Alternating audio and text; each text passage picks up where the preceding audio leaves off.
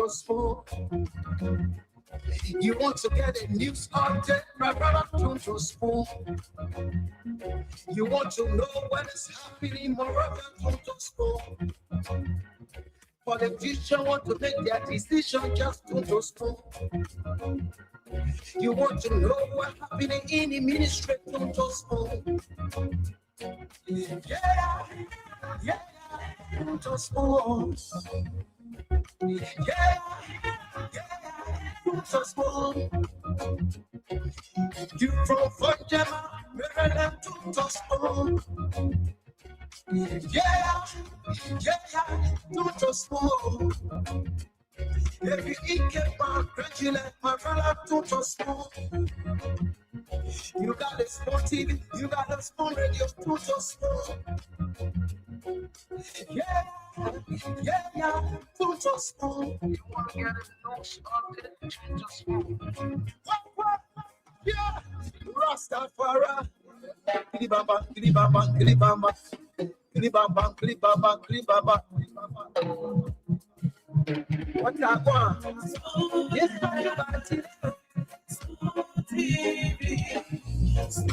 yes, what you got?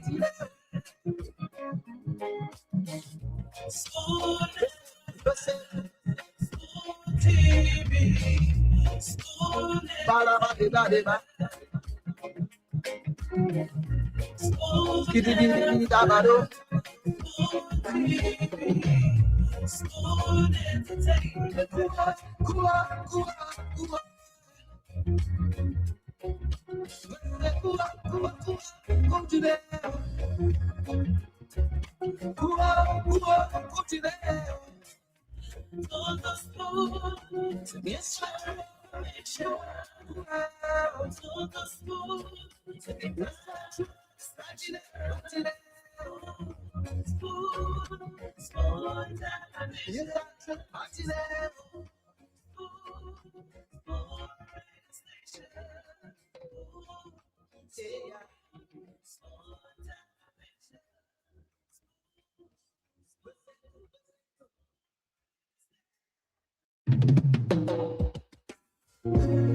I, a special one from the CEO, stand coming with the spoon. And your boy, right at the south man. On the beat. To the spoon to get your information. To the spoon to be part of action. Spoon dimension.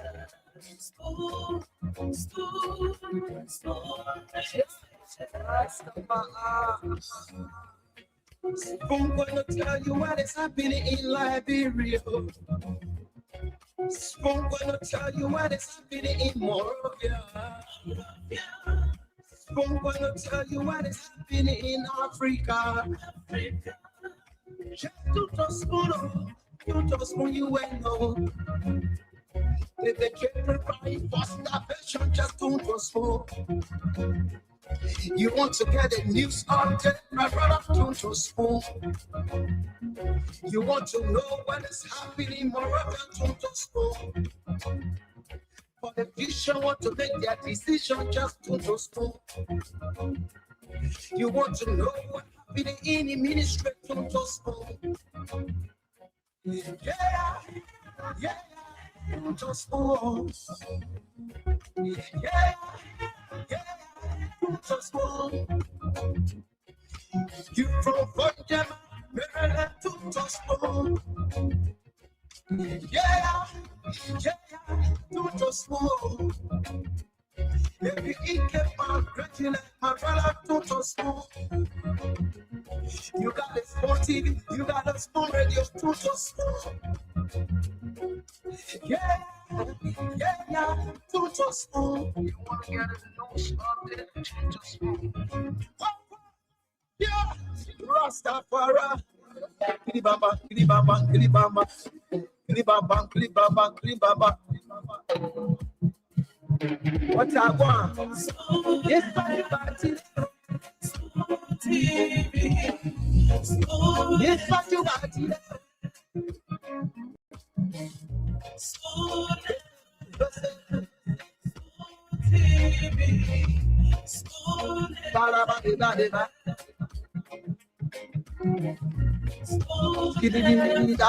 And of course, as I say here, folks, it's a wonderful Wednesday afternoon, a Wednesday evening, a Wednesday morning, wherever you are. This is Spoon Talk.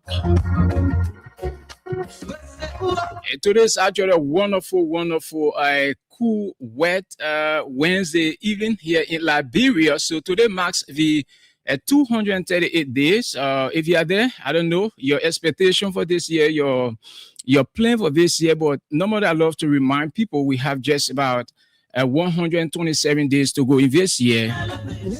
And so please, you have to work towards your agenda. Of course, we got limited time.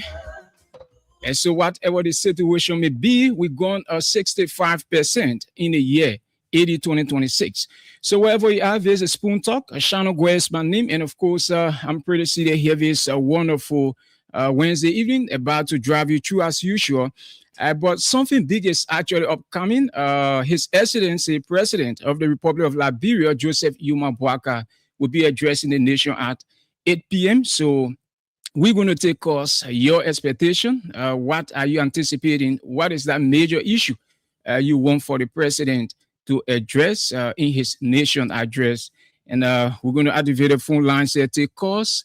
So wherever you are, if you are monitoring us live out of Liberia, again, we want to say good morning to you.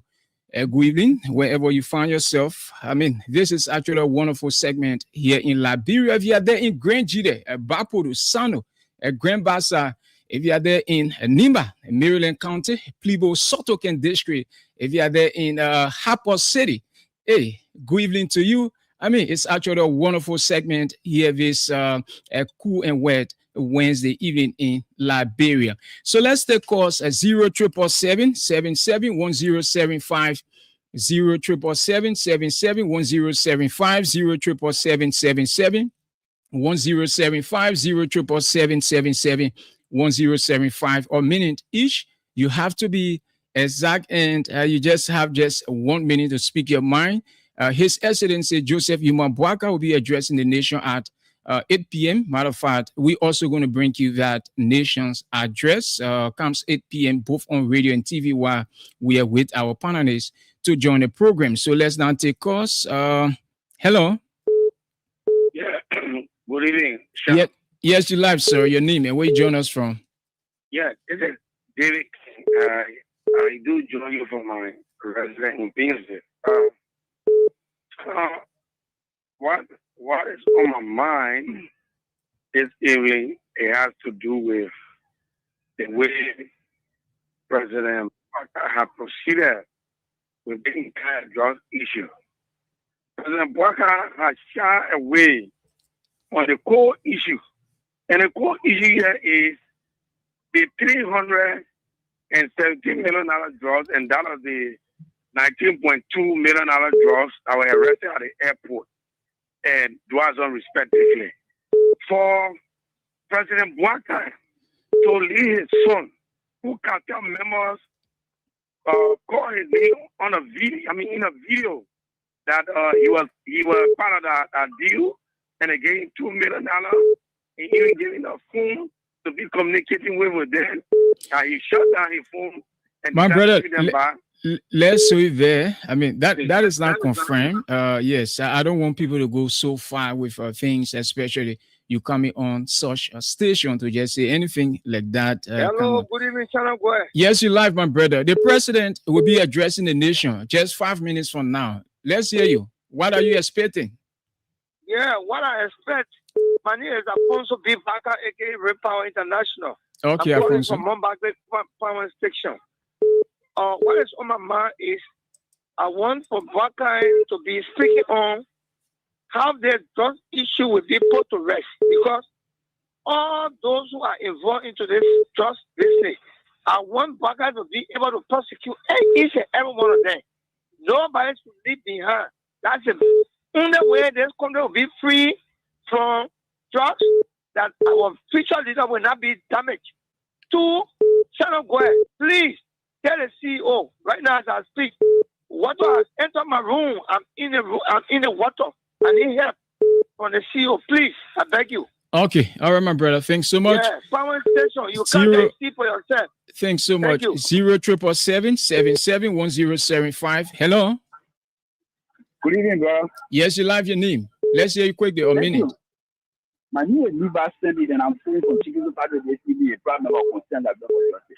Well, the question is, why the president of this SCB, what did I expect from him? Yeah. That Well, major thing you nothing want much. him to talk about. But I know he was saying, you will not say the only thing I'm going to hear from you again tonight is the two songs. We will drain our blood, we will destroy the cartel, and the cartel cannot be destroyed by shooting all of people and then running after all of people. Like the only song I want to hear from you, but nothing sound, nothing serious. Thank you. Okay. All right. Thanks so much. Let's even talk to this person. Hello. Hello, sir. Yes, I'm okay, sir. Your name and where you join us from? I'm Dorothy Richard from Matari. Yeah, go ahead. Yeah, I said Disney will FAD.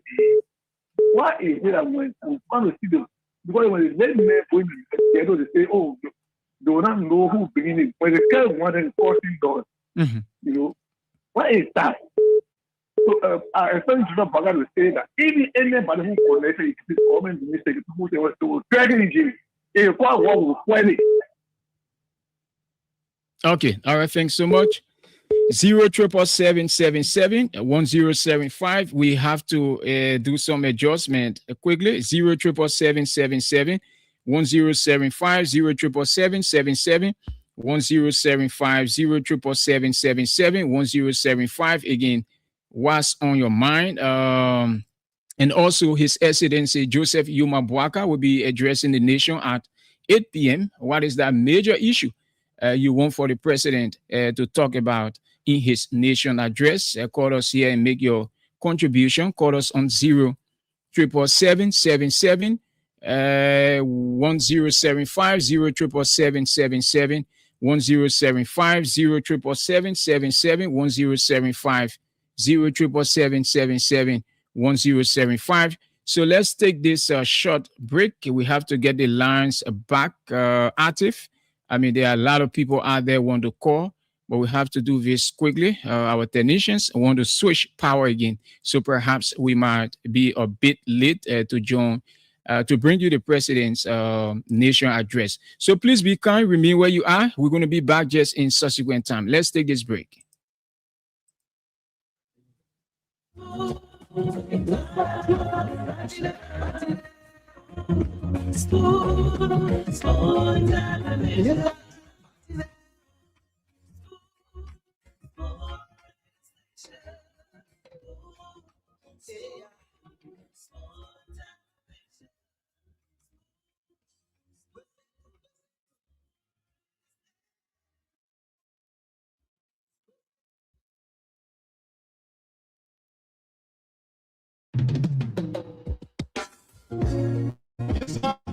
A special one from the CEO, stand coming with the spoon.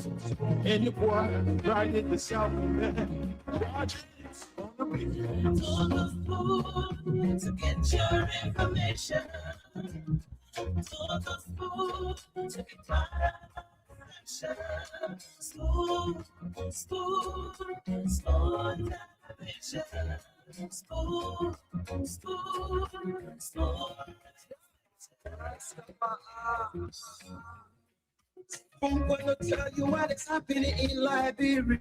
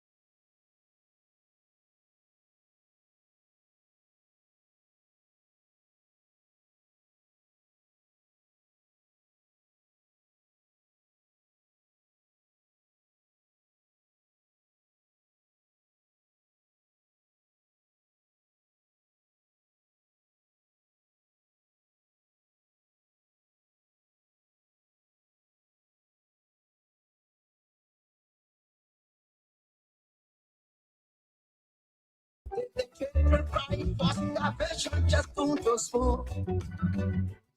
You want to get a news content, brother, to smoke. You want to know what is happening, brother, to smoke. Okay, so folks, we do apologize. We needed to switch from power 1 to 2, and of course, we are back here. So wherever you are, we apologize for the break in transmission. So let's see how best we join the team there to bring you the President Nation's address. Like I told you guys, 8 p.m. We were going to bring you that courage. We are trying to do everything possible here to get back on path. But if you just joined us, again, this is Spoon Talk, the nation's #1 program. I don't know wherever you are following from, but this is actually interesting. Here is a wonderful day. We're trying to get back here to bring you the coverage there from the Executive Mansion official page. Yes, so we are doing everything possible. The President Nation's address in subsequent time. We're just going to join the team to bring you that coverage. So you can keep your calls coming in 07777 1075 07777 1075 07777 1075 07777 1075. Let's talk to this person here 07777 1075. Hello. Hello, to my school from there. Yes, quickly, sir. Let's hear you. Your name and where you join us from. Okay. Yes, yeah. Go to the job.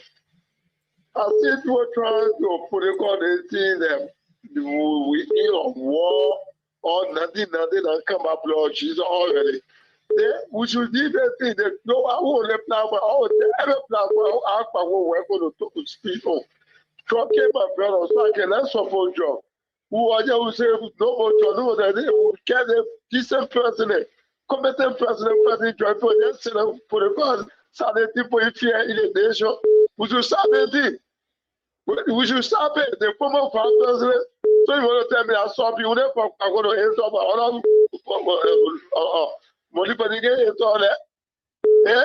For the former president, people that to all about the to the point or this or that or that, former president, former deputy controller to Central Bank. So as 18 years old, all that title. Then you put a saying that the promoter, nobody said, who saw a way for it. Now, call well, if she get it, okay. For the president making a westward. The president will come and fire people with people. Okay, sir. Thanks so much. Thanks so much. Let's show you there. So we want to bring you the President message, a nation's address. Like I said, in a few minutes, just be kind. We just return following that short emergency break. So we are doing everything possible to get back here on path. But again, this is Spoon Talk. We are actually good here this a wonderful Wednesday evening. So again, we are doing everything possible here to bring you the President's statement. So if you just joined us, let's just squeeze in the call while we are getting set to bring you that. Hello? Yes, good evening, brother.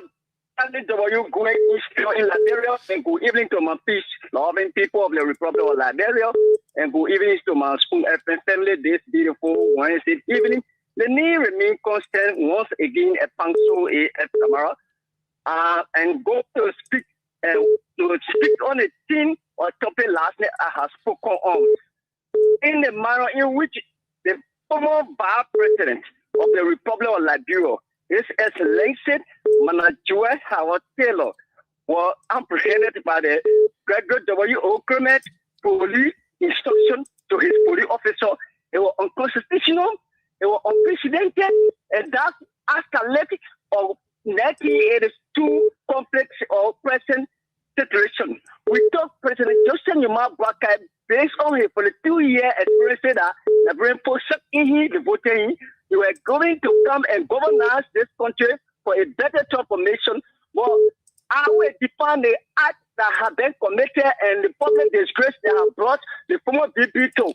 Okay, my brother. International war, except as what clear manifestation of witch hunting, and that can lead to wars. Let me tell President Boakai, this country is not belong to no single Liberian. This country, our common denominator is for all Liberians. With all the exception, nobody say anyone above the law. Okay, my brother. Thanks so much. Thanks so much. Please, thanks so much. We have to pause it here and bring you His Excellency President Joseph Yuman Boakai Meshes. Let's do this here quickly.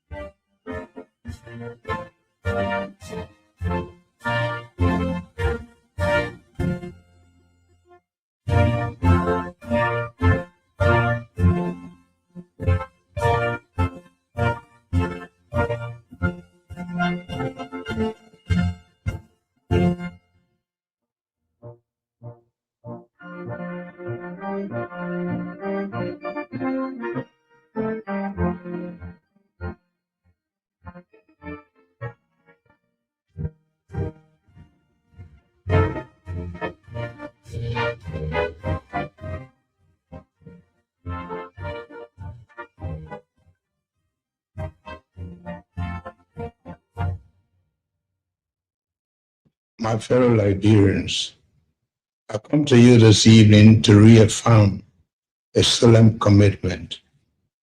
This administration will enforce the law without fear or favor while protecting the constitutional rights of every person.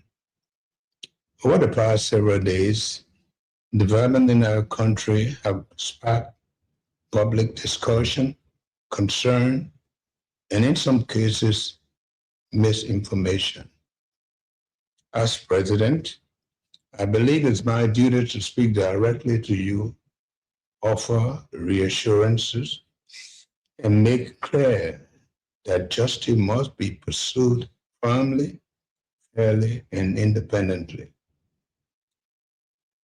When you entrusted me with the leadership of the country, you did so with a clear expectation that I would uphold the Constitution, govern with integrity, strengthen our institutions, and ensure that no one is above the law.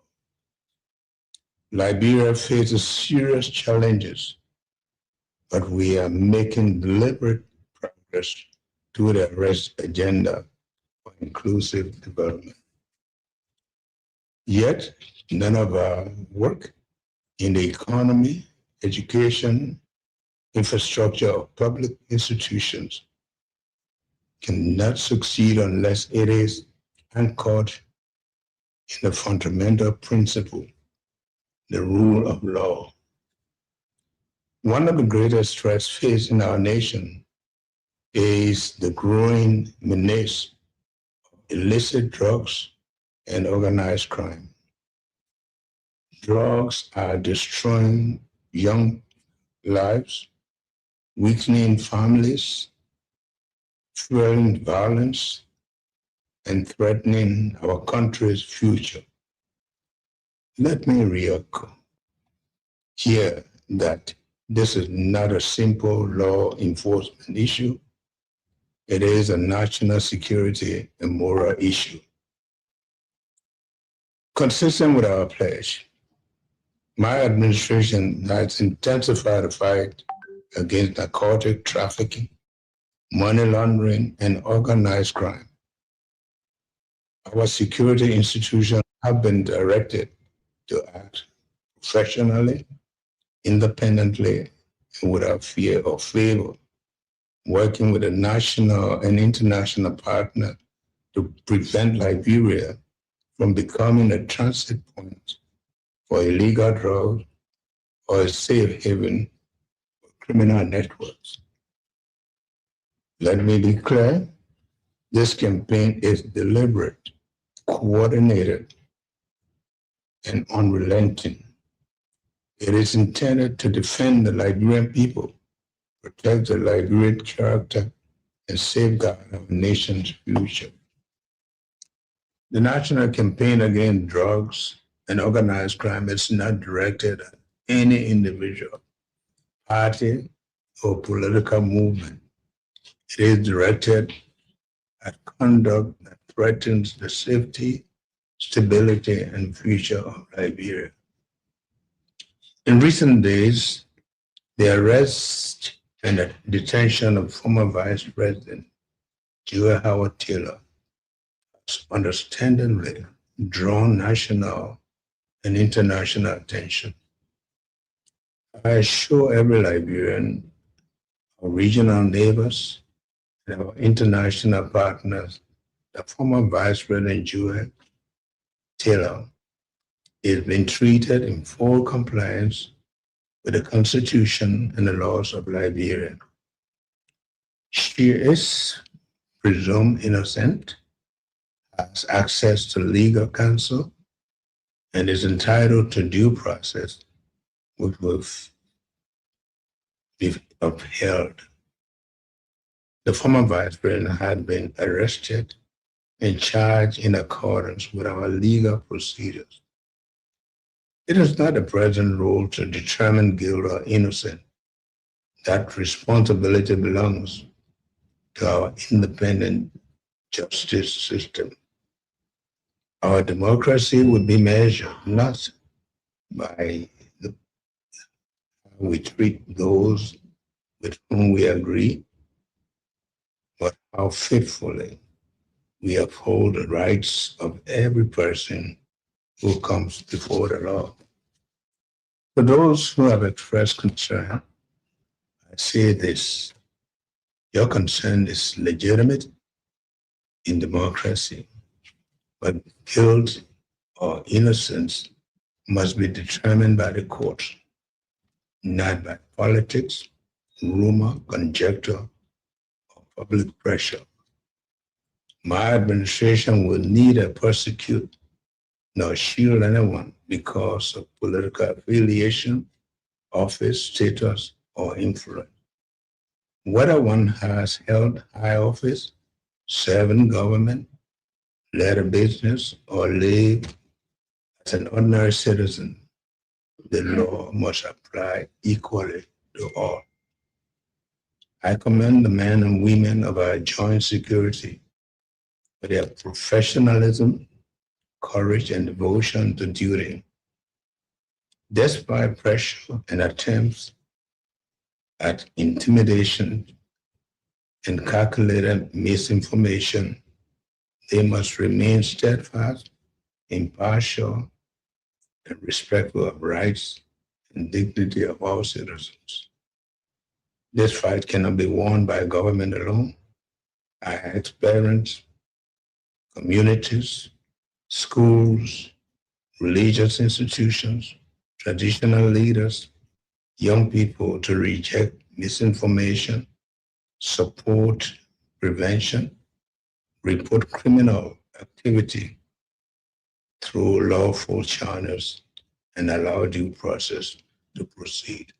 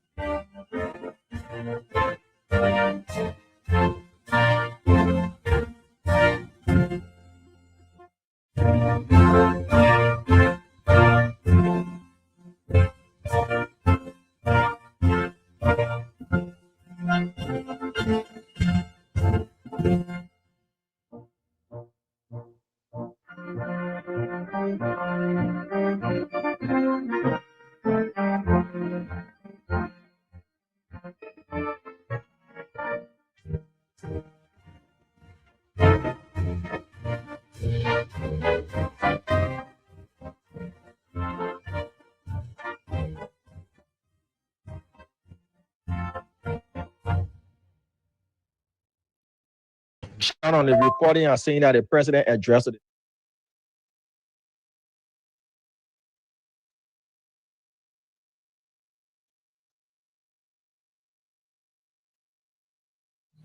Okay, so folks, we apologize for that, but I think you listened to His Excellency Joseph Yuma Boaka there.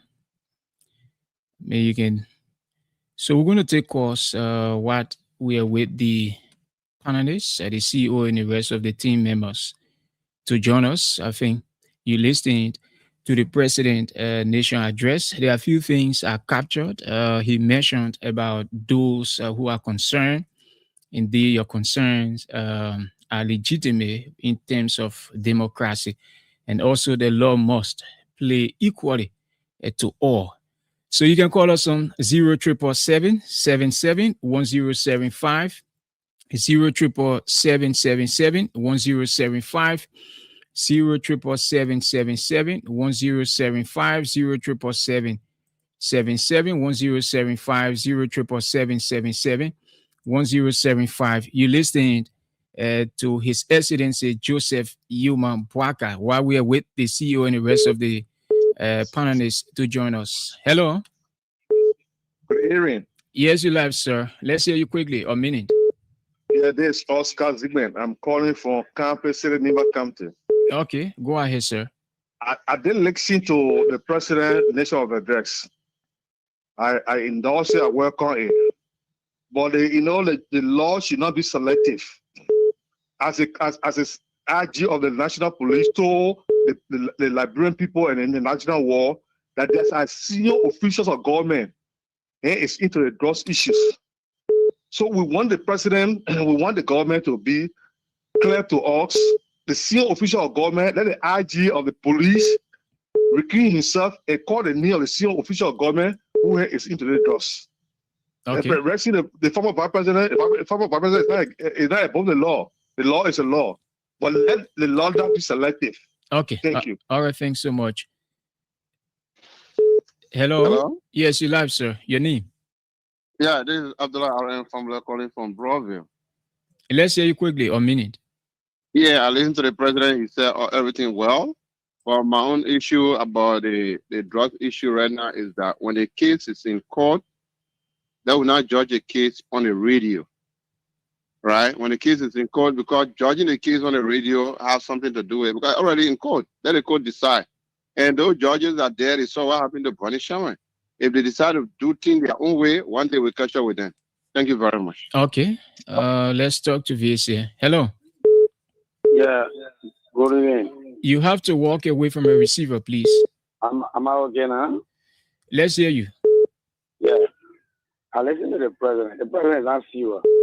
The president is very unserious. And you can't be unserious with people. If you've seen that the law will be the law, what happened to your son? What happened to your son? What happened to a very serious, government official that addressing Kroma talk about? So you think we have for fun? You think Liberia presidency was given to him because of his power and man and everything? You better be fair with us. Thank you. Okay. Let's talk to this. Hello. You talking to me? Let's get back here. We got more calls coming in. Are you hearing me? Let's talk to this person. Okay, so we have been joined by the CEO. Sorry, sir. No. You can hear me? Yes, I'm getting you. Oh, okay. All right. No, I'm just making sure you can hear me. Yes. I know we just came from hearing the president. The president, it was pre-recorded, right? Yes, it was pre-recorded. Oh, okay. Damon. Would I hear me, my man? Yes, sir. You can hear me? Yeah, you much better.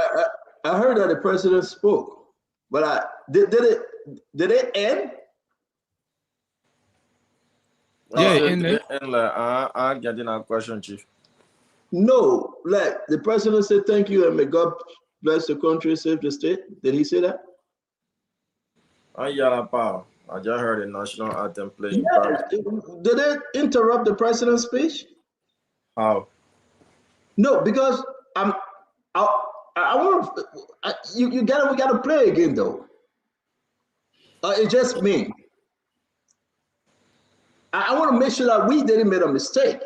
I mean, the state network carry, right, Damo? That's why I about to listen to him.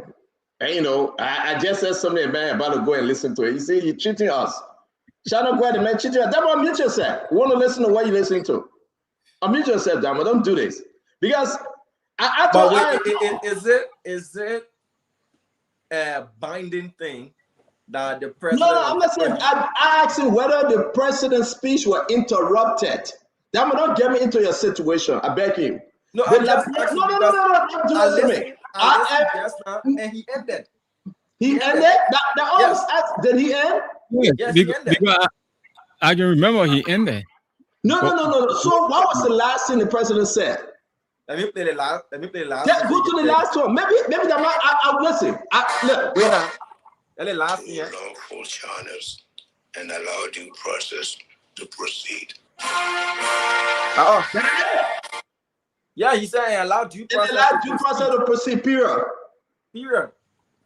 No, God bless Liberia. God save the state. Nothing. Why is it? I think the president was still speaking and you were interrupted. No. Maybe no, Dama. Let me serious, right? I don't know. I don't know if anybody. I don't know though. We got to see the speech. We got to see the speech, and we got to see the speech, right? I don't know. Can somebody say us? Maybe they're gonna. I think the executive marshal got to put the speech out. It's a mean though. I'm asking those of you that are following us. Seriously, welcome to Spoon Talk. It's very strange. I'm gonna leave your show, Dama. If you start looking at me like that, I will leave this show there.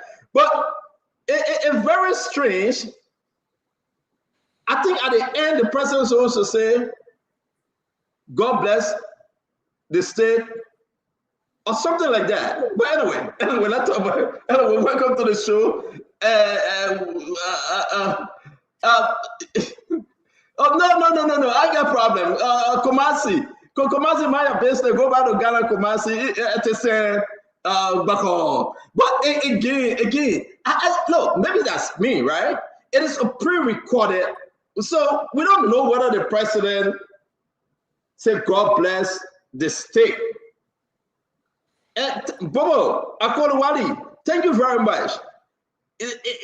We're gonna play this thing again. We want to see this. We want to see the speech, and then we're not cut anything off, right?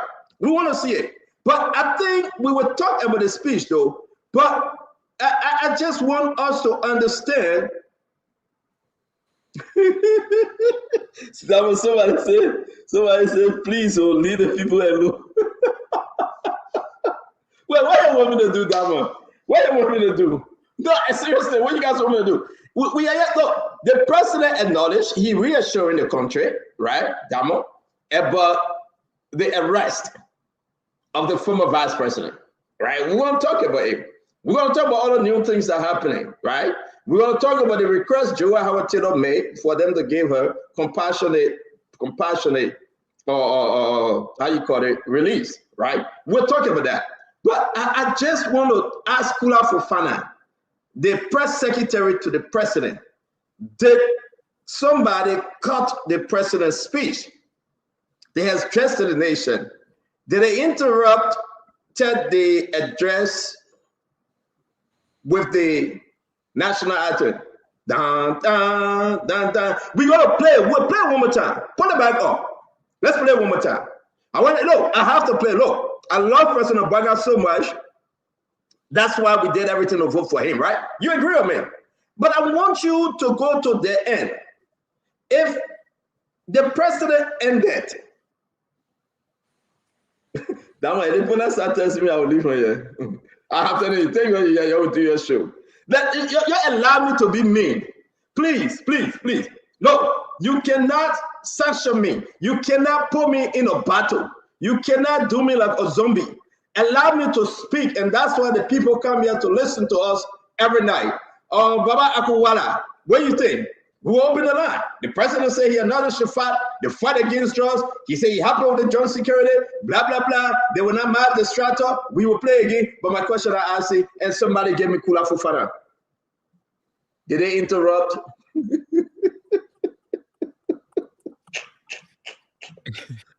That one go ahead. You have your show. I'm all of this show today. You have your show. So what you have in your hand, the text of the speech you have in your hand, was it interrupted? No. Yo, Baba, I can't be on the show. No, I can't be on the show. They're telling me I shouldn't talk. Why you texting me not to talk? No, but I know you got a text. I cannot be on the show, right? They are telling me say I shouldn't talk.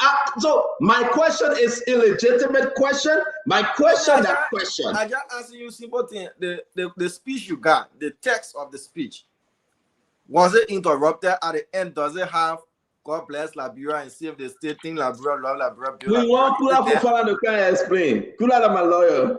We want Kula to come and explain. But are you asking Kula Fofana? Are you asking? Is it really? And the next thing,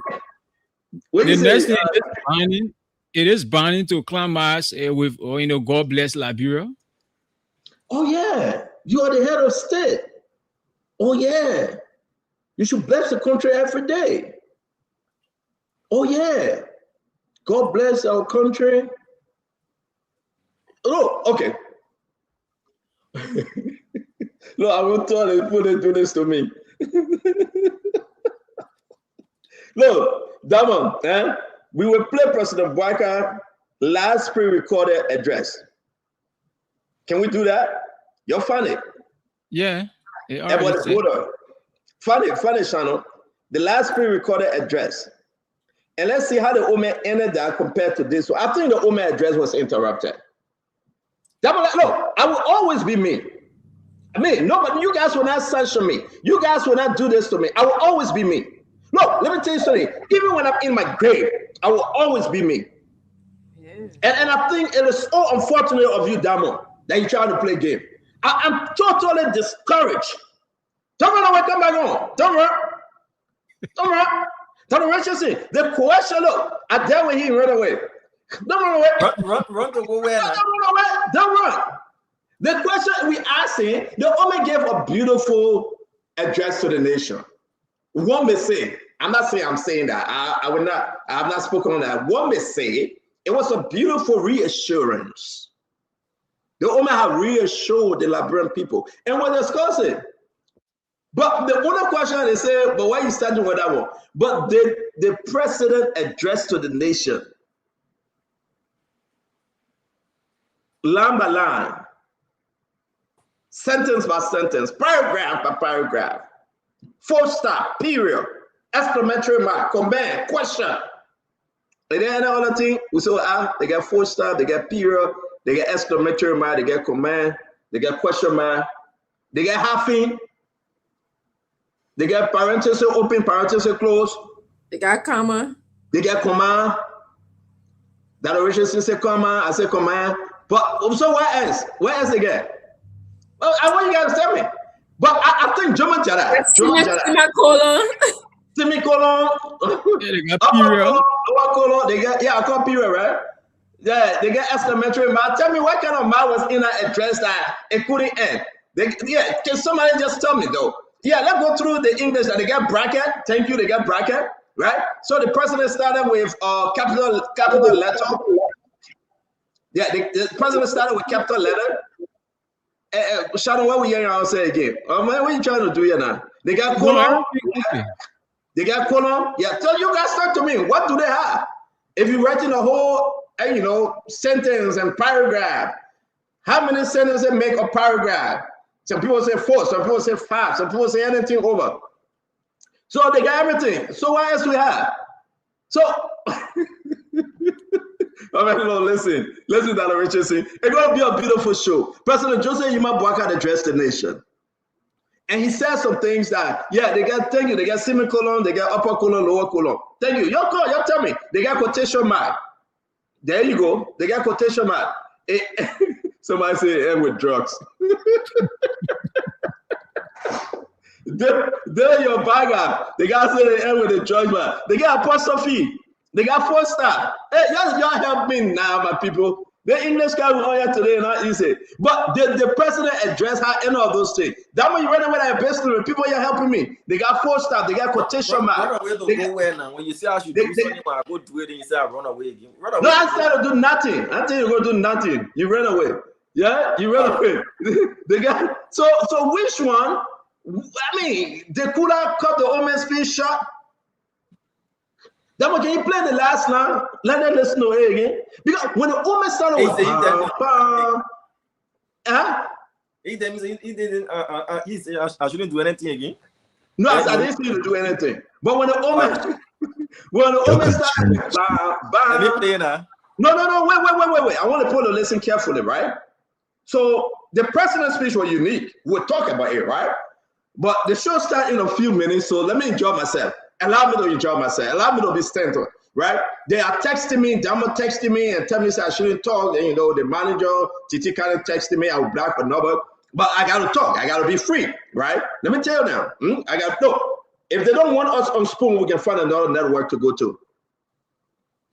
That which is, I'm serious. We'll go on Musa Ability, that way that you can pay staff there. So therefore they play closely. We'll go on the new political leader. Yeah, you're breaking our agreement here. Okay, sorry. We'll talk about the new political leader, NPP, the political leader for NPP that Edwin Snow now, said they can go for convention. He's the, acting do they have acting political leader? But they never still tell you that. You can make a position. You are at Central today and you ain't said nothing. Now, listen, I've never heard what I heard today. That Edwin Snow is an anti-political leader for NPP. Who said that? You heard a time guy in the country, you have me coming out. I'm hearing myself that Richardson, but fully talking and maybe I will be fine. Busy today. I don't know if that was said, but I know you're okay. But let me tell you, now saying you're busy, you're always busy. Yes, I'm always busy. I'm a busy woman. Yeah, that Musa ability is a problem. But again, though, breaking the agreement.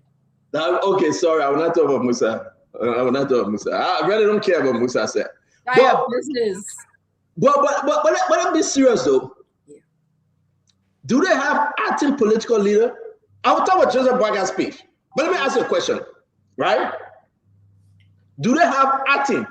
I heard that Snow is the acting political leader in the absence of Joa Howard Taylor. Come on. Do they have deputy political leader? I mean, has Snow become an acting political leader, Damo? Well, man, you won't be on the check out the show, man. I start calling your name, you're not answering. What are you laughing for? Asking me, are you talking? I know. No, I'm asking you a question. How can somebody be acting political leader? Yeah, but if there was a political leader, there can be an acting political leader because it's not a stand-up bearer position that you're going for election on a party's ticket, but the party must have a hierarchy. So you can have chairman, you can have acting political leader in the absence of the permanent or the elected political leader, or you could choose not to have an acting political leader and just take the party to an emergency convention. Ladies and gentlemen, we have a problem. We do have a problem. We kind of Snow, but the president's speech, I believe, was interrupted. I believe it was interrupted without sound. So we'll be starting the show shortly. We'll put out the speech. And I think, listen, the president was saying something more, right? We'll come to Snow as an acting political leader. I'm not, Snow can be acting, he can be acting, I really don't care, right? Snow and Musa Bediti, then they won't be political leader, that's fine. Snow text you, that's right. I said, no, that's Snow just text you. Snow said we honor the new MOU. We shouldn't break the MOU. Okay, just stay on topic then. So we shouldn't break the MOU. And then Alan will get maybe look, let me say this. They shouldn't do this to me. But again, though, I know we're gonna have this show, right? Listen, I can read what the president said. The speech anyway, may God continue to bless you, preserve our peace, and save our republic. They call it up. Can you imagine that, Richardson? That's one of the reason why I love President Bwaka. Because when the Papa is addressing the nation as a deacon of his church, he will always invoke God. Oh, I thought you let him because they can call you, or you let him because you can invoke God. No, because that's not the only part. No. I know. Let me do that thing. You won't do it. You tell me. Can you imagine that? I just hear me. We listen here. Dr. Richardson. I know we have the show yet. This is an embarrassment. Look, the people took a whole paragraph. As your president, I assure you that this government remains committed to justice, fairness, accountability, and peace. We will govern without fear or favor, protect every citizen's right, and build a Liberia where peace is preserved, justice is impartial, and accountability apply equally to all. What is that? Let's see listen, let's have a show. Now, Rudo. No. The person can fire somebody. Yeah, I agree. No. This is an embarrassment in high places. No, this is not a mistake. No. My fellow Liberians, I came to address you today. This is an embarrassment in high places. They caught the president's speech short. No, I said it before, and the people get angry. Who did this to Ome Bwaka? This sound is speech in the chat room. I see. No, I'll put it in the chat room. Yeah, I'm getting so angry right now. Look, I hate when people do that to President Bwaka. I hate when people do that to the presidency. Well, why did they do that? We did everything possible that President Bwaka have the 47 years experience. He will rescue the country. Then he bring people that will help him to govern, to help him to do these little things, and they're messing up. It's in the chat room. Thank you. No, Damo, can you pull it up? They're going to speech up. Let's have a show. This is an embarrassment. Stand down. No, don't stand to me. Don't do that. No, don't do that. This is an embarrassment. I mean, it's equal. Based on what you have, I put it again. Organic enough, so you put it again. I don't Nobody did. No, the speech did sound truncated. It sounded like it didn't go to. And now I'm looking at the script, and it looks like the president did not, or they didn't play to the end. It did sound truncated because it just sounded like it was interrupted, and then the national anthem just started playing. And now when you look at the speech, if this is the speech here, it ends with "May God." We will go there. That'll beg you, sir. We'll go there, sir. I want to say to all of you, let's be serious. Let me put all joke aside. This was an embarrassment. I want us to start the show like this. Whoever come, they can come and join us, right? We're going to play the speech again, and we're going to cut where the folks ended the speech, right? This is not, no. This is an embarrassment for the office of the president. Adamo, do we have it? Let's play the speech again. It's not too long. Do we have it, Shana? Damo, you in and out. I don't know what you in and out for. Shana, do you have it played? Yeah, the speech is there. Okay. Yeah, play. So from the starting, right? Yes, play from the beginning. Okay.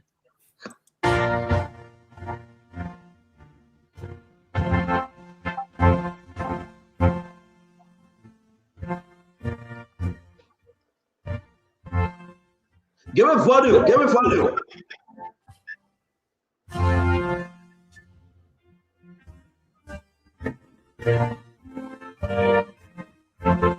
But put the pressure up.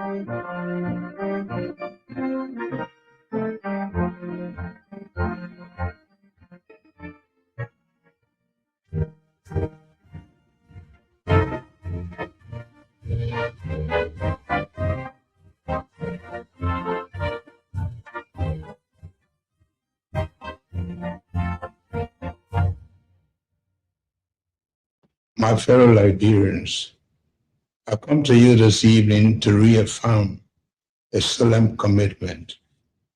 This administration will enforce the law without fear or favor while protecting the constitutional rights of every person.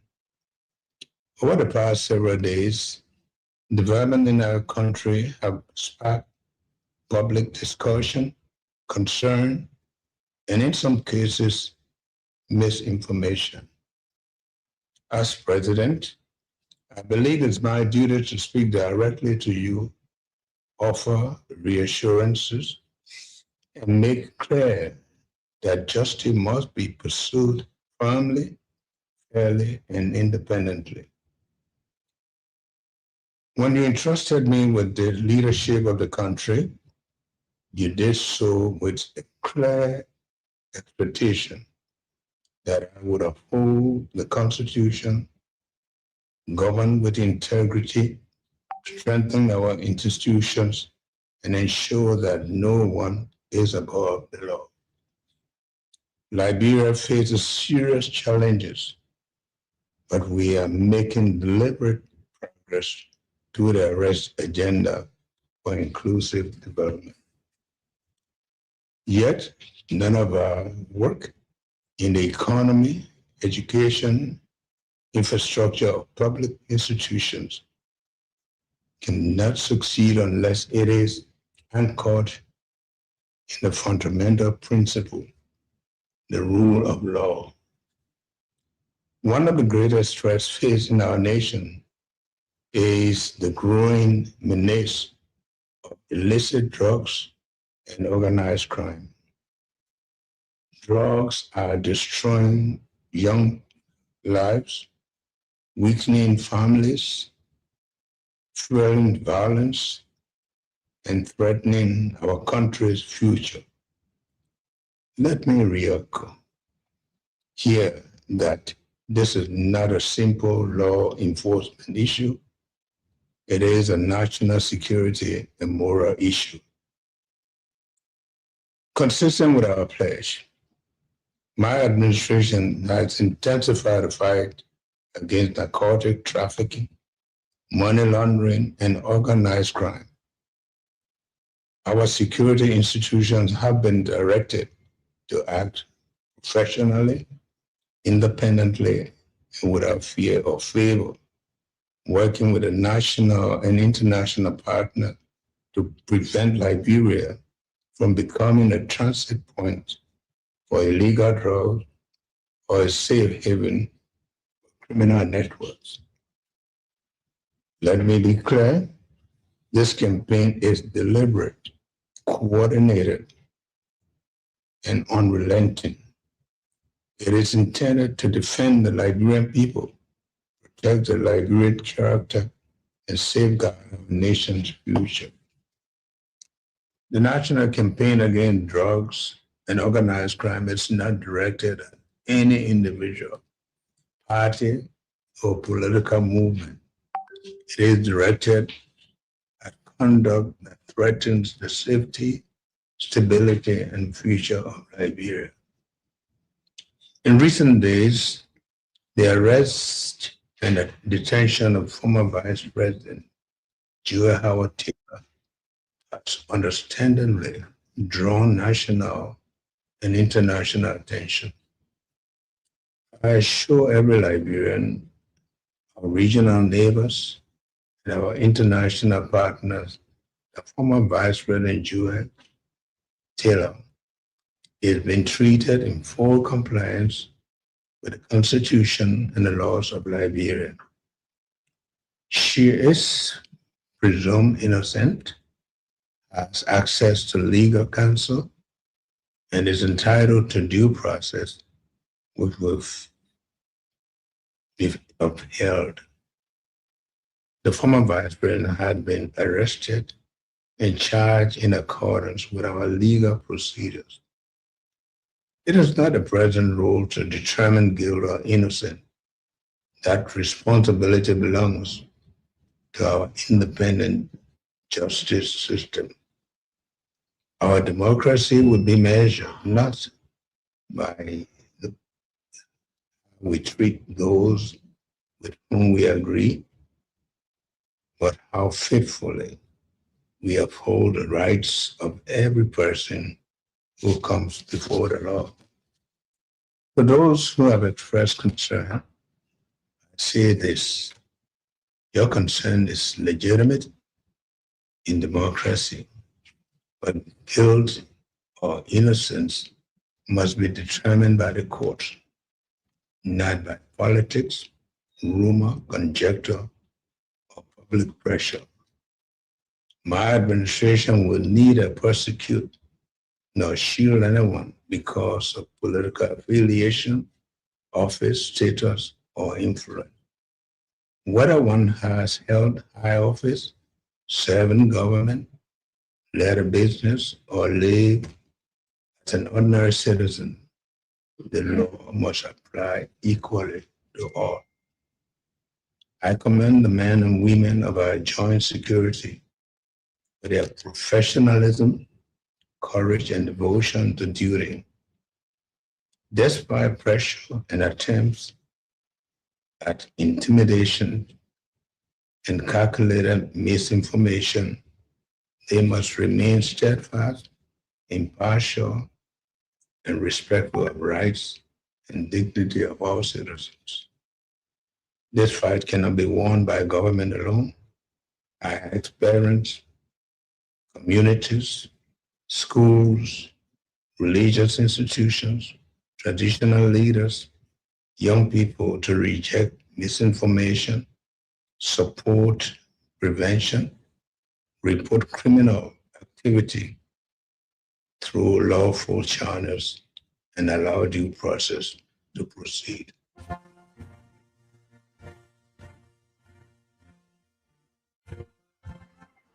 So just Shana, put it down, please.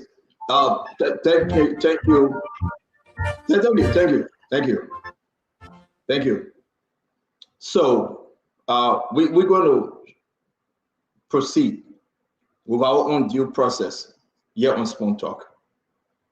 We're going to proceed with our own due process. It's good to have Representative Yeka Koruba joining us, Dr. Francine Chinua Richardson, Dr.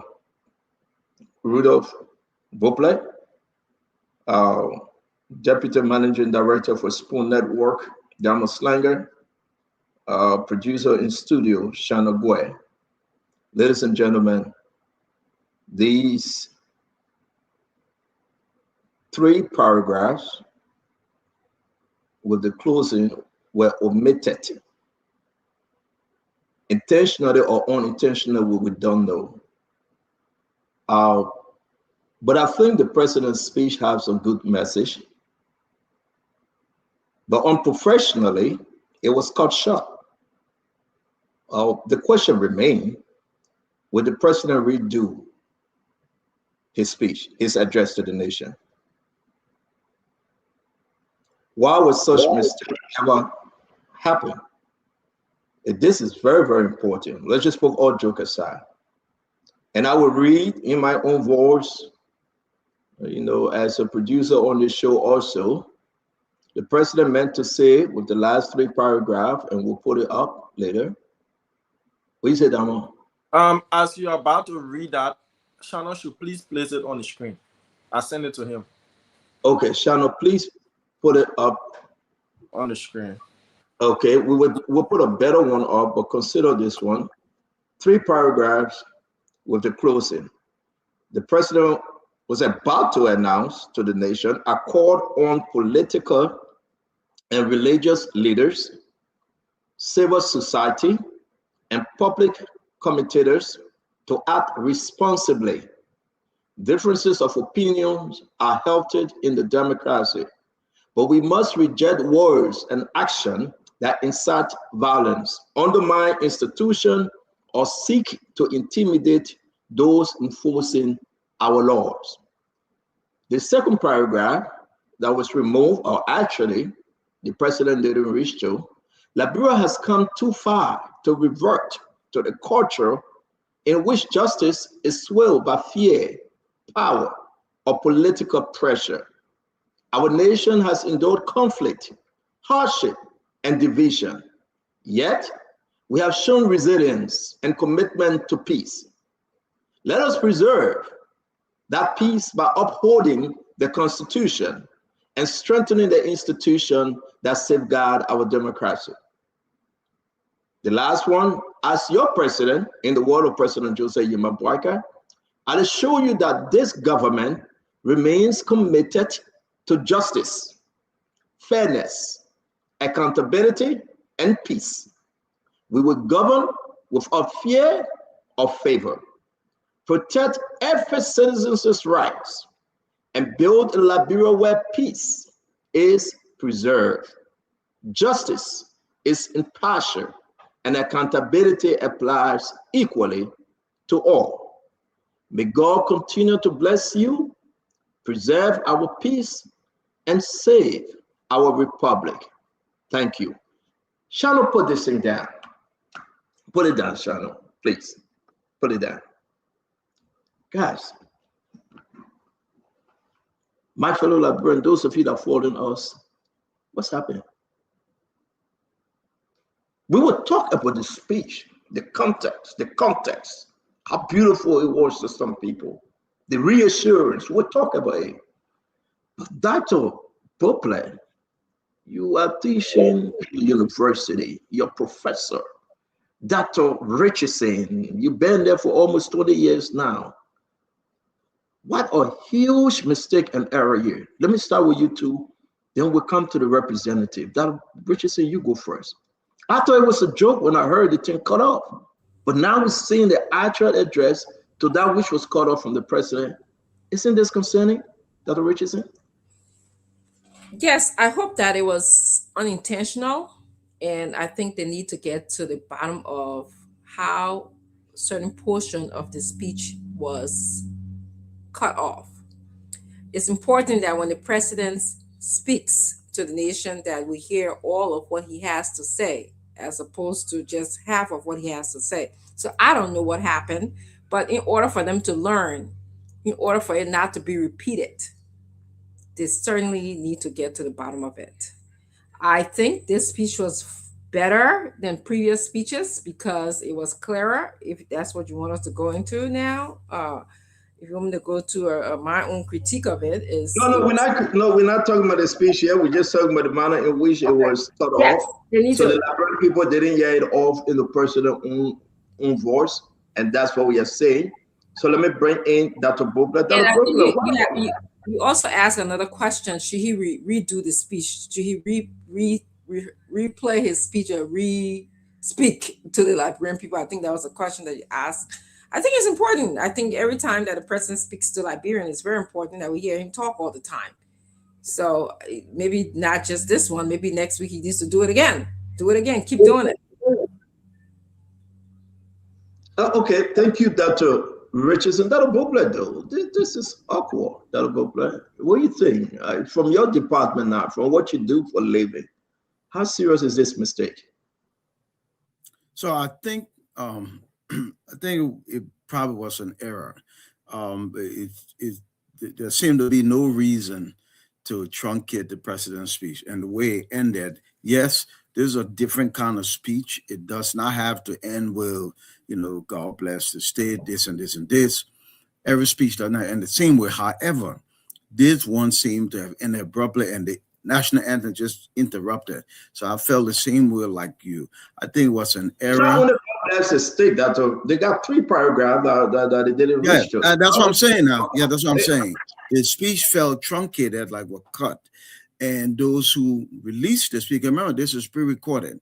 So it's easy to make error. If this was a live speech, it's different. You can't cut the president off. But this was a pre-record. So somebody probably hit the wrong button too quickly or something like that. And that was an error. But other than that, the speech was the speech. Do you think the president should read the last 3 paragraphs? No, I don't think so. The written speech is the written speech. In law, we say if it's not written, it's not said. They think it's written. Unless somebody come now and say they copy not legitimate. But if it's written, that's it. I don't think he needs to say that part. Yeah, okay, let me bring you in before I go to the deputy manager, Diamond Slanger. Folks, if you want to do your business, we'll put Diamond number up. Most of you can reach out to me, but please do also favor as a network. Reach out to Diamond Slanger. He will direct you to the business office and you can do your business, please. Again, we do appreciate you for doing that. We do appreciate the team. Madam Titi Kanan, the CEO, Diamond Slanger, Deputy Managing Director, Patricia Dapo, the business manager. We do appreciate all the hardworking men and women from the network. Yeke, how serious is this mistake? Stanton, I think Boakai need to restate or redo the speech, because if you look at the three paragraph over there, they got something over there that is very threatening to us that are speaking. So we don't want a situation where they say he didn't say it. He's not the one that said it. So he need to say, want to hear it from him, because he can threaten us. You listen to the first one that he left off, that 3 different paragraphs he left off. The first one is threatening to us that's speaking. So he need to say it so we can hear it from him, because we want to respond to it when he said it. So he need to redo the speech. He need to say it. Those 3 paragraphs are very, very important to you and myself, Stanton. The first one that is left off, it's a threat to us that's speaking. So he need to redo it so we can hear him, because some of us want to respond to him.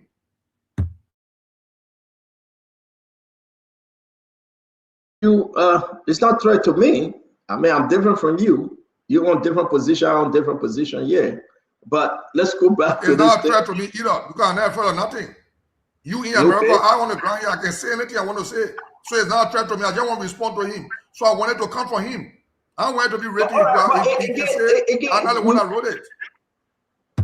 Well, Yeke is a good position. Maybe they intentionally took that from them. Maybe what Yeke is saying is true, that the president can come back tomorrow and say, then why they send the network them the full speech that time? If what Yeke is saying that the president cut the speech because of where he wanted to start, the question remained, why the executive marshal share the entire address to the nation? Talk to me, Damo. CEO, so I will not dwell in the political, theories that Honorable Koluba, come up with, but I'll go to the technical aspect of this. So Dr. Bople said pre-recorded is harder and live is easier. From a technical standpoint, pre-recorded is harder and live is, pre-recorded is the harder one, live is easier to do. It's not the other way around. Because pre-recorded, you have to do many takes until the producer is satisfied with the tune, the pitch, how well you press on the words and all of those things. Then it goes into editing. Live, the only thing you care for is whether you make grammatical errors or you might want to drink water or all of that. But live is only one take. But pre-recorded, you can do as many takes as possible. Then it goes to editing.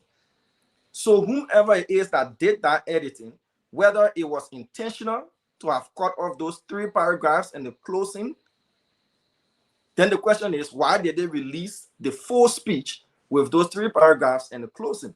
If it was a technical error, there should be no excuse at this level of the executive mansion. That's the presidency we're talking about. There should be absolutely no excuse that it was going to be a pre-recorded thing that you will sit, you will listen to the speech, and you know how to cut and paste and where to put the national item, and then you take off 3 paragraphs and a closing. So if that was a technical error, it shouldn't even be happening to you, especially for a pre-recorded production. Then who did the proof listening as well? After you've done the work, it must go to the handlers of the president to listen. Whether this is what they want, this is how they want him to sound, whether his voice is low, that they should amplify it, or whether they should do any kind of, fixing in the mixing and all that kind of stuff. So did they listen to it? And who gave the go-ahead to say, yes, release this? So President Parker, if I'm in his position, I'll be asking questions now. The moment you brought that question, I started laughing because I knew exactly where you were coming from. 3 paragraphs and 1 closing, CEO, that's a whole chunk of the speech. And the last part is reassuring Liberians and political parties and all those kind of stuff, and you take it out, questions should be asked by now, CEO, and there should be serious answers. Again, folks, listen, we've been in the business since 2019. going to 2020 in the midst of COVID, we have seen a lot. And before we can do spoon talk, we work in the back. When I listened to the thing very good, Dr. Richardson, then I started reading the speech. I said, oh, there's a big error. I started kidding with Dama in the back. I said, there's an error. And Dama says, see what happened? I said, they interrupted the president's speech. They interrupted the president's speech. I mean, the people were flowing right there and we're talking about the context in the speech. Everything was gelling together. But how can we? I mean, who did such a bad error and a bad mistake? I mean, was it intentional? But let's hear from Winfred Russell. Winfred, talk to us though. Winfred, you're muted.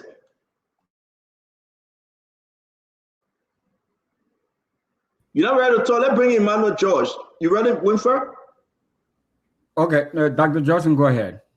All right, we'll come back to you when you're done. Dr. George, welcome. What's going on? I mean, what are your concerns here? Not about the content of the speech, but about the interruption here. Stand up, this is not the first time. The last time the president spoke, they put the camera on your head. Who the head was see the whole time. So what can I consider with Gaggy? That's so family people working over there. I got no concern about it. Every time the president they prepare the president's speech, I can be praying for better thing. The last time they just put the camera on the president head. At least they did better. They cut his speech into Sarah.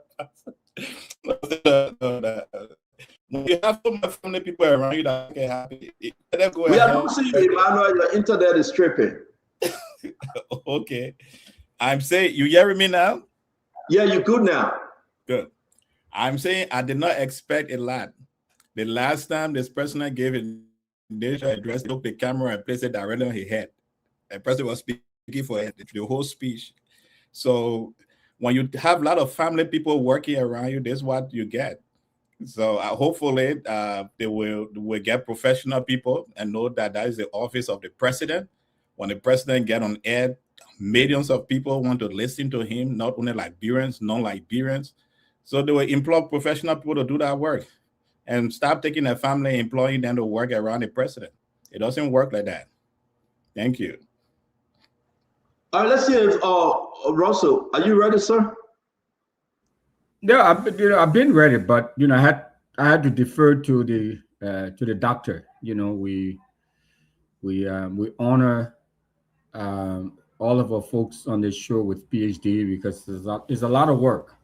So if there was any opportunity, we try to defer to them, and so they can share their input before we do. So we always come after them. You talking jello politician now? Go ahead. But hey, I'm a local politician, brother. So I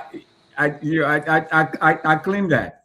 But anyways, great being here. Great seeing you all. My lovely, beautiful cousin-in-law, Dr. Richardson, Dr. Brooklet, Dr. George, and Mr. Clinton and Representative Koluba. It's wonderful being here. No, one of the problems we've had, and I think we've talked about this over and over ago. We've talked about this over and over again, is the sheer number of incompetence that we have in government. I mean, there are a lot of people around who can do the work efficiently, effectively. But we continue to appoint people who are either from the same tribe as we are or from the same party as we are. So I mean, it is sort of disappointing, Stanton. To be honest, it's really disappointing. But my question is, what is the Ministry of Information doing? I thought, the Liberia Broadcasting System. I thought all of these media sort of folks that are around, I think that Dr. George said it right when he said, there are a lot of people when the president comes out to speak, I mean, his audience is not just, his primary audience, of course, is the people in Liberia, but you speaking to a global audience. Everybody's watching you. Everybody's listening to you. So you have to be on your A game. So we need professional grade type setup, you know, and it's sad, man. It's unfortunate, but that's just part of what happens when you appoint people to these positions who are woefully incompetent, and they're only there because they're from your party or they're from your tribe or they're from your kin and all of that. So it's disappointing, Stanton. No, but we demand the executive marshal make the correction. We demand the executive marshal not bring the disgrace to the office of the president. We demand this error. Look, the president got to fire somebody. Look, if I'm in a position, I don't take nonsense. I will fire you immediately. Look, we get over almost 7 million people. You alone get privileged to have that job, and you mess up, fire you. The president got to fire somebody. The last time when they put a camera on the president's head, we demanded the same thing. They did it today again. But I want that President Boyhead. You can't mind that President Boyhead. I want that President Boyhead. They want the president. No, Dama, hold on 1 minute now. We demand that look, they got to sell the full speech. They got to sell everything they need to sell us, and they got to make sure, like Yeke said, in the president's own word, he go to the end of that speech. It's an embarrassment. Let's listen to Clinton. Clinton, welcome to the show.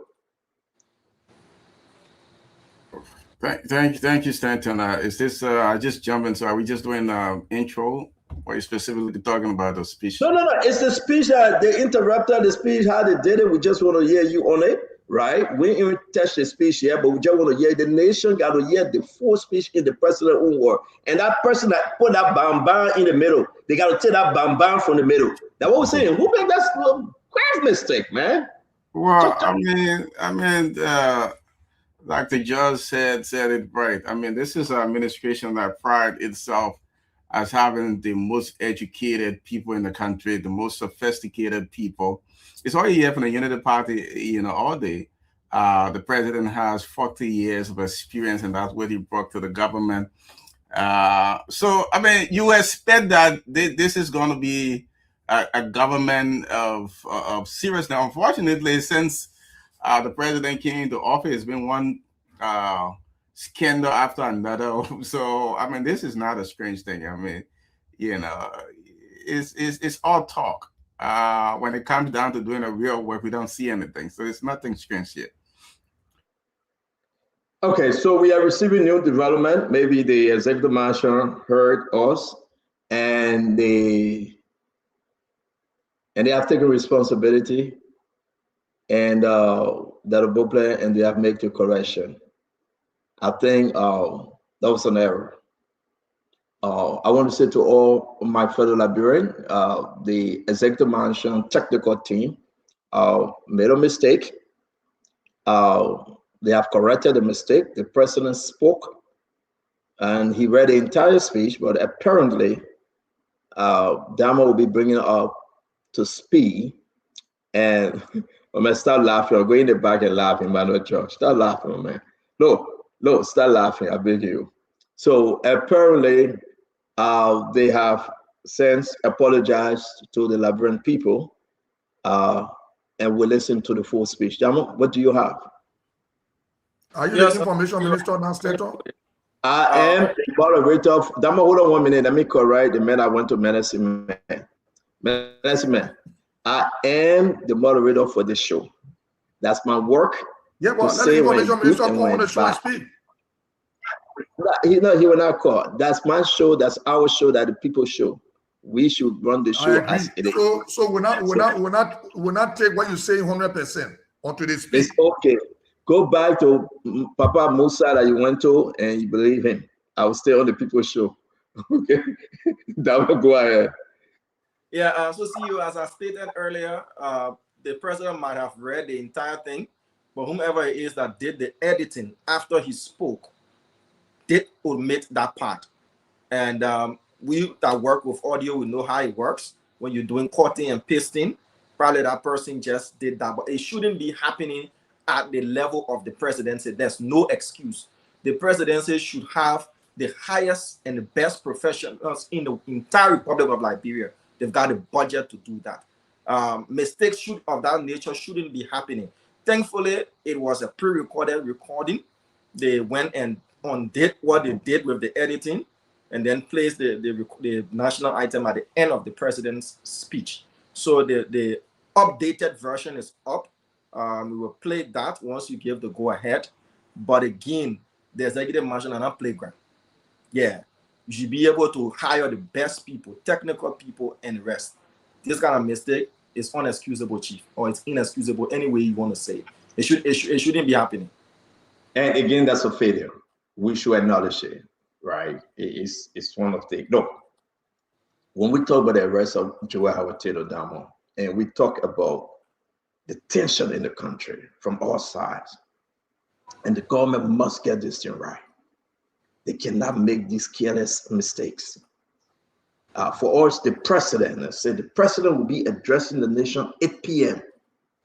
And we heard the sound, bam, bam, bam, bam, bam, bam. And the president addressed the nation pre-recorded. I got problem with pre-recorded. When we talk about serious national security. I tell you, I had problem with George. We have pre-recording. Now you don't have problem with pre-recording? No, that one we removed Joe. Yeah, because he was doing too many pre-recording. And the president shouldn't do pre-recording too. And you know that's you don't have problem with pre-recording. No. I said I got problem with pre-recorded. I just said that. I said I have problem with pre-recorded. It would be better that we all just say as it is. But Dr. Rich is saying, for the sake of our people, our audience, I want to say to all of you, share the show. Share the show right now, because we started this show, something we didn't plan, but we just jumped into it. So to all of you, go on Instagram, go on Facebook, go on YouTube, go on all of the radio stations, turn the volume up and share the show right now before we proceed. If you cannot share the show, we will not proceed, because we stick on this one thing. We got some good news. Madam Joel Howard Taylor wrote the government for compassionate care release. We want to address that. We have given you this information, right? And another thing is happening. Madam Joel Howard Taylor is adamant. She said, I will say this to you all. I am not guilty. She spoke from the prison. We will tell you exactly what she's saying also. You got some good news coming for you. You got some good thing. We will dive into the University of Liberia. Mama Payan cannot make it no more. She want to resign. Should Mama Payan resign? The woman is tired. She has set her guidelines and everything. The people not listen. Mama Payan says she want to leave. Even if it costs her, she will leave the parliament she married to, because they think giving her pressure. She want to come back to the state. And this is a serious thing we are talking about. Mama Payan, the students are planning to run beyond her like they ran beyond Romeo Quia. This is a very, very disgraceful serious when we discuss it today. So you got to share the show. Right now, go and share the show. But Dr. Richardson, the executive mansion have acknowledged the error, and we will be playing the full speech in its entirety. What say you? Oops. So I want to stand by what Diamond said. It is a day short, $1 short, that the executive mansion should come back to start saying that they're sorry, they had an error. I mean, this government has been in power for more than 2 years now. So they should be expert in editing and cutting and pasting the president's speech. As you guys recognize that this president is not just speaking to maybe he wanted to Liberians who may not be aware of how this production should occur, but he's speaking to the world, and the world expect better of him. So I think, like I said, lesson learned, they should really go back to where the error occurred, speak to who did the error, and get to the bottom of this. Whether that person require some kind of reprimanding or whatever it takes, but it shouldn't be happening. It's terrible. It doesn't make our country look good at all. Again, it's not good. I don't like it. So, Dr. Bobler, now the marshal have acknowledged their mistake. What say you? Well, I think they did the right thing, the absolute right thing. And now I think, CEO, we need to play the whole thing, the corrected version. I'm sure you have received the corrected version, or the network have received it. I'm not sure. But I think it would be good for us to play so the people can hear the corrected version. But I'm glad they made the correction. It's an error, and I'm sure the president and his people will have some questions to ask of those who do it. Like Diamond correctly said, at this look, let's be fair now. Mistake happening anywhere, any level. However, the president has all the resources at disposal, And this is a critical moment in our history.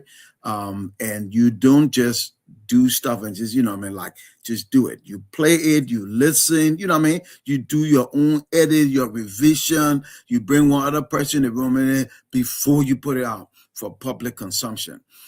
So they need to address that at that office, but I think CEO or the people need to hear the corrected version. Can I ask you, Senator, is it okay to just say we made an error and let's move on? That's what I just want to know. Is that okay at this stage in the game? If anybody can add that. What do you think they should say? What do you think they should do? Well, they did the right thing by admitting that there was an error, but again, somebody has to be held responsible for that in whatever way that person is held according to what the rules are in the handbook of the executive mansion. That's what they should be held accountable to.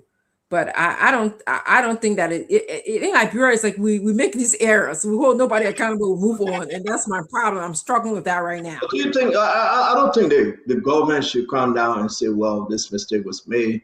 We move on. This is the corrected version of the president address to the nation, but we'll punish those who are responsible." I think internally they can do that. Internally they can investigate it, call for investigation before action can be taken, though. For right now, they have to admit and then send out the corrected version, and we will play it. We're about to play it. The nation will hear it here on Spoon, and then action will be brought forth later. I think those are the steps the government will be taking. Well, just as much as the president can come and speak to us and tell us that, that his government is working hard, he's going to be holding people accountable, especially when you're doing drugs, they should start within their office. The officers start holding people accountable within those offices first, then we can understand how serious things are. But, I don't like what just happened with the president. I think they need to be at the A game, as my cousin said, play your A game now. I want to see it. So let's move on. And thank you very much, Dr. Richard Singh. Yake, let's hear you, sir. Stanton, so when it comes to Joseph Boakai and his clarity, you got to be very careful, because some of us believe you are working for Joseph Boakai. So when these kind of things are done, let them come out themselves. I trust you, but I don't want you to be in the front for the people when it comes to this kind of issue. Stanton, Joseph Boakai went 46 years in government, 12 years under Manaseli. He making error? That's been very incompetent. That's been very, very incompetent. For the 6 years in government, he said he was 28-year-old when he started working in government. 12 years under Manaseli. Then he said making error. There's not error. This is not error. All the people thinking about it, when we get into the show, I would tell you, I would tell LeBron what is going on. There's not error, Stanton. Don't speak for the people. The people can talk. The people using the LeBron resources to pay the Port of Information Ministry. People using the LeBron resources to pay Kula Fofana. Let them put out something. You shouldn't put out something for them. I don't trust what you say in Stanton. They particularly will not trust it. I would trust any other thing, but they will not trust it. And I appreciate you, Yeke. How many people work at in your office at the Capitol building? How many staff you have? I have 16. Okay. Thank you very much. I leave my own to go. Yeah. I will not take my own to the medicine man. I take my own to go. Let me bring in. I have 16. No, I agree. I say I leave my own to go. You don't trust me that far. That's okay. And that's what we hear on the show. Yeke. You don't have to trust me. I'm like you on the show. I gave my information, you gave your information. We want to win souls. We want people to believe us. You got people on the show believing you. Yeah. And I got people on the show believing me. Stanton, you're not grabbing my point. You're not grabbing my point, Stanton. People eating the LeBron money, giving money to information ministry. People are taking pay. Why would cause out the polar release? Let them pull out release. We pull it on the team for the put see. When I'm speaking, you say you don't trust me. I say it's okay. Please don't trust me. I say they want not trust you in it. They particular want not trust you in it. And respect my view, please. I do, but at least you trust me in it. Thank you. Thank you. Thank you. Yeah. Okay, Russell, we will get to this thing though, but I think what say you now? The executive marshal have acknowledged and will be playing the entire clip. Russell. No, I'm glad they've acknowledged the error. I mean, like others have said, no one is infallible. We make errors all the time, but I think the key is that being forthright and coming out and acknowledging the error, and then we move. Even though at that level, when you are with the president or in the president's office, part of the presidency, you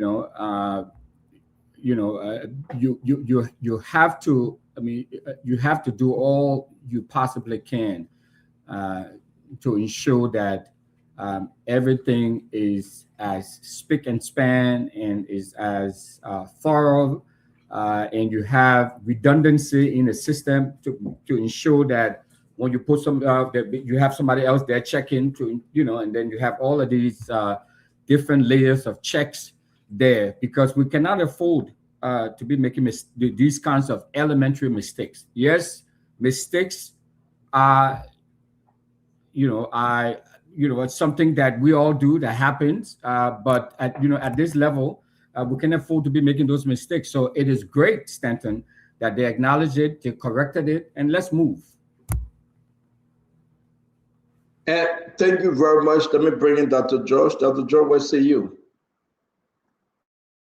Well, Stanton, people get confused that I like laughing. I laugh because it's a way to relieve all these things that give you hypertension. That's why my blood pressure is very good. Look,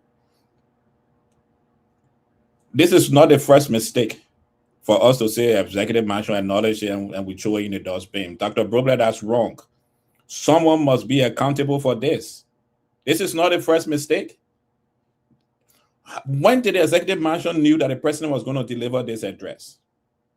As Diamond said, and I agree with him, it was not a live address, it was a recording. Is there not a team around the presidency that is responsible for a recording? Who gave the go-ahead for that recording to be released? The person who gave the go-ahead for the recording to be released must be fired by Mr. President tonight. Because that is incompetence at the highest level. This is not behind the whole scene we're doing here. It's the presidency of a republic. The president speaking, people get on the sets around the world to listen to what he's saying. So we're sitting and saying, oh, it's not the first time. The last time they did it, the previous, every time the president has a recording, there's error on it. The person who gave the go-ahead that recording should be released tonight must be fired by the president tonight. The person who signed off that recording was right and it was proper to be released to the press, that person must be fired tonight. I don't care who it is or who that person is. If this government is a very serious government, the disgrace that is brought out. The last time Mama Kabirete disgraced us she's still working as minister in the government. Tonight you send a recording out and then we hear clapping and say, oh, they have apologized. We should go. No, you didn't. You apologize to yourself. You disgrace us as Liberians. That recording will still be played on other networks around the world. Some of these boys who left playing fun on the internet will pick up that recording and start saying that Liberia is a nation. Because someone signed off a recording, knowing that the recording was garbage, and is sending it out to the public. That person who signed up on that recording must be fired. Thank you very much, Dr. George. Cover that. Stanton, I don't want to waste one more minute with this ineptitude from the executive marshal. What I want to do is to make an important clarity from yesterday. And when I say this, So then let's just finish. We got to play this thing quickly. Then we'll get into the show. That's what you want to go. Definitely. Okay. All right. Let me welcome Bangura. Bangura, it's good that you're joining us, but we have to go to the recording. Ladies and gentlemen, we're going to play the recording from start to finish. As we play, we will put it up also for you to read it yourself. Those of you that are following us on Facebook, Make no mistake, what we're about to do is about you. I understand the displeasure of a lot of other people, but it's only important the executive mansion team have realized that they made an error. They have accepted and acknowledged the error. Technically, it was bad, but here we are now about to play the president address to the nation. I do appreciate, and I want you to appreciate the error that they have acknowledged. To Ernest Hemon, in leadership, people make mistakes. We You got the corrected version already? Hey, Baba, don't do this, bye. You see, Russell, this gotta make me vex, man. I'm not saying, I just asking if you got the corrected version this quick. Yes, we do. We play. You tell your own, let me tell my own. Let me speak to the people that listen to us. It is important that when these mistakes are made as a responsible and professional government, they accept the error, they make the necessary correction, and the nation is informed. Things happen. Even the Chinese robot them dropping because men made them.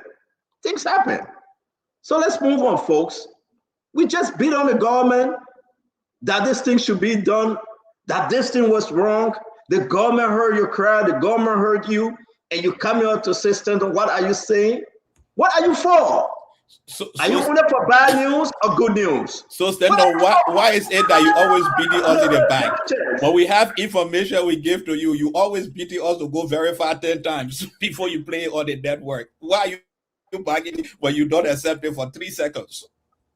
And because I needed the government to come up and acknowledge, I needed the government to make the necessary correction, and that's exactly what an independent institution would do. We But are you not don't allow to make this kind of correction. You always correcting us in the background, yeah. Every time. Let me put it over there. Every time you want me to be perfect. The line of communication with me and the presidency, how quick he's able to get that corrected thing. Yeah, okay. So again, this is one that you want us to move on, or you want us to I just want to say this is not about my needs or your needs. It's about the Liberian people. Okay, it's about how does Liberia looks to the public. Because as I said, it wasn't just a speech to, ordinary or whatever Liberian. Even if it was a speech to them, you have to. So what do you want us to do now? You want us to go to the executive mansion, grab the gentleman or the female that make this error and tell them, say, you're going to jail today? Is that what you guys want? I didn't say that. I just What hear are you saying? It's a shame to your cousin. Your two cousins on the show, we got to take one of them out because this is not family reunion. And you guys saying the same thing. What we are saying, we hold the government responsible for the error. The government said that's right. We acknowledge our error. This is the entire claim. Let's make the correction. Now, internally, they will advise the person that's responsible. I hope. That's what leadership is. You should say, I hope. That's what it is. I hope that this government come to do the right thing, and the government did. No. You hope that whoever caused the error will be advised appropriately and accordingly. That's what you hope. We hope and that I just see that will happen. So let's play the president speech. Just go on and on and on. Because that's what we want to do in our country. We don't take accountability. Thank God for that. Richardson, I mean, deal with me. And now I got you know they can do that thing that me. I bet you know. I got to do with Dr. Richardson differently before I get held in contempt by gender bias and other gender group out there. But let me say to all of you, Dama, are you ready? Let's play the entire thing, please. Okay.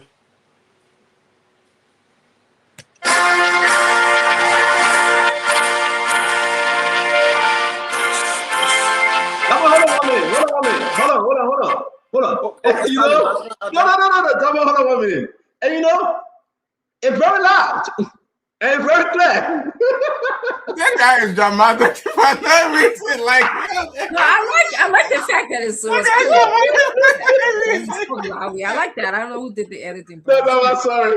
No, I don't want to be me. You're not so. That was the whole idea to produce something better. Exactly. Somebody will lose their job tomorrow. No. That was the whole idea. And they even make it clearer and louder. So apply the government. Give the government one pass. I like that part. I don't like the part that they cut the president's speech. I like the part that was clear. Let's error. Thank you.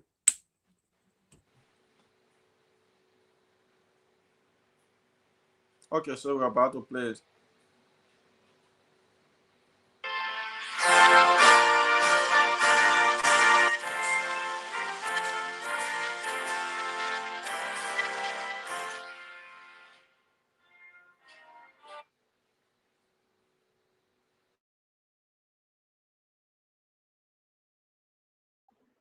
Dama, what happened?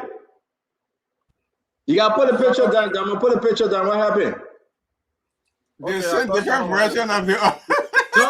Don't put a picture up. Just play. All right. Come on, there's nothing happening at the correct version. Nothing happening.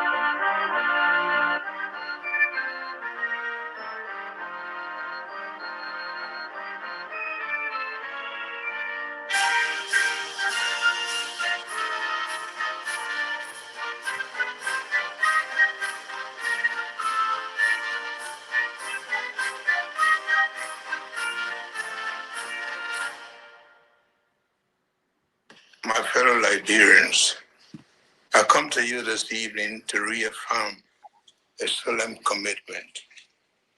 This administration will enforce the law without fear or favor while protecting the constitutional rights of every person.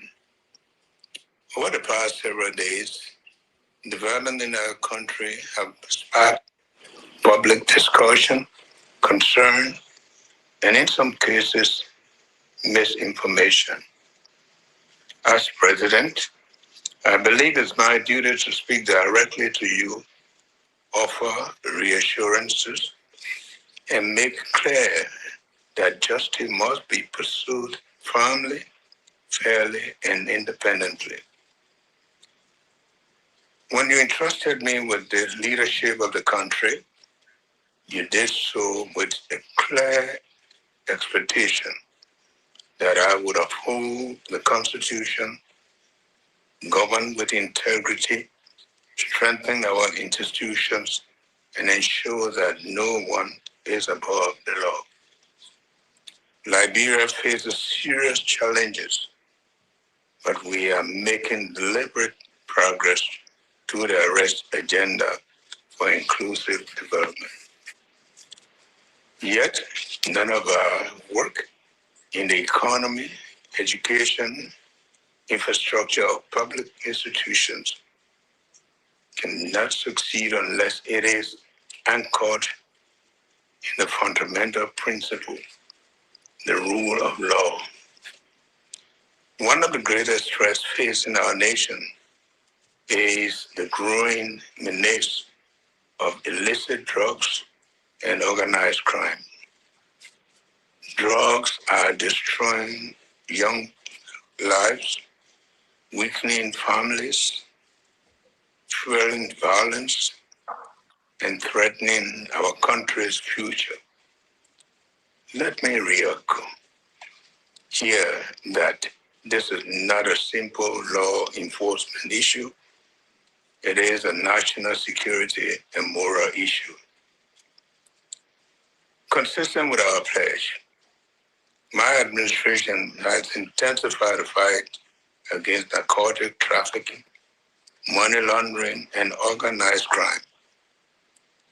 Our security institutions have been directed to act professionally, independently, and without fear or favor, working with a national and international partner to prevent Liberia from becoming a transit point for illegal drugs or a safe haven for criminal networks. Let me be clear, this campaign is deliberate, coordinated, and unrelenting. It is intended to defend the Liberian people, protect the Liberian character, and safeguard our nation's future. The national campaign against drugs and organized crime is not directed at any individual, party, or political movement. It is directed at conduct that threatens the safety, stability, and future of Liberia. In recent days, the arrest and detention of former Vice President Joe Howard Taylor has understandably drawn national and international attention. I assure every Liberian, our regional neighbors, and our international partners that former Vice President Joe Taylor is being treated in full compliance with the Constitution and the laws of Liberia.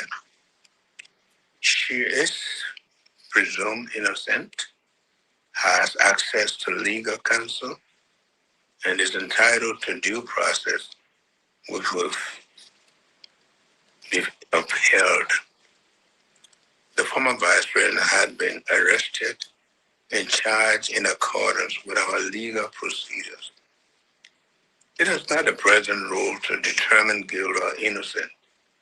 That responsibility belongs to our independent justice system. Our democracy will be measured not by how we treat those with whom we agree, but how faithfully we uphold the rights of every person who comes before the law. To those who have expressed concern, I say this: your concern is legitimate in democracy, but guilt or innocence must be determined by the courts, not by politics, rumor, conjecture, or public pressure. My administration will neither persecute nor shield anyone because of political affiliation, office, status, or influence. Whether one has held high office, served in government, led a business, or lived as an ordinary citizen, the law must apply equally to all. I commend the men and women of our joint security for their professionalism, courage, and devotion to duty. Despite pressure and attempts at intimidation and calculated misinformation, they must remain steadfast, impartial, and respectful of rights and dignity of all citizens. This fight cannot be won by government alone. I ask parents, communities, schools, religious institutions, traditional leaders, young people to reject misinformation, support prevention, report criminal activity through lawful channels, and allow due process to proceed. I call on political and religious leaders, civil society, and public commentators to act responsibly. Differences of opinion are healthy in democracy, but we must reject words and actions that incite violence, undermine institutions, or seek to intimidate those enforcing our laws. Liberia has come too far to revert to a culture in which justice is swayed by fear, power, or political pressure. Our nation has endured conflict, hardship, and division, yet we have shown resilience and commitment to peace. Let us preserve the peace by upholding Constitution and strengthening institutions that safeguard our democracy. As your president, I assure you that this government remains committed to justice, fairness, accountability, and peace. We will govern without fear or favor, protect every citizen's right, and build a Liberia where peace is preserved, justice is impartial, and accountability applies equally to all. May God continue to bless you, preserve our peace, and save our republic. Thank you.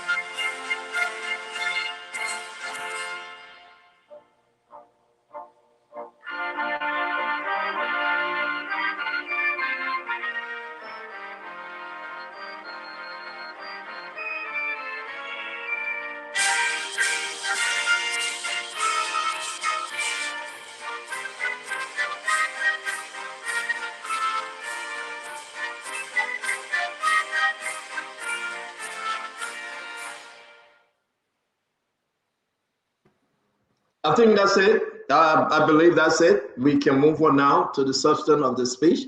You want to say something, Russell? No, I think it's your internet. Damo, that's it, right? We can move on now to the substance of the speech. We do appreciate you, Damo. Thank you very much. Again, please upload the reverse version, please, on this phone page. Again, we want to appreciate every one of you and thank you very much for sharing the show. Continue to share the show. Let's make progress. We got a lot to discuss today. We'll talk about the speech. We'll go into the speech. We'll talk about Ma'am Joelle as she sit and remain at the Liberia prison, South Beach. We'll discuss further and new development on her. We also want to discuss the University of Liberia and what is happening. We got a lot of stuff to talk about. Let's jump into it. Let's talk about the substance of the speech. If you want me to put any of the paragraph up, let me know. We have uploaded them and you can read them and take your pick. I want to bring to the show Winfrey Bagura. It's good to see you, my brother. Kefiko Ahmed Hassan. It's good to see you, Kev. And Dr. Richardson, let's come back to you. Now we are talking about what is in the speech. What say you? Well, I want to start by saying, I want to just say the speech was loud enough. So those who worked on that portion of the presentation was good. In terms of content, I enjoy what the president said, though I wish that he could have added more to his content. Specifically, I'm talking about when he said that his duty is to speak directly, offer reassurance, make clear that justice must be pursued firmly. Where you read it from, Dr. Richardson? I wrote it down. So you wrote it down. Okay, go ahead. Yeah, so it's the one that he said fairly and independently. I think it's the first paragraph there. He just said offer reassurance. I think it was the beginning of the speech. I recommend that at least how I wanted to know how I think he could have shown the Liberian people how is he making sure that justice is pursued firmly, fairly, and independently, because it seems like Liberians still have some distrust in how justice is being distributed. I have heard and seen on the internet, people have called me and said, okay, would they mention others and they were not quite arrested like the same way in which Madam former Vice President Joelle Howard was arrested. So if I just wanted to for him to be more clear on that. And then he talked about, yes, I agree that drugs is a threat. He talked about it's a menace. Yeah, I mean, he pronounced it differently, that it's a menace. And it's drugs are destroying young lives, weakening family, and fueling violence in the country, etc., etc. And he's right about that.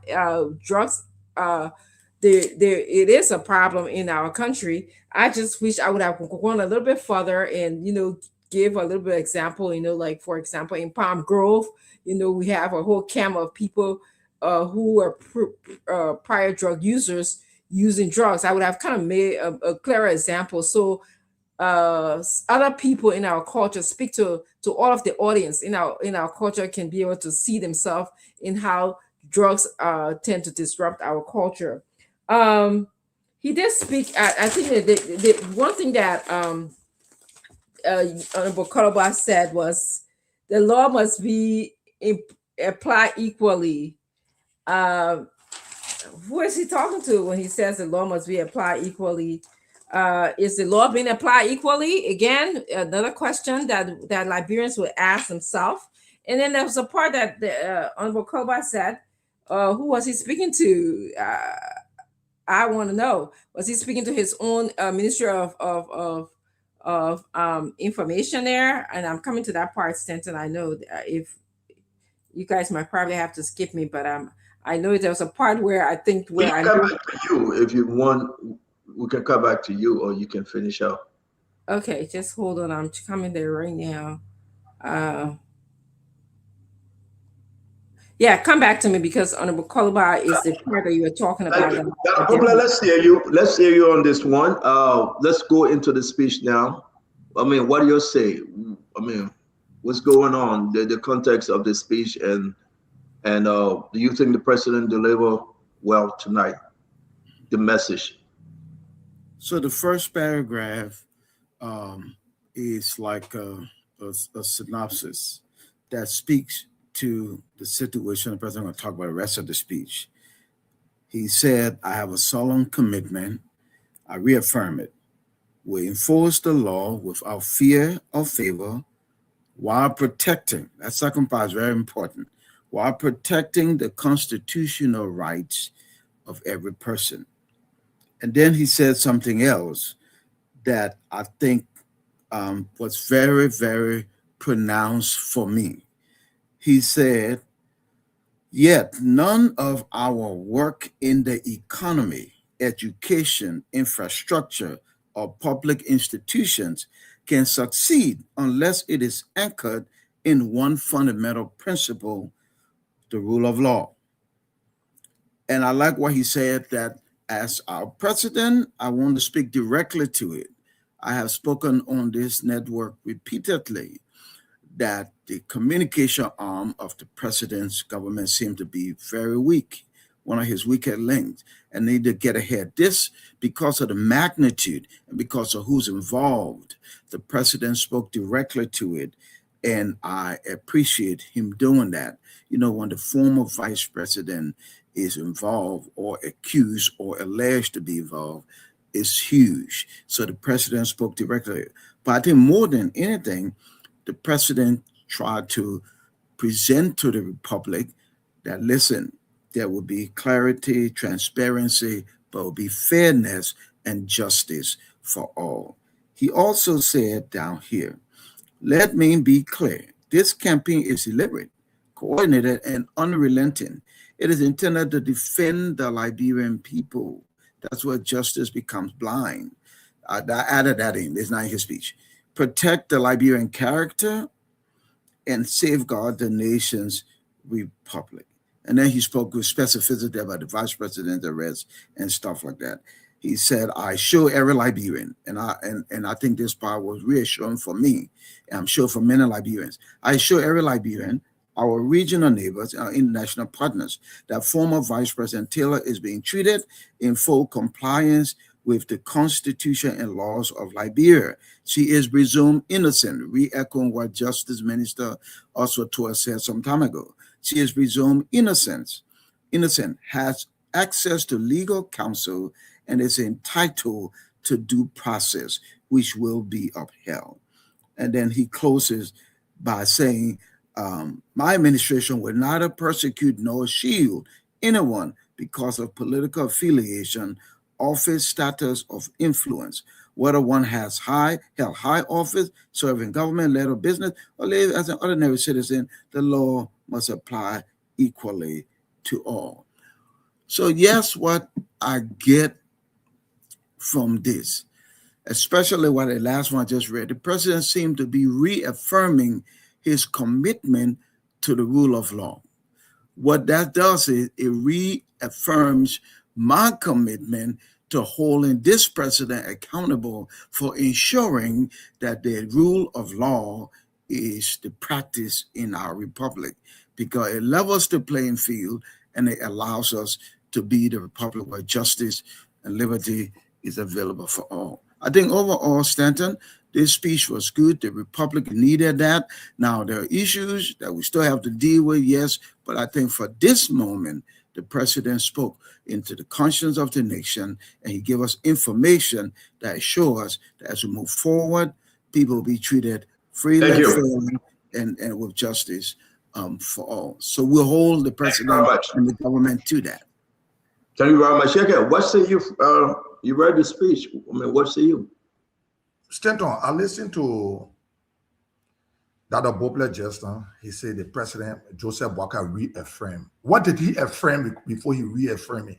You must affirm something before you reaffirm. Do Joseph Boakai respect the rule of law? We say no. When the court said they recognized Fonati Kufa, did he recognize Fonati Kufa? So you need to affirm something to be affirmed before it's reaffirmed. Did Joseph Boakai affirm something before he reaffirming it? We said no. Joseph Boakai said he will respect the Constitution. He will uphold the Constitution. Is the Constitution being respected? What the 10-year position say in the Constitution? Did he respect it? Stanton. When Joseph Boakai want to speak, let him speak. So the pocket he just pass by it. Everything he said, he had disrespected it. He had disrespected the rule of law. He had disrespected the Constitution. So what Constitution is he going to protect? What Constitution is he going to uphold? What rule of law is he going to reaffirm? What did he reaffirm in the rule of law? When the rule of law said, when the Supreme Court gave ruling in the Speaker saga, did he respect it? We said no. So why is he say he just want to talk so they can say Joseph Boakai talk? Okay, Joseph Boakai, you talk, we listen to you. But everything Joseph Boakai said, like grandpa, you don't listen to it. He are serious, man. He's very, very insensitive to the plot of the Liberian people. And he mean well. Thank you, Stanton. What say you, Russell? Let's talk about the context here. Let's bring Emmanuel Josh. Russell, are you okay? What, do I look like I'm not okay, Stanton? Oh, okay. You're very slow to unmute yourself. No. I'm okay, Stanton. You know, just going over my notes, having heard the president gave his message, I think it was a good thing. It was poignant. It was timely. It was right, and for the president to come out and say these words, I think it was very reassuring. You know, for the president to come back and to just even if it's something that we know already, hearing it from him again and re-emphasizing it, whether we want to disagree, if it's something that we are not going to take seriously or not. I mean, the fact of the matter is that it was a good thing that the president at least came out and share with the republic, and and with everybody, how he's seeing things, because people, the country is on edge, Stanton, and hearing from the father of the nation, saying all the things that he's saying, whether people believe it or not, I think it was good. It was good to hear, and he was compassionate too as well, Stanton. I mean, the president came across very, compassionate, and and assuring people that this, our former first lady and former vice president, will be treated fairly.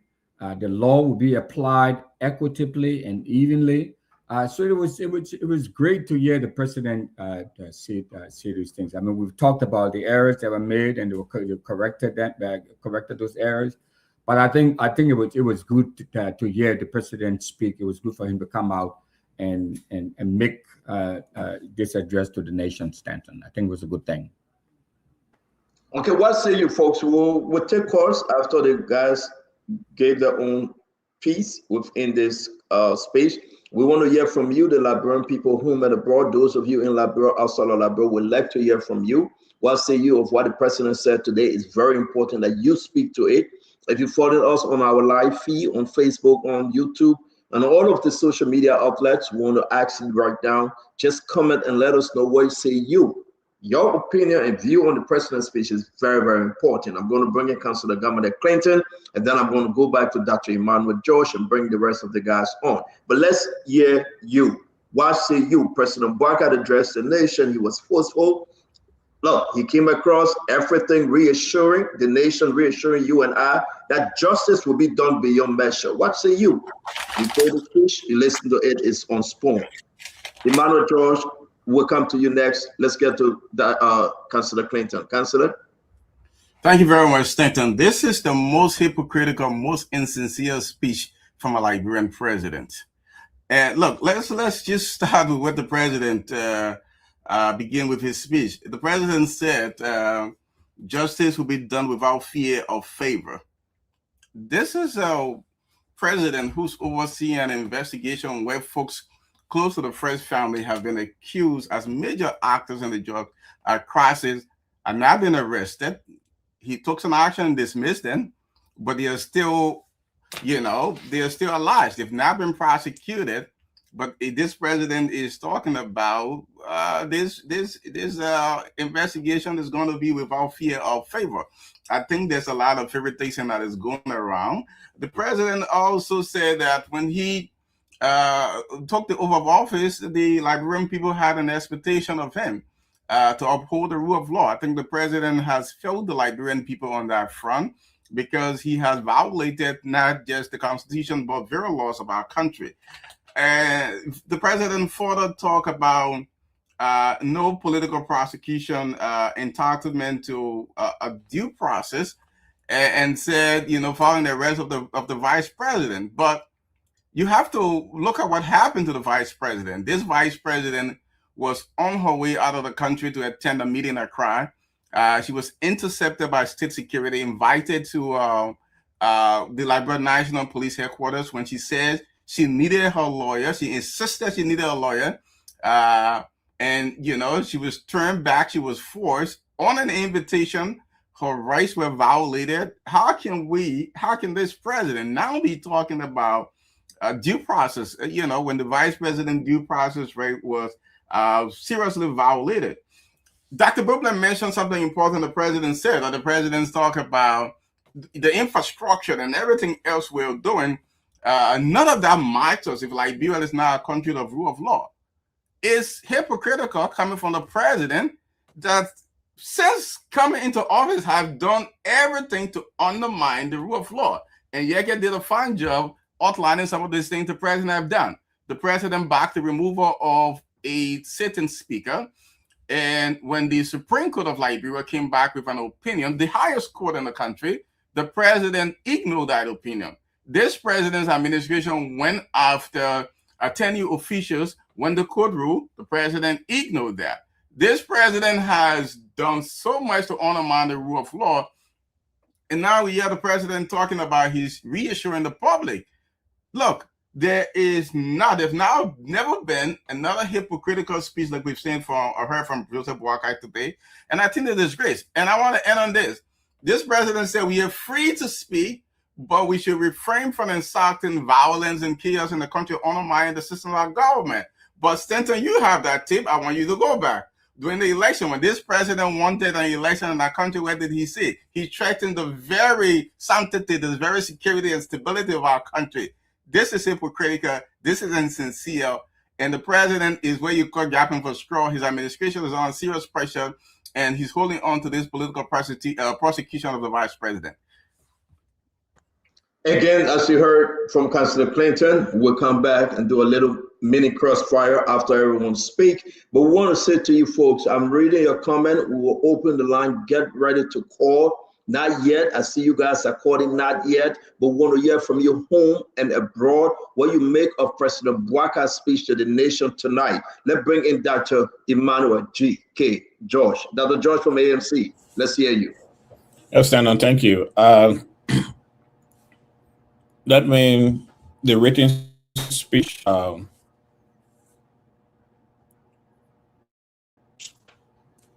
anchor on Dr. Bropler's point appears to be reassuring. My colleagues have spoken to several paragraphs. I'm interested in, I think, the 10th or 11th paragraph that where my interest is.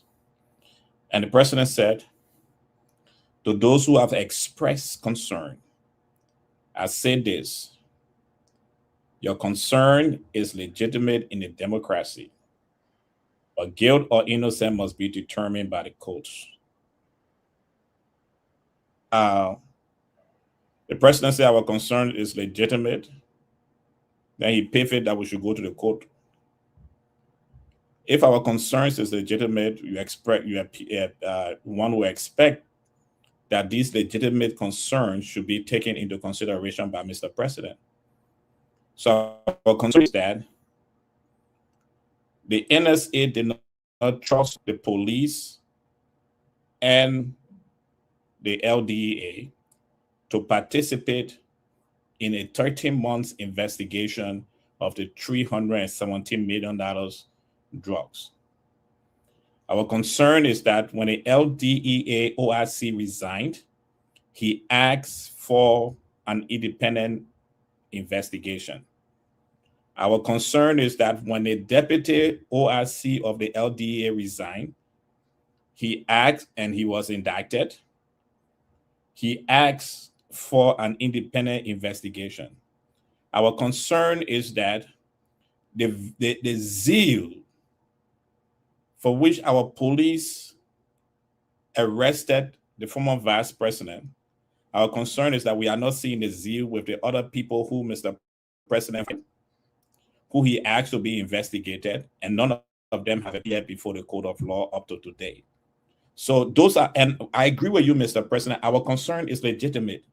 But you see, we cannot take this concern to the court of law. We have to take it to you so that you can do something about it. You have the authority as Mr. President to appoint an independent panel or independent investigation panel. And we are not asking you to bring people from America or Europe, everywhere. We believe that there are honest, respectable Liberians that you can impanel, Mr. President. So I agree with you on this point, Mr. President, but we can't take it to the court. We have to come to you. So that's why we're talking to you now. Since you agree with us that our concerns are legitimate, according to your speech, the 11th paragraph of your speech, then you cannot tell us to go to the court again. We have to come to you. You, the one, have the authority under our constitution to empower an independent investigation.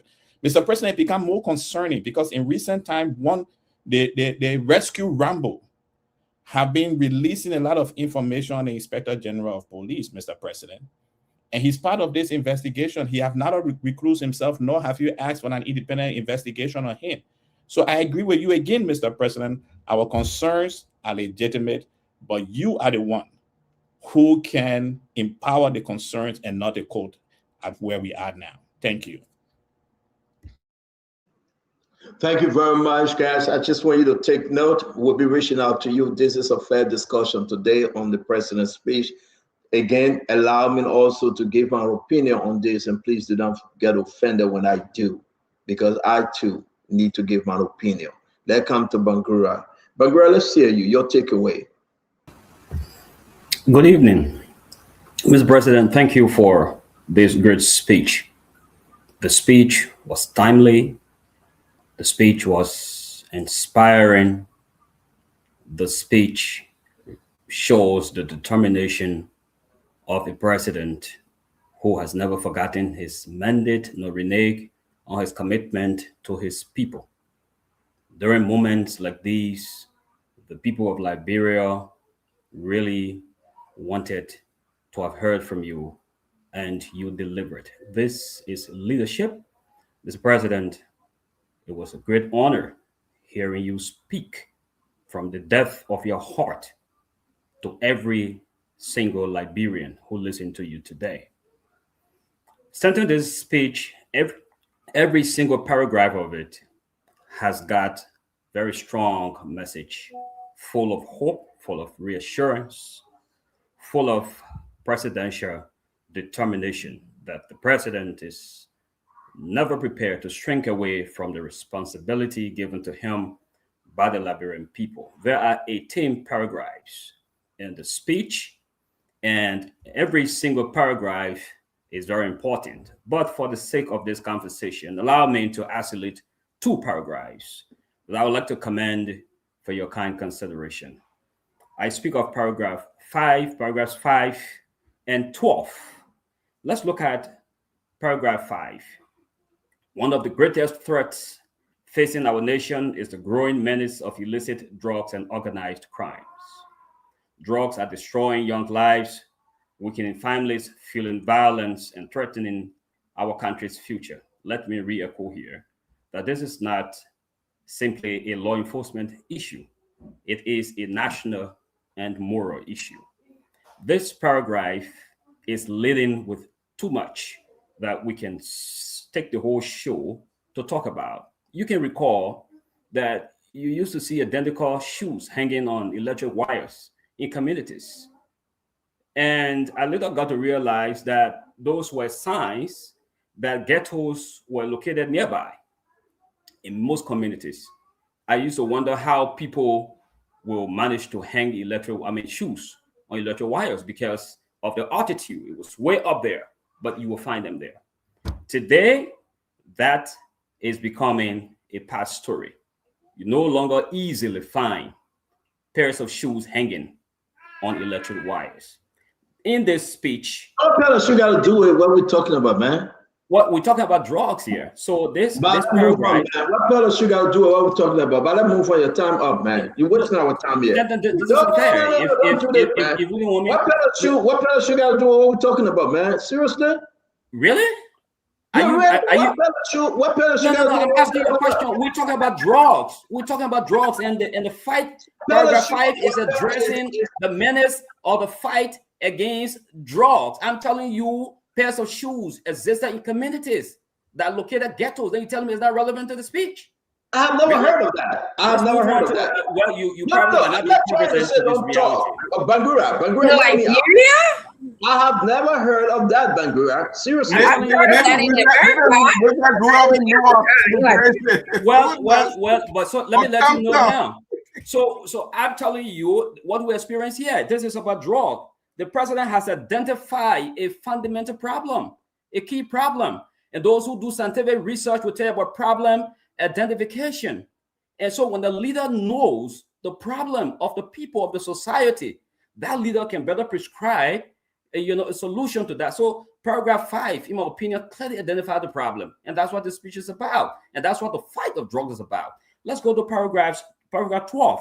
Stanton, I know you want to cut me off, but that's fine. The paragraph 5 is about pair of shoe hanging on the wire.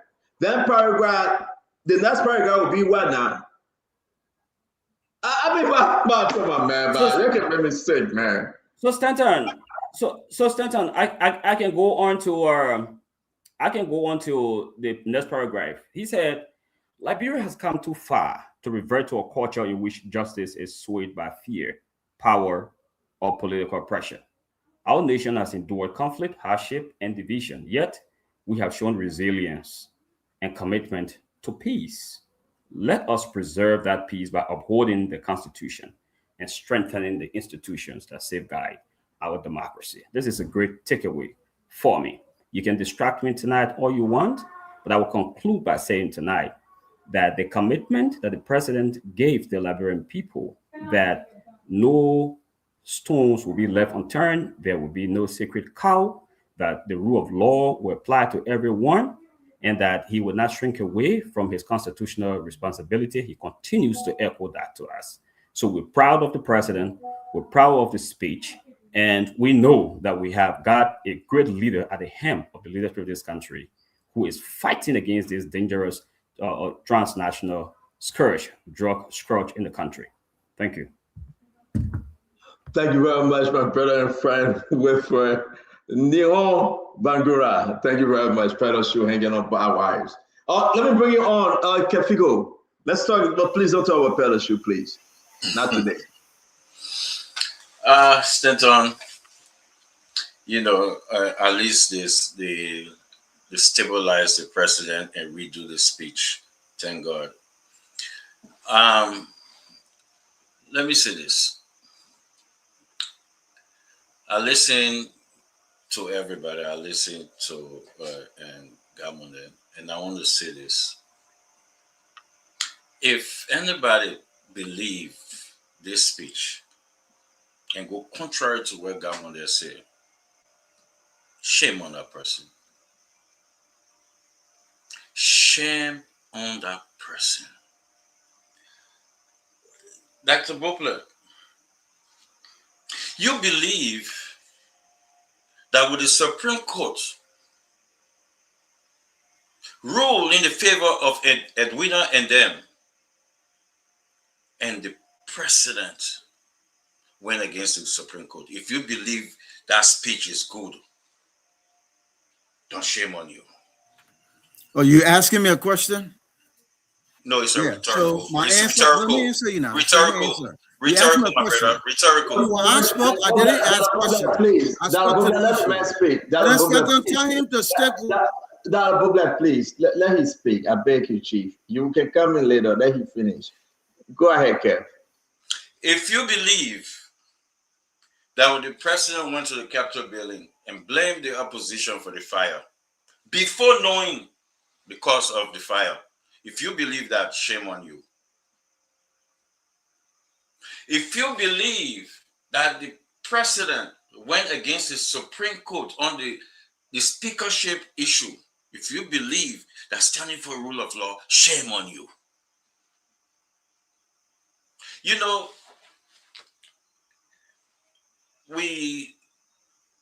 our childhood was destroyed because of the war, because of this kind of attitude. We're seeing the president doing one thing and saying another thing. How can somebody believe that this president is standing for the rule of law, that one person on this show, sitting right here with us, that he was served with Mawani and everybody, this man. But because of his connection to the vice president, he was removed. This man served as acting minister when the minister was not there, but was removed. If you believe that standing for the rule of law, shame on you. What are you talking about? Who may serve as acting minister when minister was in there? Wilfred Bangura. The center, this is the man who are talking about. I just asked him. Yeah, I'm calling in now. Wilfred. Yeah, let's go. Stanton, we're seeing what happened in this country. We're seeing a jury render the judgment.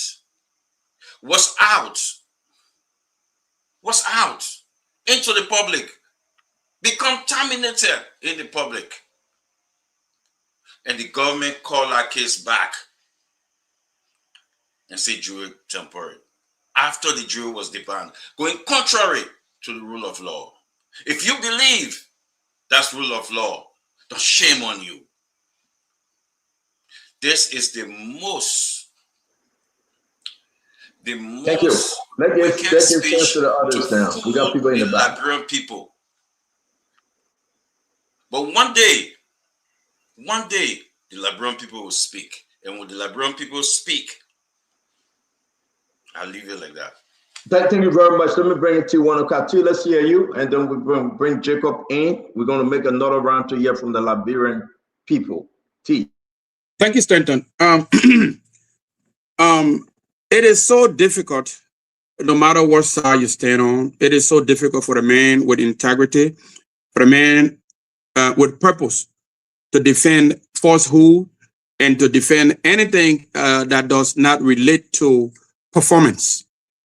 Tonight, we listened to the president's speech, and as he was speaking, I was going through the summary of the 90-some more promises that were made during the campaign, which was summarized into tax reform, targeted fiscal incentives, implementation of the treasury, introduction of a program, blah, blah, blah, for budget, roadmap, continue. When I listened to the president's speech, here in America, there's something called Made for Television moment. It was a beautifully written speech. It was a speech. The people who wrote that speech, they were very intelligent. They have some good education. Beyond the purpose of speaking and entertaining people, I think that the president was very dishonest, very, very dishonest in terms of the relationship between his statement and what we call in leadership perception. Perception has to do with how people view what they are saying. People can view you and say you're being honest. People can view you and say you're being dishonest. And I think that as a supporter of the Unity Party, I maintain that people owe it to themselves for the purpose of institutional integrity to be honest when they speak. You don't have to always defend a particular side because you have some relationship with that side. It is very disgusting how dishonest this president was tonight. Look, when you want to, the very introduction of the speech, the very first paragraph that talk about you have, reposing me your confidence when you gave me the opportunity to serve, blah, blah, blah. From that point on, the very idea, Stanton, the very idea, look, people who care about integrity and purpose, when they are undertaking very serious and intentional investigation, and T1 Fangalu, for instance, I'm accused.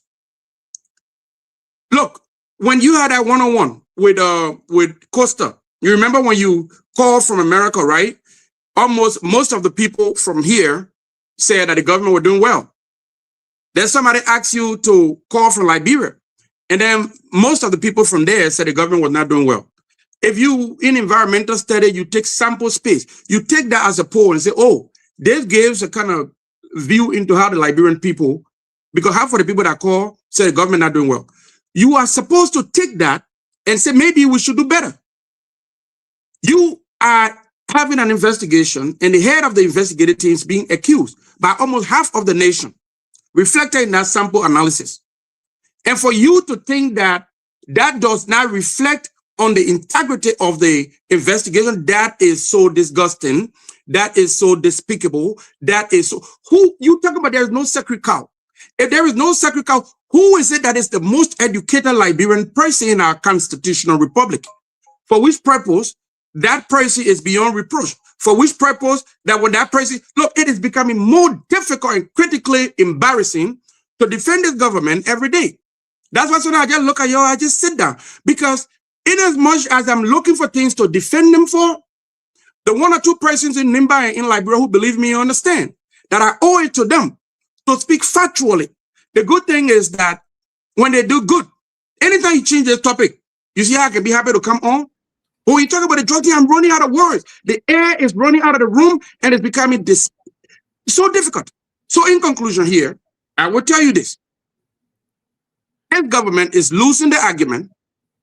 And if you want to be sycophantic and pre-inclined to the disposition that this government must be defended at all costs, with your integrity on the line, with your education on the line, with your future and your aspiration, and the hope and the belief of the Liberian people in you, to put order down the line, I would not be a part of that.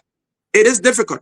The fact that Gregory Coleman, who was the youngest human being in my 9th grade class, who I've been believing for more than 34 years, is accused. And he's hearing this.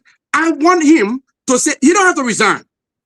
But for the purpose of integrity, the word is washing. I posted something in the group chat the other day. There will come a time in Liberia in the next 3 years, in the next 100 years. I will reference that. I will say this was my position. So Stanton, I will not take all of the time, but I am embarrassed. I am disgusted. I'm disappointed. I am frustrated by the idea that this government will think that accused persons Look, one last thing. When Joel Howard Taylor was accused, in Martin College writing, he detailed what happened in Dubai. He outlined all of the things that happened in Dubai.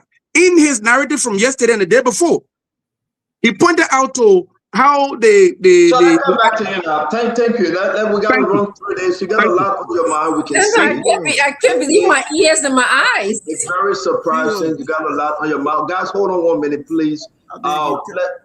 Yes, Dr. Book. Yeah, but Dr. Book, just hold on 1 minute. We got to let me give you 10 seconds, but we have to. We're not open crossfire. We're going to open crossfire. Yeah, the crossfire. We got to. I give you 10 seconds. I don't care for crossfire. But Chief, listen. We have a powerful platform, and my orientation is always solution. You know, if people say the person didn't do it right the last time, the president, okay, fair. Let's assume everything is right. But we got a problem today. In leadership, you don't live in the past, you learn from the past. I said there's an opportunity to hold this president accountable for the words he has spoken. We got a big problem here. So let's assume everything he did that he said tonight is contrary to what he done. So then what do? We still have to solve this problem, move forward. And thank you. You're coming. We're going to give everybody a chance to do the closing on this. Let me just bring in, I beg you, Dr. Buble. Let me bring in Jacob Jada quickly. Let's hear from him. Then we'll give everybody the closing time. Then we'll go to the phone line because the president spoke today. We got to hear from the Liberian people. Jacob, welcome quickly. We'll give you 1 minute, sir. Talk to us. Yes, thanks for the opportunity. I definitely follow the president and been following the show in the background here.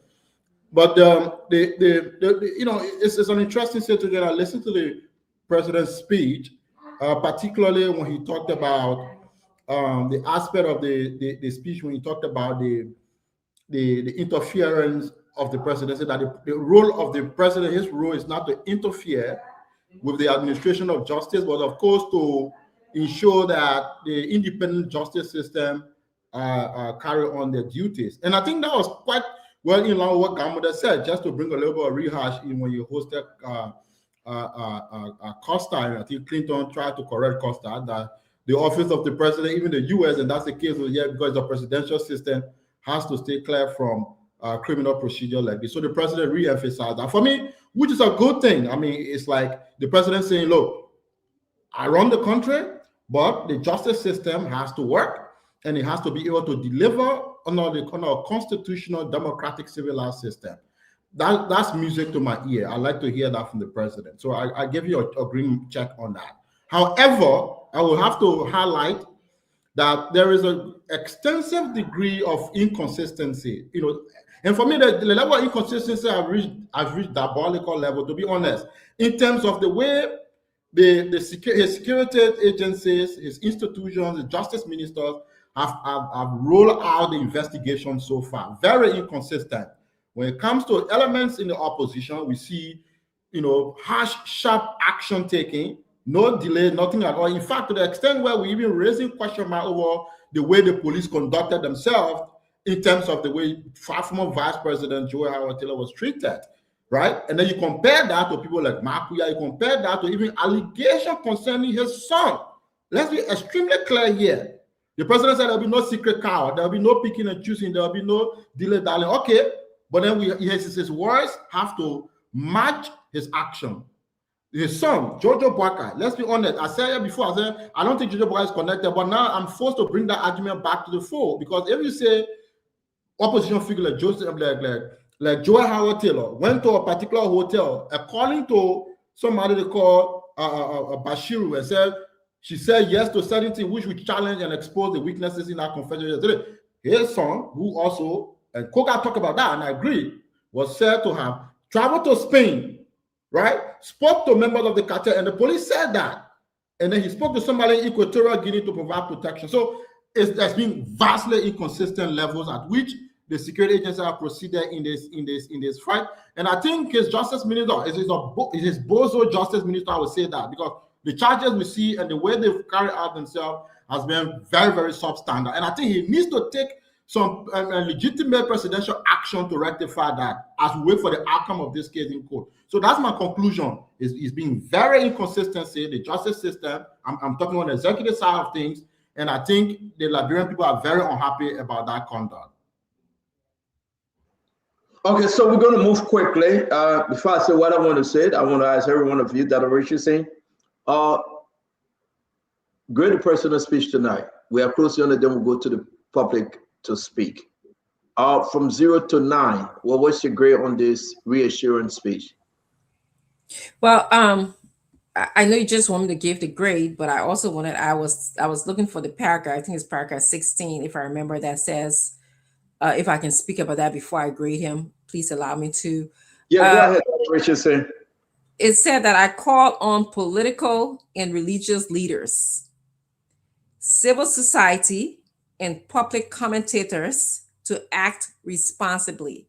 And for me, it's like almost like he should be having this conversation with his Ministry of Information, because people can question when they go back and forth on social media or when they make these posts, are they acting responsibly? Are they acting as if they are the authority in government? So that's what I was wondering. And then he said differences of opinion are healthy in a democracy, and that's true. Differences of opinion, that's why we all come from different background on this platform to discuss differences of opinion. And you say your own as you say it, and I say my own. But then he said, but we must reject words and actions that incite violence. I don't know if he's saying now that people are in Liberia or on different platforms, or people are inciting violence, we are undermining institutions, or we seek to intimidate those who are enforcing our laws. It wasn't clear to me, but I think that what did he mean? You know, because it's so subjective. Undermining violence can be very subjective. Inciting violence can be, undermining people enforcing the law can be very subjective. Inciting violence can be very subjective. So I would like to know what he meant. And lastly, T. Wanake, usually when you start to speak here, I tune in and out, but today you gain a certain level of respect. I really didn't think that, I never thought I would ever see the day that you said something like what you said today, that you are being even more objective and not sycophantous. To grade the comment, I'll give them, it's like, I'm sorry, Center, I have to have a rubric when I grade the president's speech. Yeah, grade the president's speech. So I have to have on clarity. I'll give them a 9.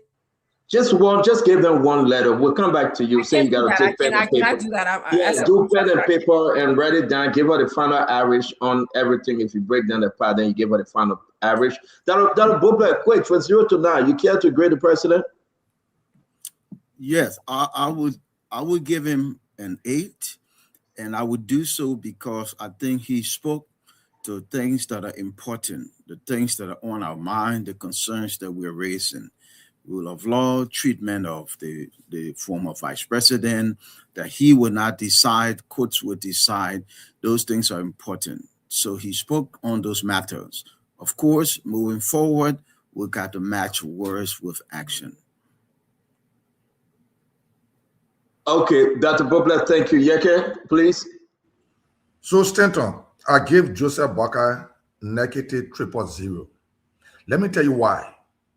Joseph Boakai say people should take time before they insult people. Joseph Boakai came to the airport when a journalist asked him, people are saying things, he said it's up to them. Cannot provocation there? Provocation is incitement. When he got to 72nd, he told the people, Ghana making new land. He said, listen, they're not provocation. Let's just move on quickly. I beg you. They're not provocation. So I gave him -0.0. Okay. Let me go to Winfred Russell. Winfred Russell, can you please?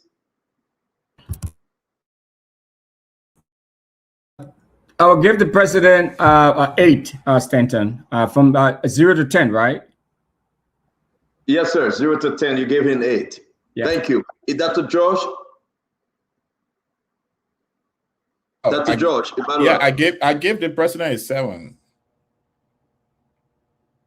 Thank you. Councillor Clinton? Well, I think the president scored 0 on this matter. Like I said in my opening, this is the most hypocritical, most insincere speech of a Liberian president.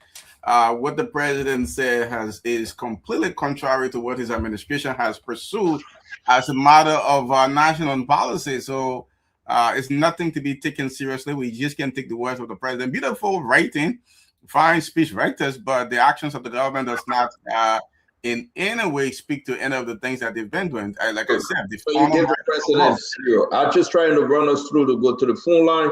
We still got to talk about Sam Koga, what he said today. We got to talk about Edwin Snow. He visited Madam Joy Howard Taylor today. We got to talk about Joy Howard Taylor. We got to talk about the University of Liberia and the situation there. Guys, let's grade the president. To my brother Bangura, you grade the president? The president gets a perfect score from me. He gets a 10. And the reason for that perfect score is very clear. People here on this show will want the president to, in a sense, stand on the sidelines to see his government collapse. During the standoff of the legislature, you cannot use that as an example. Lawmakers fighting amongst themselves. There's no quorum and there's constitutional deadline. You will want the president to stay on the sideline and watch his government collapse. The president did not disrespect the Supreme Court. Thank you very much. That cannot be an excuse. So he gets a 10. Thank you. Thank you very much. To Wanoka. Stanton, I gave the president 6, and the reason is that in the very opening line of the speech, the president said that he will enforce the rule of law without fear, without favor. The manner in which opposition figures have been persecuted in the country, and the number of times that the government has lost cases in court and wasted people's time and resources, and then the Samuel Toy case, they come back and try to flip it around. It does not relate to what the president said in line 1 of this speech. He was very hypocritical, and I give him 6. I will get that. Let me come to Jacob. Jacob, grade the president, sir. I know. So I have precisely no interest in words. Words. People play with words. It's of no benefit for me. I want to see action. And for me, the president, justice people who are implementing the school of massive F has been a miserable failure so far in terms of the way they've done prosecution from Samuel Toy to the current vice president to Gregory Cuomo, all his people around him, the DEA boss. So it's great for the president. So Stanton, it's been a massive failure so far. It's of F. For what's the grade? 0, 0. We talk about number grade here. 0 to 9. F is not number. F is letter. Yeah. So what you give the president? Failure, 0. It can be 0. I want to see action. All right, thank you, Kev. Kev, what are you giving the president here, Kev? 0. 0. All right, ladies and gentlemen, let's go to the phone line. We're going to bring in Shano Guay. Shano Guay, we're going to take 21 calls. That's our magic number from the line, international line, 21 calls from the country Liberia. Then I would do the closing here, but I want to say every one of you welcome. It's good to hear from you. Dr. Richardson, can you quickly, are you ready now? Have you gone through your Rubik format? Stanton, I do this every day. You know, I grade every day. I look at content, delivery, organization, purpose. So the total average is what? The average is what?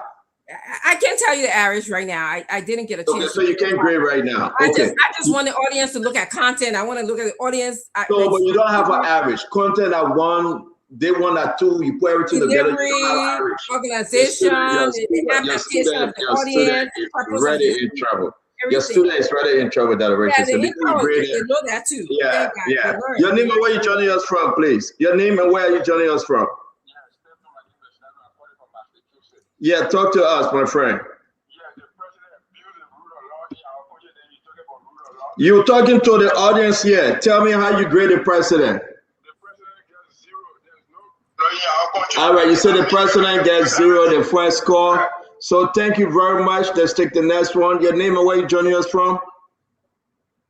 Hello, Stanton. How you doing? I'm doing good. Your name and where you joining us from? My name is Charles Benson, and I join you from Michigan. Well, what, grade the president now? No, how you grade the president? Don't give me number grade here. It's just for the studio. You think the president's speech was good for the nation? Yes or no? Did it? No. No? No. Okay. Yeah, Jeba said something. Thank you very much. We got to move on, sir. Your name and where you joining us from? Zaza, I get the president 5. You know, so the president's speech was good or bad? Was it good or bad? It's not good, it's not bad, it's not balanced. Okay, it's not balanced. So you're there with that 10 level. All right, we'll put 1 year, say 10 level. You say you're in the middle. Thank you very much. Let's go to the next one. Your take, my friend, the president's speech, good or bad? Or in the middle? Yeah, this is Kofi. We have to look beyond this speech as it makes reference to other things that's currently So going good on. or bad or in the middle? What say you? I give the president 4. So it means that you get the president bad because it's below 5. 4 over 10, that's 40%. Okay. All right. So my question is good or bad? What say you? Or in the middle? Where are you?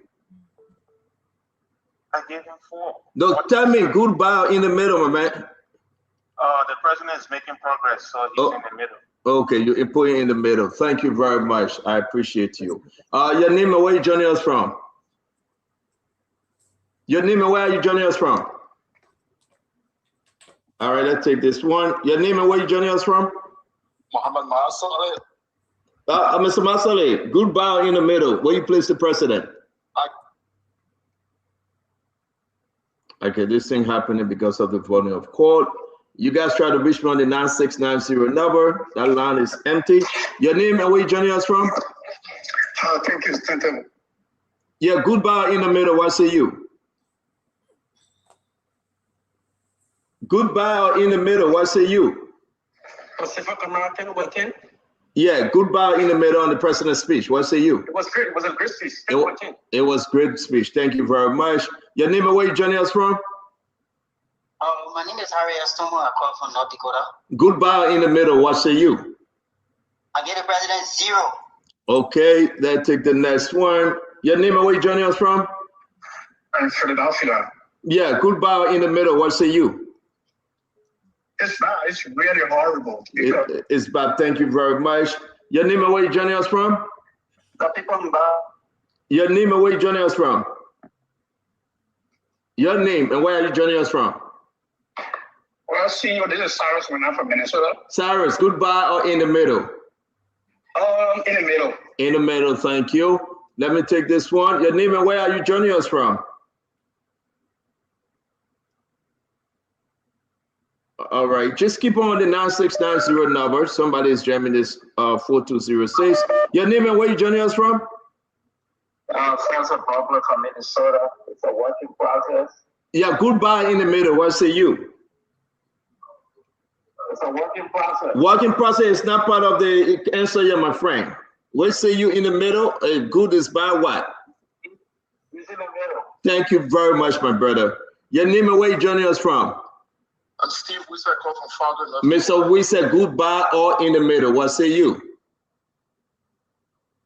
Mr. Wisa, what say you?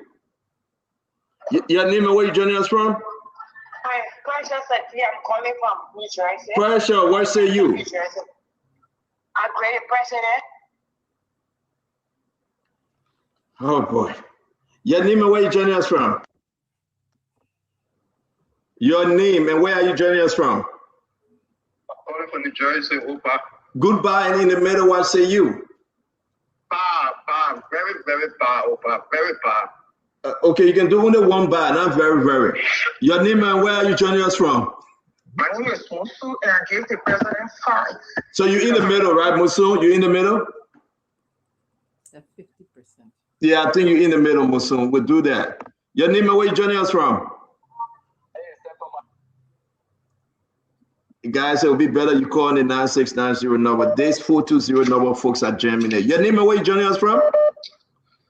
Thank you, sir, Mr. Senton. This is the voice of CDC Papi Sozeski that I do call you from. Yo, goodbye in the middle. What say you? Very bad. Very Okay. bad. Okay. There's nothing called very bad. It's just bad. He said, I wonder. Your name and where you joining us from? Yeah, hello, Stanton. Yes, sir. I'm Morris, calling from Minnesota. Yes, sir. Goodbye or in the middle? Good. Good. All right. Let's try this one again. Your name and where are you joining us from? Hey, hello, Stanton. My name is Goodbye or in the middle? Goodbye or in the middle? All right, let's take somebody else from here. Your name and where you joining us from? Your name and where are you joining us from? Hello? Your name and where are you joining us from? Yeah, this is Trevor calling from Pennsylvania. Yeah, talk to me. Goodbye or in the middle? Which one?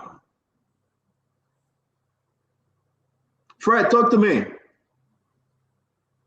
All right, we're going to stop here. Maybe we got to go to the line. Look, just imagine the phone ringing at the same time, guys. You see here? And it's just jamming. But take some more calls, CEO. Take some more calls. Yeah, I'm taking some more, but be my guest. Your name and where you joining us from?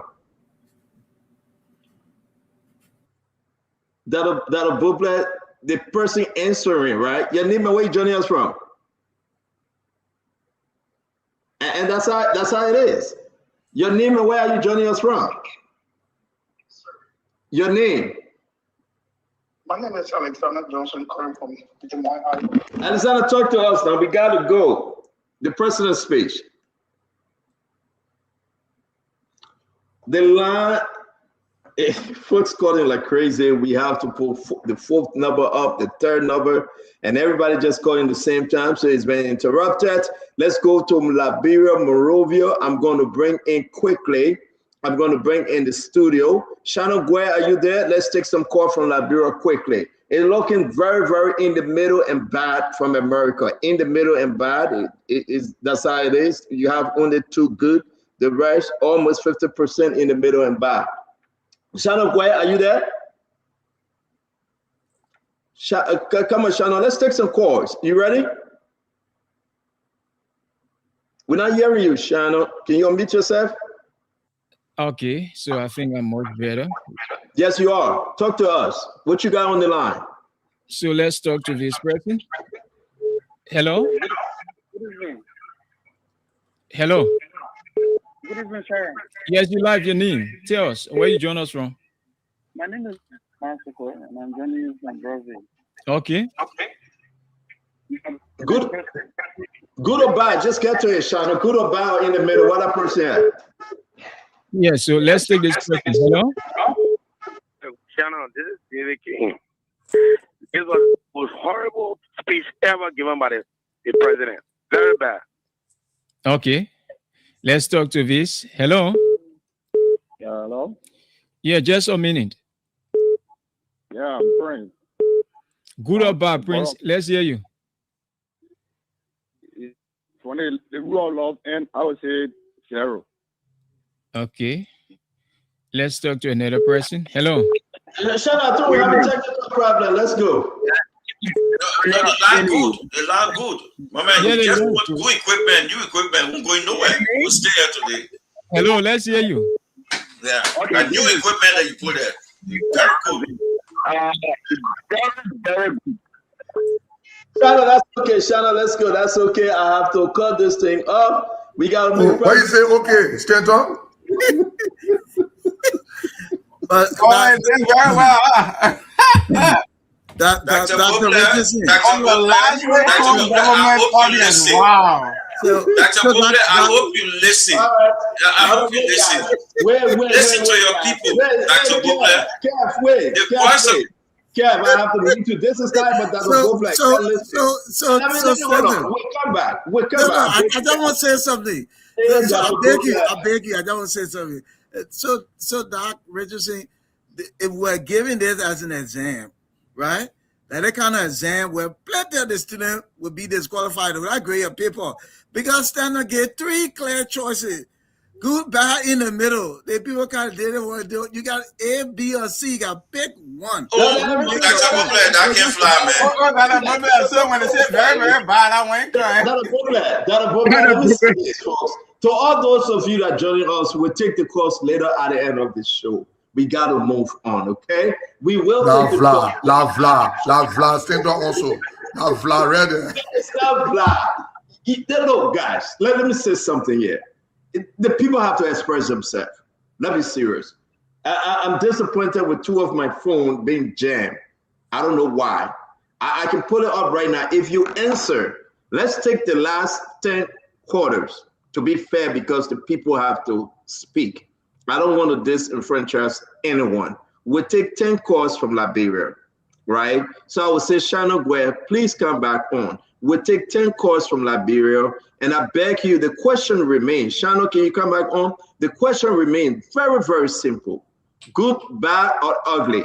Ugly means it's worse.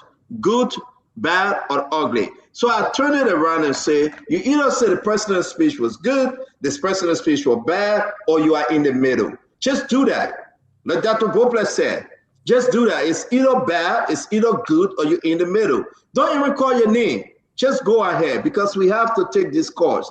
I do not want any sedition holding me responsible. I know something about this speech that was good. And then I will say this to you. Let's go to the full line, Shannon Guare, please. Let's take these calls quickly. Okay. Shannon, go ahead. Unmute yourself, Shannon Guare. Go ahead. Yes, I'm unmuted. So the calls are coming in, but I think we got technical glitch here. No technical glitch. Shannon, don't do that. Don't do that. So, hello? Shannon, don't do that. Don't do that. Bring the calls in. Good evening. Yes, you live. Thank you. My name is Liba Senior. I'm calling from Chicago Factory. Bah. Bah. Hello. Hello? Let's hear you. Yeah, my name is Ted, and I do join you from a federal community resident. Yeah, go ahead. Good or bad? Or in the middle, Shannon. Good, bad, or in the middle, please. Good, bad, or in the middle? I agree the president 7%. Okay, that's good. Hello. Yeah, good evening. Yes, quickly. Good, bad, or in the middle? Very good. 17 are good now. Okay. Hello. Hello. Yes, let's hear you. Very good. Okay. At least something changed more now. We can continue. Hello, your name? Yeah, my name is Kapa Piwi. Kapa Piwi. Let's hear you, Kaba. Yeah, I created the comment zero. You know, we were in class. Zero, let's show you there. Please, we got other callers. Hello. Hello, your name? Yeah, my name is Mami. 000. Hey, Okay. Mami, take that now. Zero. Negative zero. Okay. Zero. Hello. Hello, good evening. Yes, let's hear you. This is the voice of the Common Board Chairman. My name is Stephen P. Willie, and I join you from Parkerville Junction. My man, good, bad, or in the middle, ba? Very bad, very hypocritical. Yeah. Hello. Good evening. How are you, Sharon? Yes, I'm okay. Let's hear you quickly. The president's speech was very good. Excellent. All right. Hello. Hello? Quickly, let's hear you. Yeah, my name is Jerry. I'm calling from Dugoro. Very, very bad. Okay, Jerry. Good evening. Hello. Hello. Hello. Let's hear you quickly, sir. You have to walk away from a receiver. Good. Good. Hello? Let's take 3 more, please. Just 3 more. Hello. Yes, go ahead. Order. Completely out of order. Out of order. I think the CEO never included out of. But I want to buy. I want to buy. It's bad. It's No, bad. no, it doesn't go to buy. We'll throw that out. Oh, wait, man. Bad. No, you women, Clinton. We throw that out. That's invalid.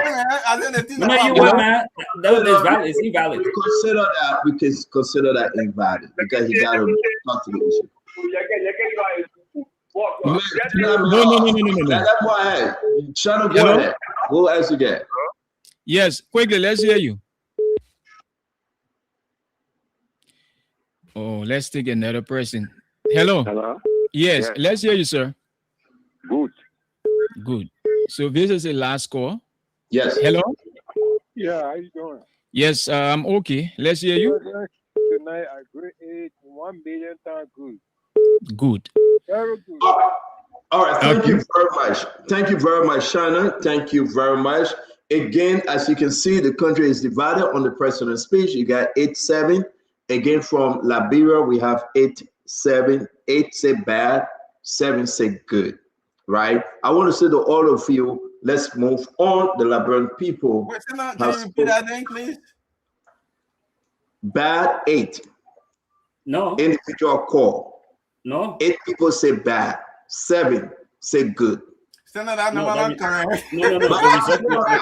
be no, listen, guys, listen. You got your pen and your paper. You should have taken. We got it. Right. I think it's all so you should have taken the go back and listen to it. No. We'll come out tomorrow. Clinton. The second part of the conversation when Shannon Gwe came back, I started taking note. All right, it's different from the international line. This is the course from Liberia, not the international line. So we will go back to the international line. So you throw the out of order away. So again, but look. Let's continue. So the out of order you throw away. The course you want to go back international line to start taking notes. The first caveat disturbing. We got to move on. I beg you, Chief. Let me say my piece here. Shannon, thank you. Thanks to all of you. I think the president's speech felt exactly what the Liberian people expressed of it. I believe the president reassuring the nation. It may please some side, and some side may not be happy. Like you can see, they feel the president should do more. They believe that the president should come up aggressively. It should be transparent. You know, it should be very clear, like the clear blue sky. There will be no reason why the president, they believe, will say one thing and do another thing. But again, to all of you out there, the president spoke today. He was very clear. This is not, he's not showing favoritism. This is not about his government. This is about Liberia. This is about the freedom and believing in the Constitution and the law. The law will always be the law. You can cherry pick it, but the president spoke today. One good thing I want to leave with all of you. It was good that the president came up today. When a former vice president is arrested or a president is taken to court, whatever the condition, only the commander-in-chief, the sitting commander-in-chief. So I was so pleased when I received the information that the president was to speak, and he spoke. It may not be satisfying to all, but no. People will say their own problem, as you can see. But the fact that the president addressed the nation holistically on the present issue, especially that which is involving Madam Joa Howard-Taylor, the former vice president. Jeremy Pierre who have done this. The press secretary, no. Only the president, when the moment is right. And he did. And I applaud the president for that. So I beg, guys, let's move on. We got a lot to discuss today. I want to say to you, I think for me, I'm surprised sitting on this show tonight. I may say this, something T. Wanokal is doing today that is so strange. Something T. Wanokal is putting up. I am so surprised. But hey, you told your own, I told your own. Liberian people maybe may take him to be the next hero. But the man is firing. The man is saying something strange today, as I heard. And I'm going to keep it to myself that I talked to him. Is something strange happening? I want to say welcome to this Spoon Talk. So today, Joa Howard-Taylor, we saw them taking mattresses. Yes, they took, her cover sheet, her pillow, and everything. To tell you the truth, this is a normal thing. When Prophet Key went to South Beach, they took things to him also. So like you can see on the paper, they were able to go over there and took, they took her mattress and her cover sheet and everything. That's something good. We also like to say that, I don't know what you're going to say about this one, guys. They are waiting for her legal team to do a letter because a letter was sent first requesting compassionate care release because, she asthmatic. You know very well that she got pressure or her medical condition. She's not asking now to be persecuted. And this is important. She asking and her lawyer requesting that she can do home confinement if it is okay with the government. that she can do home confinement and she will be able to go to court. She surround her document to the court, her passport and every traveling document. She commit herself to be home and she can be home under God. But Dr. Rachel saying, what say you, the former vice president and her team requested for home confinement? Well, Stanton, this is not an unusual request. It is done in other parts of the world, except that a team of medical people will have to assess her, like an independent team, will have to assess her to understand the level of her medical illness in order for compassionate release to be granted. Now, that if they have it in the law of Liberia, this is interesting. It would be an interesting territory that we're going. I don't know if we've done this before in Liberia, but if we go according to the law, I think they should follow it, and whatever the law says, that's what will be done. So I don't have any problem with her getting compassionate release. It's just that as long as a medical independent person said, there's a difference in where she stays right now in terms of the central prison versus a house.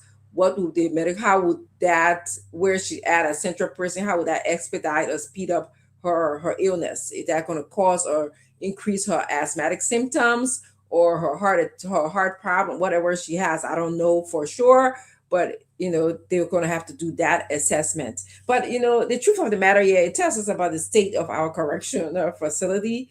It's something that we need to visit here eventually. This place is supposed to be a rehab. It's supposed to help those who have wronged society get some kind of rehabilitation. If you got to carry a mattress and carry your important things just to live comfortably, I said just to live or to be comfortable, even though I'm sure they have regimens for them, then we have to look at it. We have to look at it. But one thing I know throughout reading this case, I'm beginning to see how our government has been exposed. I see people that got diplomatic passports. You have to wonder, what is the requirement for getting a diplomatic passport? So let's get a little Dr. Richardson. Let me bring in Dr. Bobler. Dr. Bobler, she's requesting for home confinement, her legal team. What say you? Should the government approve the request that she can go home while she go through trial? Stanton, the former vice president, has served the country in so many ways, in so many capacities, and at so many levels. Compassionate care release is not unusual,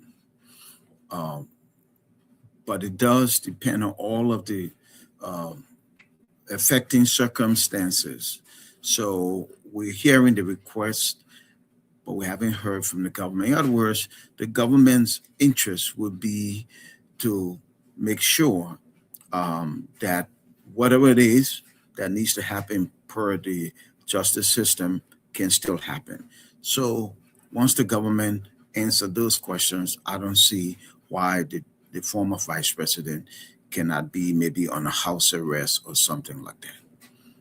But it would depend on what the government believes. What say you? Do you think she should be given home confinement? I said it depends on the other side of the story. I personally don't think it should be a problem, but it depends on what the government thinks. Thank you. Let me bring in Russell Winfrey. Yes.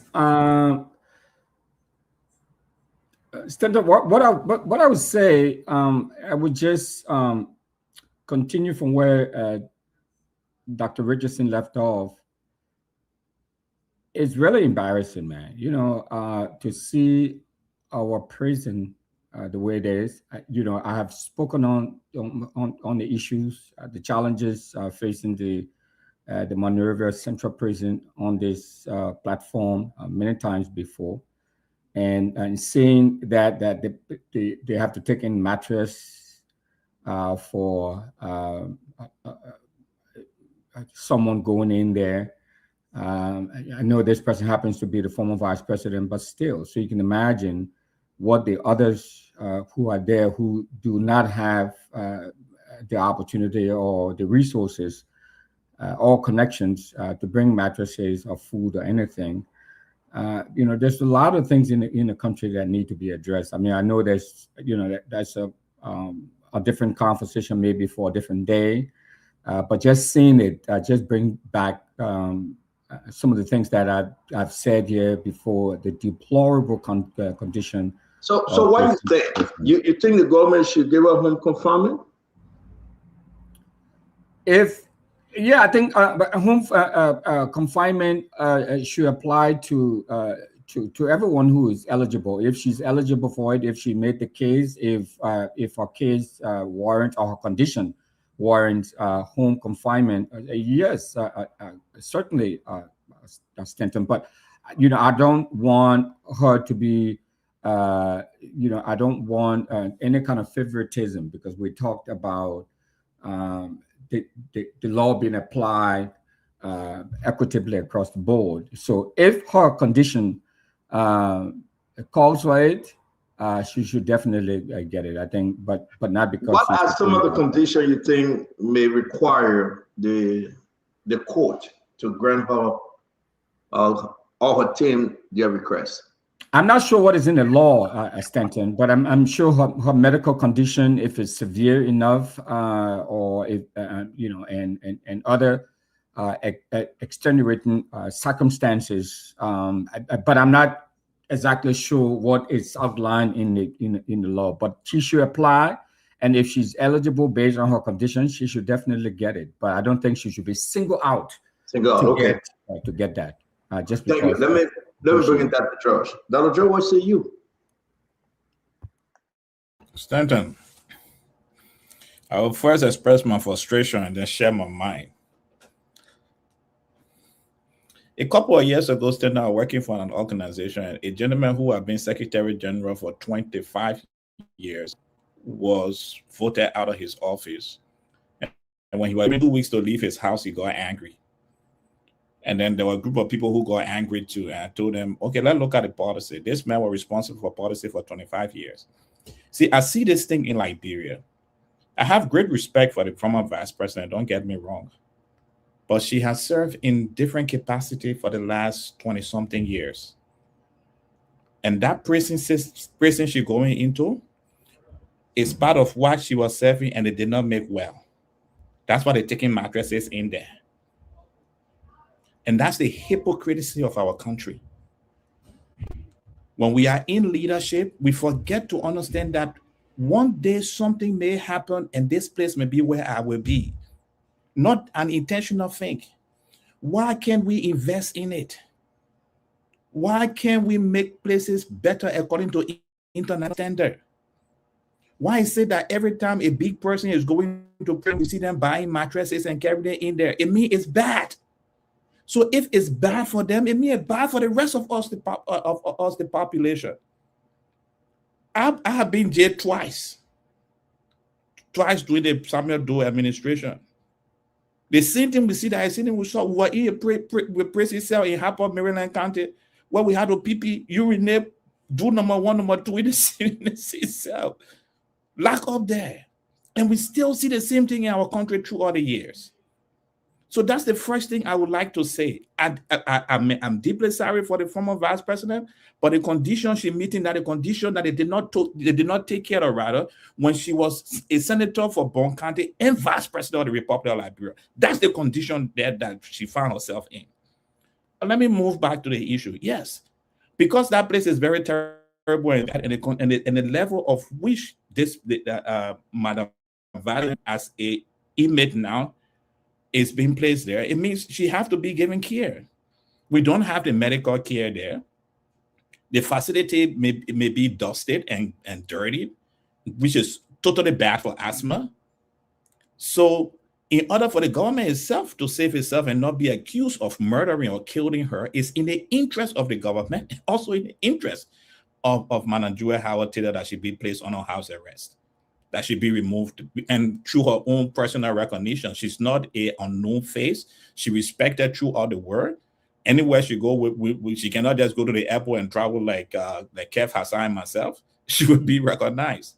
But when God has blessed us to reach in leadership, We must do everything we can. So you say, you're saying that it's okay that if the president or the government should grant her a request, correct?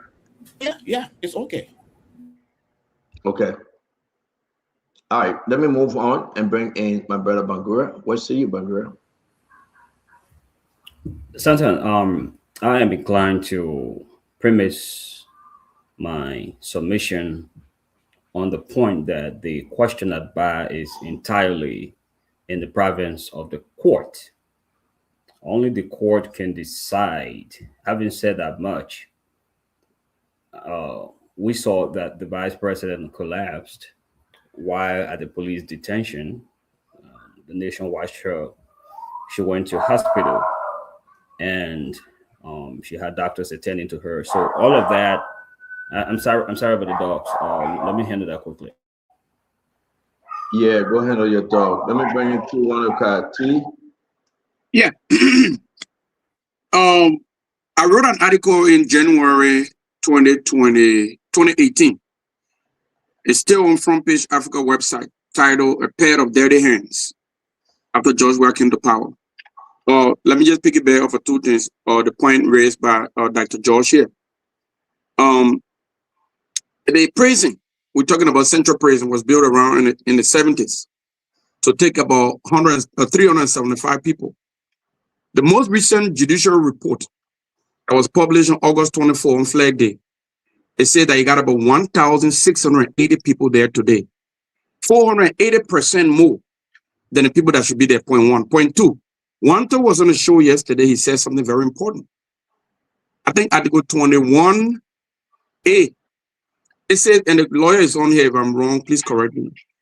It said that you cannot punish, I'm just paraphrasing, you cannot punish somebody for crimes they committed at the time that the law you are using was basically not in effect.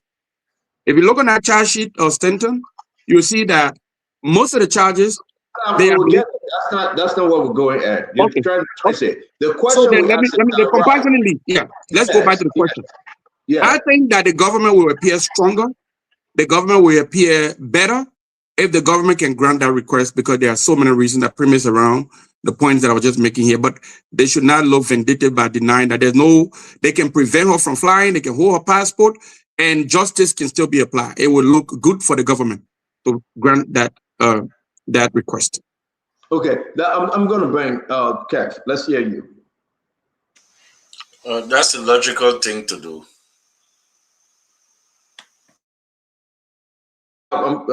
Clinton? Well, like, you know, in the fair criminal justice system, I said before that Joel Taylor would be a good candidate for other personal reconnaissance if she was in somewhere like the U.S. where we have GPS, and you know the government didn't want to just release the court who put a GPS on her. In Liberia, I think a home confinement would be. You have to understand, people make this argument about non-billable. Everyone has constitutional protection, and that is you're presumed innocent. So the idea of the bail system is not to just keep people in pretrial detention until they go to court. The bail system is set up so that the court can ensure that you are able to come to court. So when you have, when you have a defendant appear before a judge, the judge is checking a number of boxes. Is the defendant a flat race? Does the defendant have ties to the community, right? Does this person have a lengthy criminal history? If the charge, the offense that they're being charged with, is this a violent offense? Is this person a danger to the community?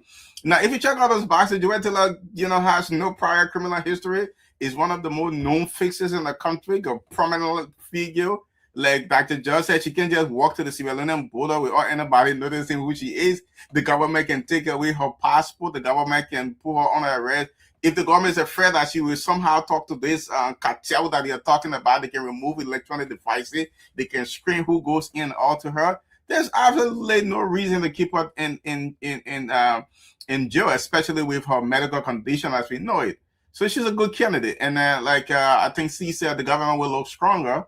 If they don't want to this perception that this is a political prosecution, because if their goal is just to keep her in jail and not to ensure that the justice, wheel of justice is moving, then it's political.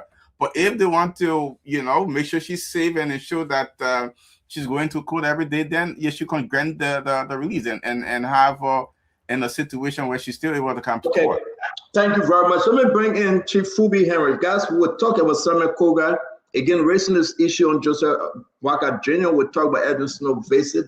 He visited Madam Joy Howard Taylor today, and we'll talk about the University of Liberia. Serious issue happening at that university, ladies and gentlemen. We hope you're having a wonderful time with us tonight. We will open the phone line again exactly 8 p.m.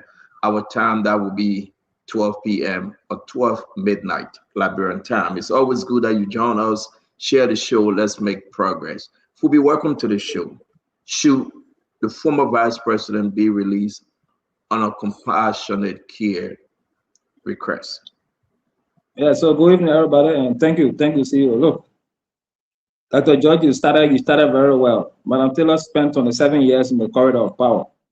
First Lady, Senator, Vice President. The prison cell remains worse than how she made it when she became the First Lady. Madam Gloria Musu-Scott, former Chief Justice, was not given that privilege. She spent almost 1 year in jail. There was an older woman along with Musu-Scott and her team. All of them were kept in jail. Charles Salif, when they were arrested and sent to prison, he had serious pressure issue, but they also kept him in jail. And a lot of other people, even these guys from the saga of the house that are working in the speaker's office, the former speaker's office, he had been complaining about his health. He even requested to go and bury his mother. They kept him in jail. So why must Madam Taylor have special preference? If she's found guilty, will she be jailed in her house or she'll be jailed at South Beach? So she has to face the law as it is. This is not about special treatment. This is not about preferential treatment. We have to be fair and blunt with people. We can't want it one side when in our favor, when against us, then we preach another side of the law. Yesterday, none of you that are talking today for her spoke against Charles Salif going to your house to stay there because that same request was made because of the health issue. And it was granted. It was granted. It was granted. It was granted. You let the stepping. None of you made that case for Gloria Musu-Scott and her people. And, so we can't come here and be playing fun and trying to make it go against us today. Yeah, let her go to her house. No. If she knew that the prison cell should have been a good place, she would have invested time and resources into making sure that the Monrovia Central Prison and all other prisons across the country are better for prisoners that will be sent there. And because you never know, one day, like the judge said, one day something might carry you there. And today, that one day happened to her. After 27 years from grace, she's down to the grass in prison, sleeping in prison. And it's unfortunate, but that's the hard reality. We have to live with it. We can't be selective about who goes to. All the other people that are in the prison cell are crying for a health issue. They should all make the request, go to the house, and let police go and stay and man at their different homes. Then that would be a fair case to make. But we can't be selective about how we do it because we don't have resources to waste on police people to go and stand out and meet money in our house. The one that is the central prison. You don't think it's a good idea, Fubi? It's not a good idea. Okay. See you. But that problem went now. Let it go through order. Let's go through the chain. No, I just wanted 10 seconds to. Okay, no, not today. Okay. We get that Richardson and we come to you. Dr. Richardson, they look at the for and against here now. And I think people are saying yes, they get a reason of saying yes. But those that saying those, but then would the government be opening up Pandora box here? I mean, anybody who have the right now to appeal for compassionate release if it is granted to the former vice president? I mean, everybody should say, well, my client under these conditions to need a compassionate release because they got stroke, because they have sugar problem, that they got pressure. What's going on here? If she is granted compassionate release, then why? Stanton, like I said, it's an independent evaluation, somebody who's very objective. So I'm sure that even if lawyers for other parties says to the court, you know, my client has sugar problem or my client has heart problem or whatever, I'm sure the court not going to say yes. They're going to seek for an independent medical evaluation or a psychological evaluation, which I do this all the time. You know, I'm asked to, from a psychological perspective, decide what prison somebody goes to. Is somebody going to a therapeutic prison? But question that Richardson. So yes. Richardson, let me rephrase the question. We agree with all those things. So if you give it to Madam Joy Howard Taylor because of pressure and asthma, and Mary get pressure and asthma, and it went through psychological evaluation, should the government also give it to them? That's just the question. Yeah, please allow me to answer. So I'm saying that if she gets an independent medical evaluation that says that by being in a central prison, the air, the fail, the things that was not taken care of will contribute to her becoming sicker, to the possibility of her dying, then we can look at medical compassionate release. To what Phoebe said, yes, and what Dr. George said, people should pay attention to the prison system. People really ought to do so, you know, to improve, uplift people who are in prison, their condition. However, though, you can't say because pre-detainees, they're not guilty yet. When you found guilty as a criminal, you lose certain privileges in society. So if you asking, is she going to serve her prison term at home or is she going to serve it in the prison? When she's found guilty as a person, Chief Phoebe. I'm talking about while going through trial. That was she found guilty. Yeah, well, I answered your question and then I went to I answered your question, Senator, and then I went to what Phoebe said earlier about whether, you know, I did answer a question. I said she needs an independent evaluation of independent medical or psychological evaluation, and then you know, she can seek compassionate medical release. That's to answer your question. So if they give it to her, then somebody come with the same condition, went through the same evaluation, went through the same thing she went through, did she also give them compassionate release?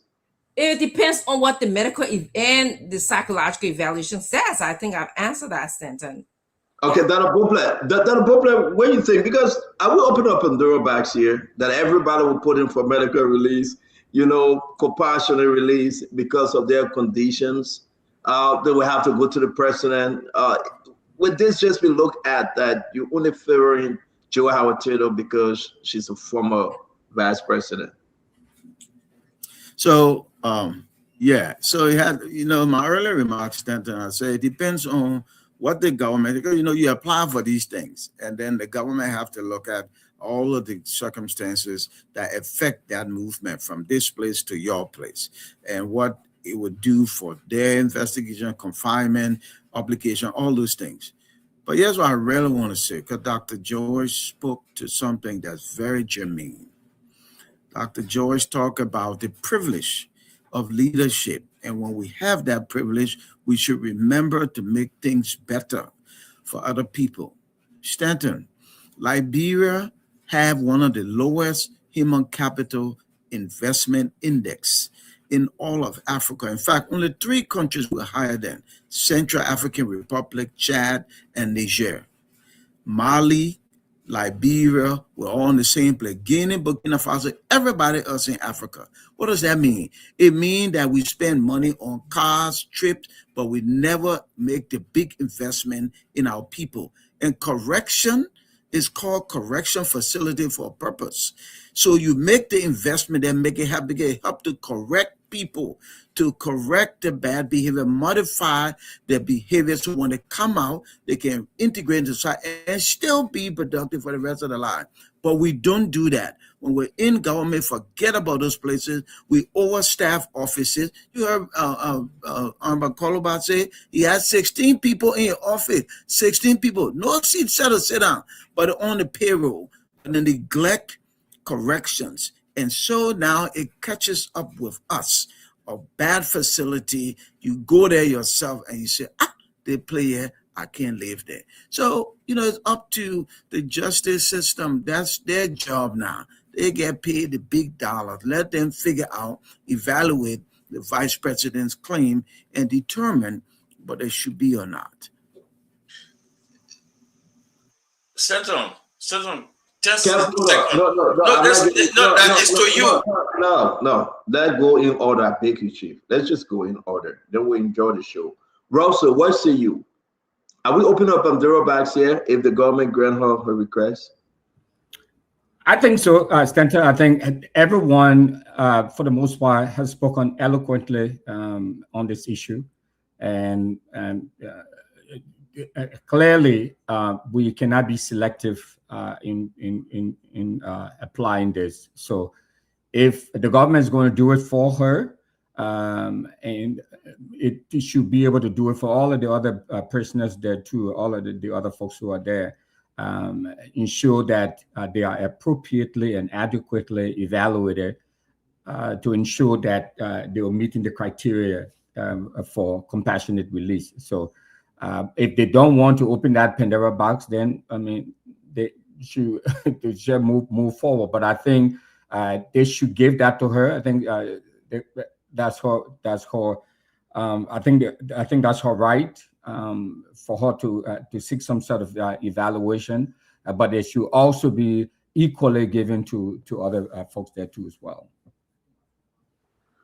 Let me get Dr. George quickly. We open up Pandora box, Dr. George? No, Stanton.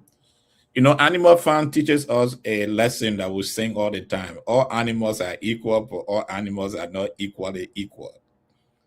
That's a valuable lesson of life. I'm not coming to deceive myself that I'm at the same level with former Vice President Joel Howard Taylor when it comes to the level of service that she have given to Liberia. So she deserves it. It's the sacrifice for Liberia. Not every one of us are making it at our own level. For the last period of years, her time, her energy, not being with her family to serve our country in various capacity, put her at a level at a different level than I am. So I respect that level. And that's the reason why I will agree that she can be given a compassionate leave. But the point that I was raising earlier on, I'm grateful that every one of our panelists have accepted that, is that when we have been blessed with authority, it's our duty to make sure we bless the people who are lower than us. That will make sure these facilities are working and they are in good shape. Even if that person was 100% okay, right? She will be asked to go on. She will not be kept in a prison facility throughout. She may be taken to another level of prison. We are a poor country. That's why we have this one prison. But in other advanced, they have different levels of prisons. And depending on your status in a society, you are not placed in the same level of prison with all the rest of the prison. But I work in this facility. I work in the prison system before here in the U.S.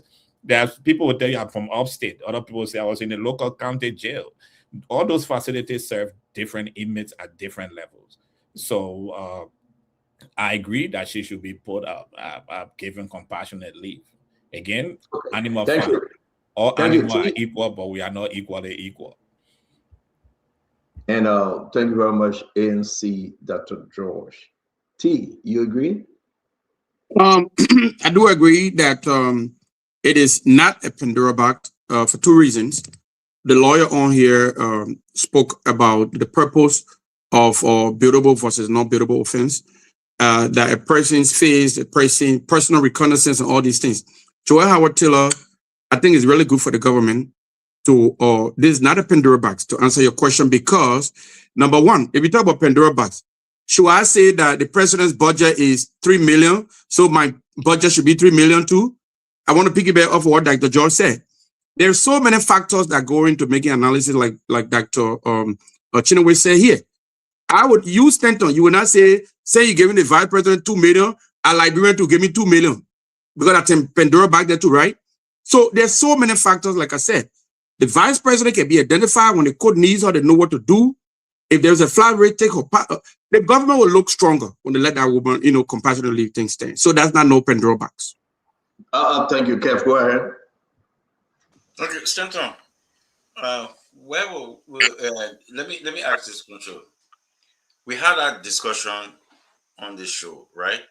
From the Minister of Justice to the Superintendent for Michael Brown. Michael Brown was not released on compassionate grounds, Stanton. by this government? Oh, maybe we forget, right? We had that discussion, yeah. Maybe No, we want you to finish talking, then we'll talk. Yes, and so Michael Brown, this government from also 12. So why now is the question about Pandora box? It happened before. This government, and they stood by it, and they were so proud of Michael Brown. So it happened before from this government. Okay, so thank you, Kev. Michael Brown, the government didn't release Michael Brown. We had a conversation here like 3 days or so straight. He escaped jail. He's a child stealer. So excuse me now. You want help, or you don't want to help? You want to interrupt?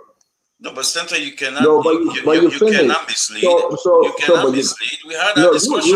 You are the one misleading the people because it looks like you forgot. We came on the show and we get the document and it stay in the chat room. The government even called the superintendent from McGibby and those people, and they persecuted them and they brought them for investigation, and they fired them because the government didn't release them. Some folks that were working at the prison compound, they did their own thing. They did it for what reason? But the government official position, they didn't release Michael Brown. I put the document in the chat room. Maybe you wasn't on the show, Kev.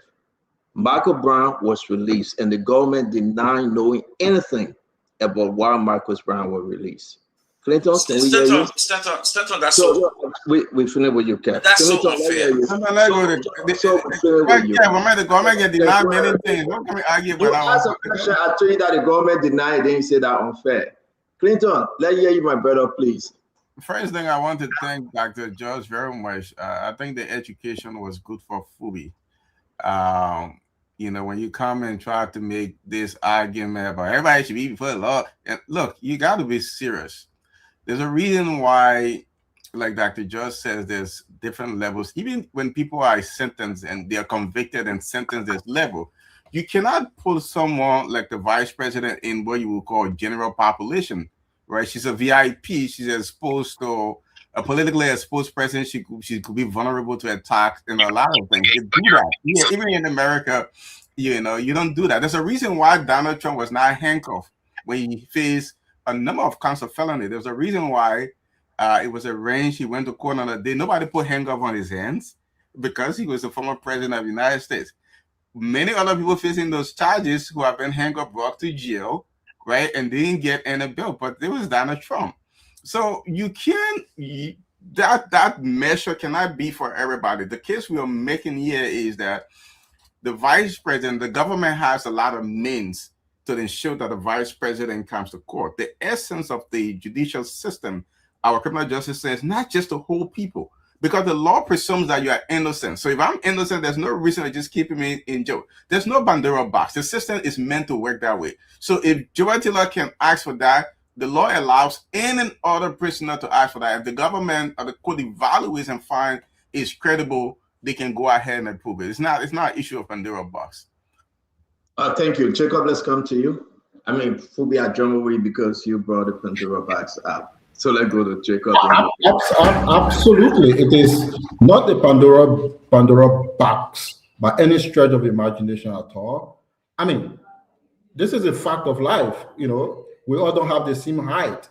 We all don't have the same races. You know, we all don't have the same views. I read on the show here, there's a broad diversity of opinion. It's not possible for everybody to have the same exact opinion. You know, even if we come from the same political party or the same persuasion. So there is massive diversity in what we do. I mean, look at, for example, the president of the Republic of Liberia addressed the nation today because the vice president was incarcerated. When the last time you saw President Boakai address the nation because somebody arrested Jacob Jala or any particular citizen? Everybody will carry on, the president will carry on with normal business and not even address the nation, but he addressed the nation today and to speak about the Joel issue because she is a massive fetch. It's the fact of life. I mean, take it or you leave it.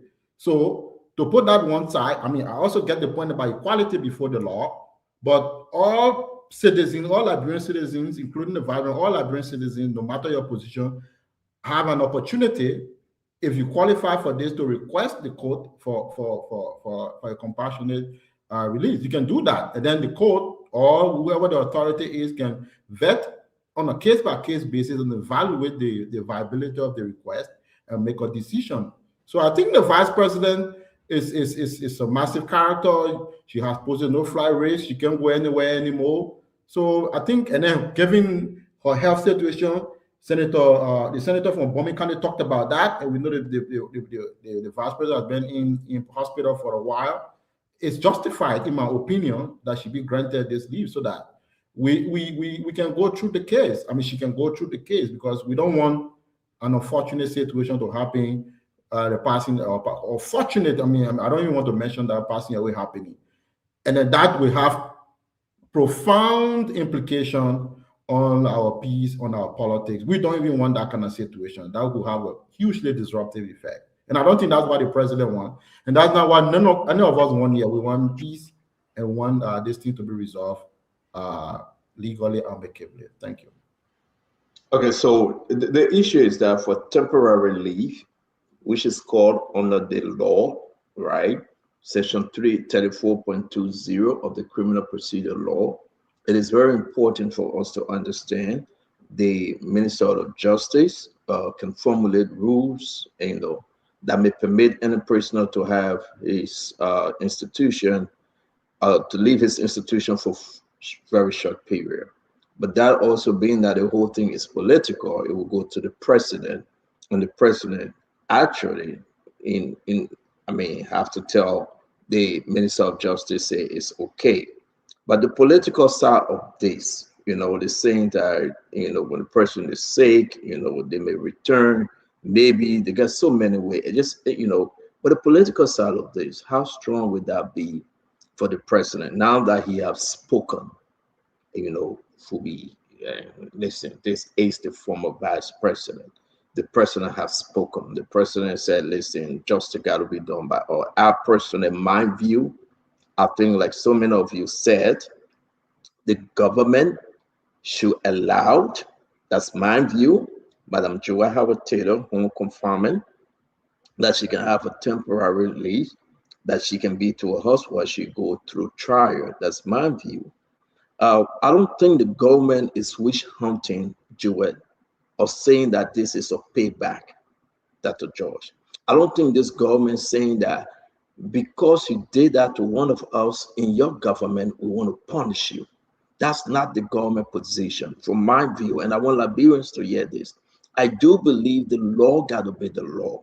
So therefore, with the anger in the city and the frustration and everything that happening, I think it would be good for the government to say, hey, though we have charges against her, it's only fair she would not leave the country.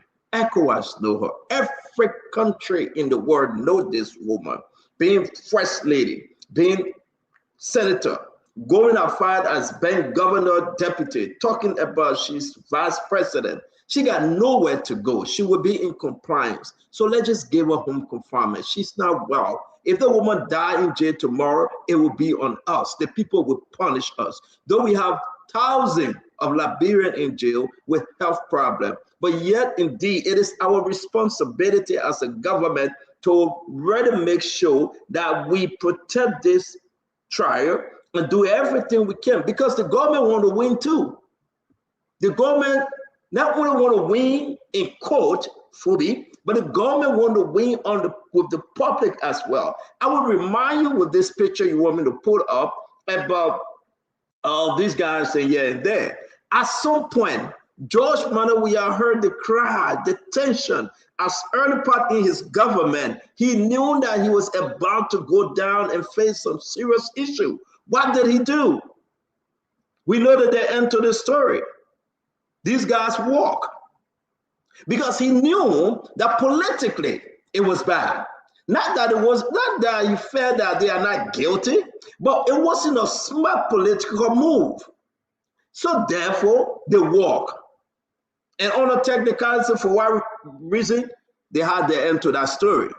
I'm not saying Madam Salif should walk with the kind of the end we saw under George Weah.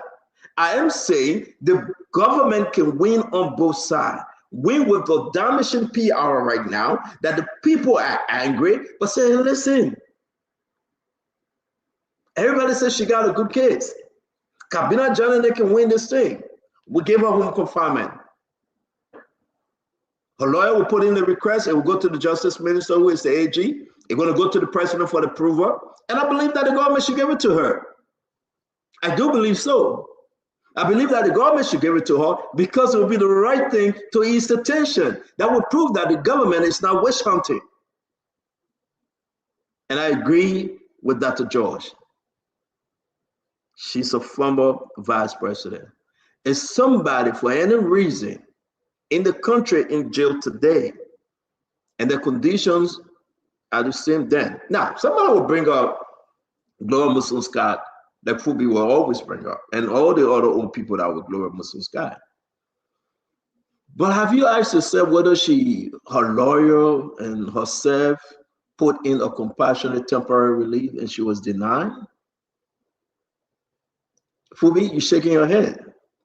Did she ask to be relieved and have a home confinement? Can you confirm that? I've never heard of that. Maybe you got something to prove that, and she was denied. She was denied. She was denied during pre-trial or during the trial time. They requested even the old lady that was her, all other woman with her, that even requested. The woman even fell sick. They put an ambulance to go to the I'm not saying she fell sick. I'm asking you. Yeah, they made a request. Do you have the request? I don't have copy, but they made a request. Have you seen the request? I said I don't have copy, but they made a request. Well, you don't have copies, so you don't know. You just hear that you heard that they make the request, right? Yeah. Okay. So let me tell you the reason why Jowiah was flogged. And I don't think you that support Joseph Imam Boakai, you should accept this argument. Because Jowiah will flogged, and my brother T. Wanoka will agree with me. Because maybe what you're saying, if it is true, those that supported Gloria Muslim Scott in the group, they felt bad about Jowiah's decision not to grant them and grant their request. So you want the same thing to happen to President Boakai? That now they are asking him too. He said, but you saying because you didn't give it to Gloria Muslim Scott, so don't give it to Jowiah Howard Taylor? We have to be wise. We have to position ourselves not only to win in court, but to win in public opinion. Because if it is true, it was done to Gloria Muslim Scott by George Manneh, we are in this team. We shouldn't do the same. Let's win the public on our side. So I think we can look. I would advise whoever involved, Oswald Tuer and that of the president and all of them, that if they put in a request to give for temporary leave, compassionate leave, then I believe that they should do so. That's my own personal advice, because we are fighting not only in the court, but we are fighting a PR war here. And I think the government will win if the government do that as well. It's up to the president. This decision can only come from the president. And I believe the president will make that decision. I want us to move quickly. We got 20 more minutes here. I'd like to appreciate this gentleman. He sent me a book. His name is, if you're watching the show, let me just appreciate you.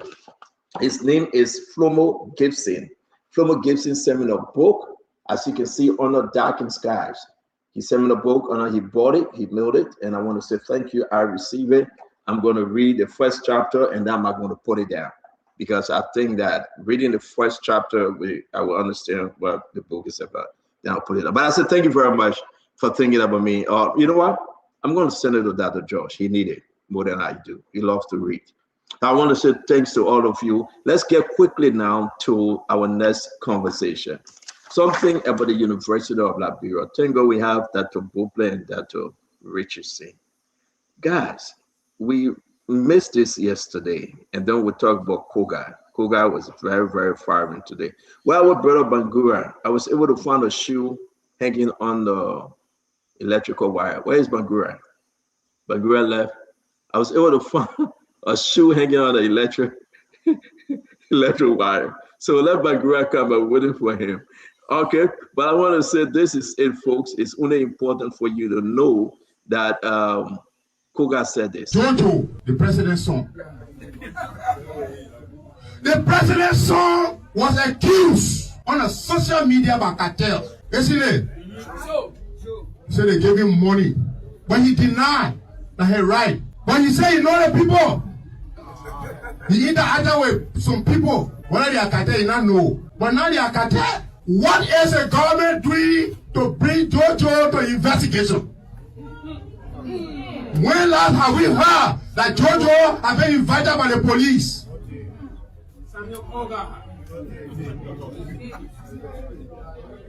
I want the Liberian people to listen and listen very well and not misquote him but quote me directly.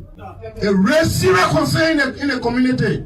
It shows that the government is trying to shield those involved in the drug activity, but rather focus on the PAD regime because the PAD regime was dealing allegedly in drugs. It's unfair. It's unfair. Jojo is not above the law. Police invite a man, and when you invite, you got in the kind of a case, when Jojo is invited, it should be known by the public with policy statement. That we, based on the statement with her and Jojo info on the issue, the fact that he has several of connection with the people, he need to answer a question. Nothing of that on the radio. Before we talk about Sam Koga and what he can do as a senator, do you agree with him, Dr. Richardson? Yeah. Yes. Are you done? Is it do you agree with Sam Koga that they should bring Jojo in? Yes. Fubi? Okay. Fubi, do you agree with him? Sam Koga lied in his statement. Because the video from the cartel, they didn't say they gave Jojo money. They said they gave Ibrahim Toure money, not Jojo. Do you agree with him that they should call Jojo? If they have reason to call him, they can call him, but he lied on Jojo. That's my point. So we had to first clarify the lie that he stole. The cartel never said they gave Jojo money. So he lied on that one. So that needs to be corrected. So should the government announce whether they have spoken to Jojo? Yeah, that one is fair. That one they can do it. That one is fair. That's not a problem for me. Why they should call Jojo? Why?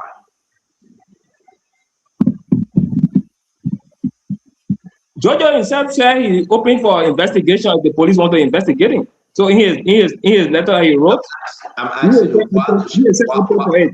why they should call him?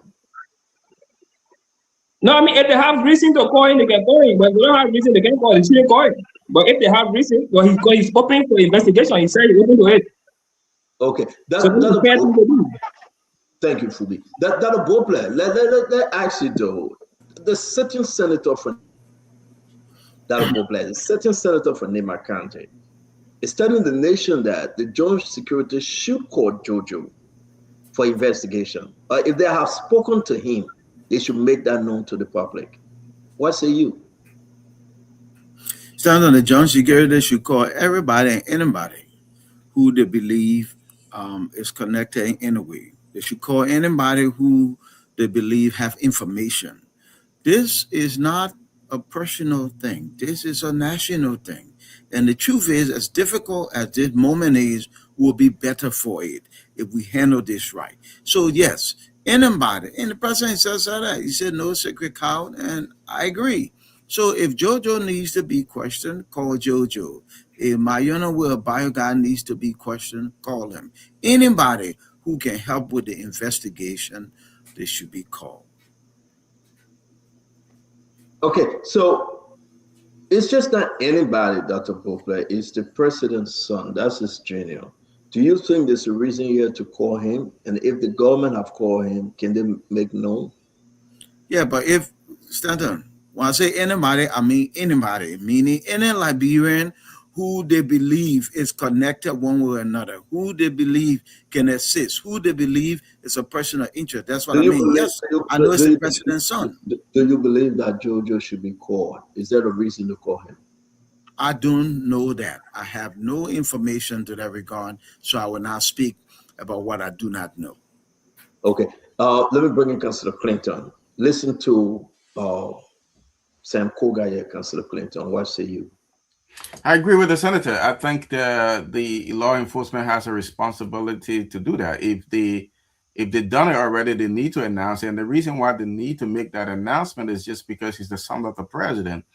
And at that level, you need to ease public tension and to assure the public that this is a fair investigation. So you speak to the public and say, yes, we've interviewed him, but we don't see any link to the cartel. Of course, Senator Kogai talk about on the show. I think we talk about Ibrahim Traore. Even though if the cartel said they give money to Ibrahim, there's still the Jojo link, because we know what Ibrahim and Jojo traveled to Spain for business opportunity. I mean, if I'm wrong, correct me. But so that's a link, because if you're looking at the dual charges, that's some of the, that's not even some of the reasons. That's the main reason she's been brought to the force, because she was introduced to a bunch of people and she took a meeting in, according to the government, in Dubai. Yeah, you have Jojo with somebody who's identified with the cartel, who's taking trips with him to Dubai. So that's a reason for the government to question. And if they do, they need to make it known to the public that they have explored that angle. The president keeps talking about, and I listened to Fubi just quickly talk about fair treatment and everybody should be treated fairly, and this Joel is no exception. Meanwhile, he's not said a single thing about where Marquia is. Why isn't Marquia laying arrest in a prison cell by Joel Taylor in South Beach? Why is he in some sort of a special custody? We make that the last question for tonight. I beg you, allow us to move on this, because the last question would be, if this is resolved without Marquia being in jail, would this be a win for the Unity Party government? Or not only Marquia, Sheikh Bashir, and most of them getting a plea deal now. But we'll make that the last question. Let me come to that to George. How about you spoke, right, Russell? No? Not on this? Russell, let me come to you. What say you about Sam Kogai clip? Well, Stanton, I'm not going to buy in, and I don't think we should buy into innuendos and speculations. If there are evidences that we have or the government has that point to anyone involvement in the cartel or being part of this transnational drug trafficking, they should be investigated, but not just because the person is connected to the president. So everybody, I mean, this dragnet should capture everybody who's implicated. If you have any evidence to point to someone being implicated, they should be brought in. So I have not seen any. I have not seen any information. I have not seen any record. I have not seen any evidence that points to Joseph Boycott Jr.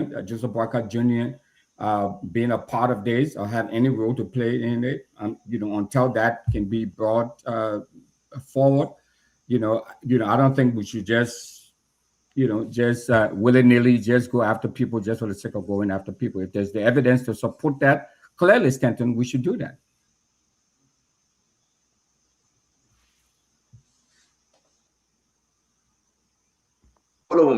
So let me bring you in quickly, Kev. What say you? Senator, on this show, right, folks from the Unity Party and others sat on this show and called for Jefferson Koji to be called because of frequent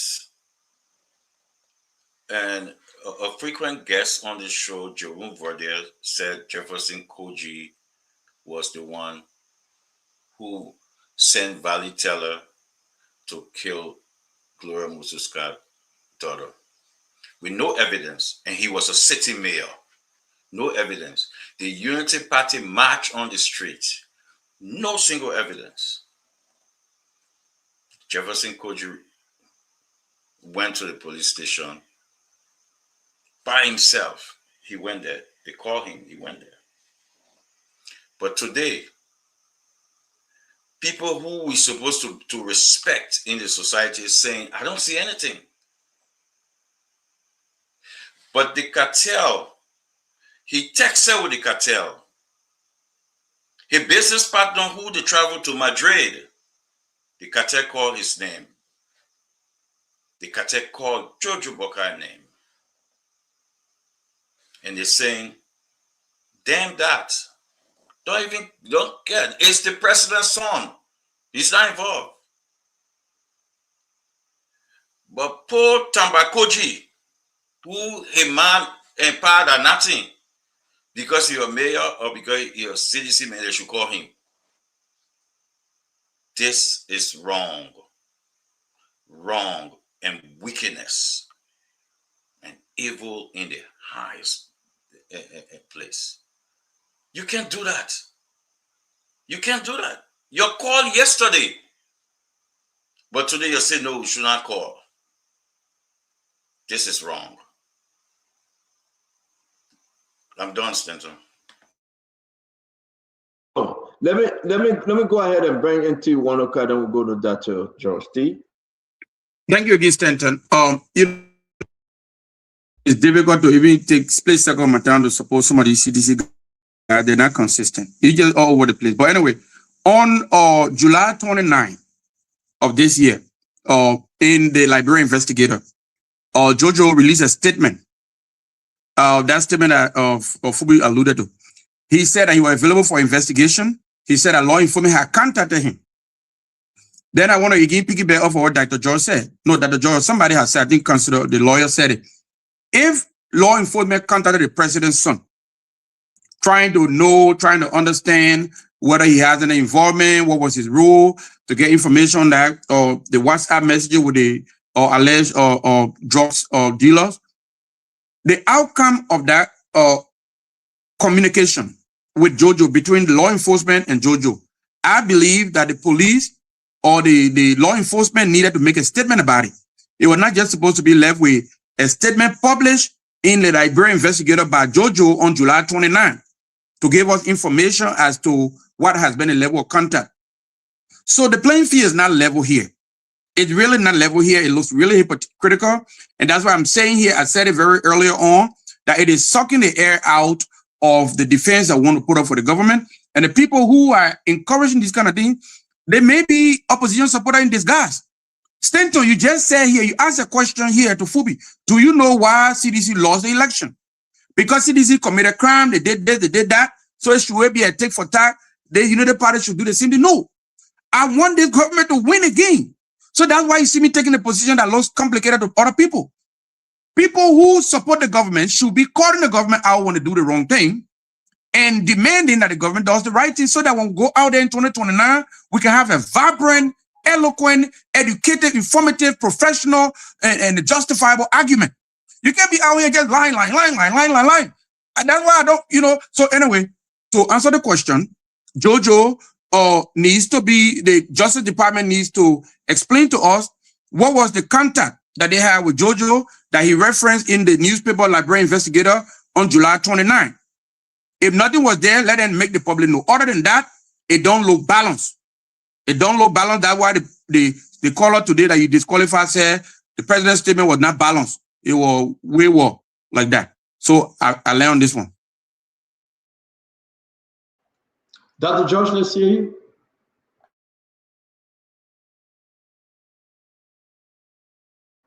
Yes, then there are several reasons why, and Jojo should be called. I believe they should call him. If they have spoken to him, they should make it public. T. Wanoka make a clear point that he said in his statement that when he came out. Second, he has been cited in a lot of photographs and a lot of interactions with most of those who were involved in the 19 million drug dealing, and he was pointed to directly or indirectly in the $317 million drug deal. So yes, you want to cross your T's and dot the I's. The second thing is that his proximity to the president and the proximity of a lot of his friends that seem to be involved in this drug-related incident, especially 19 million drug bust.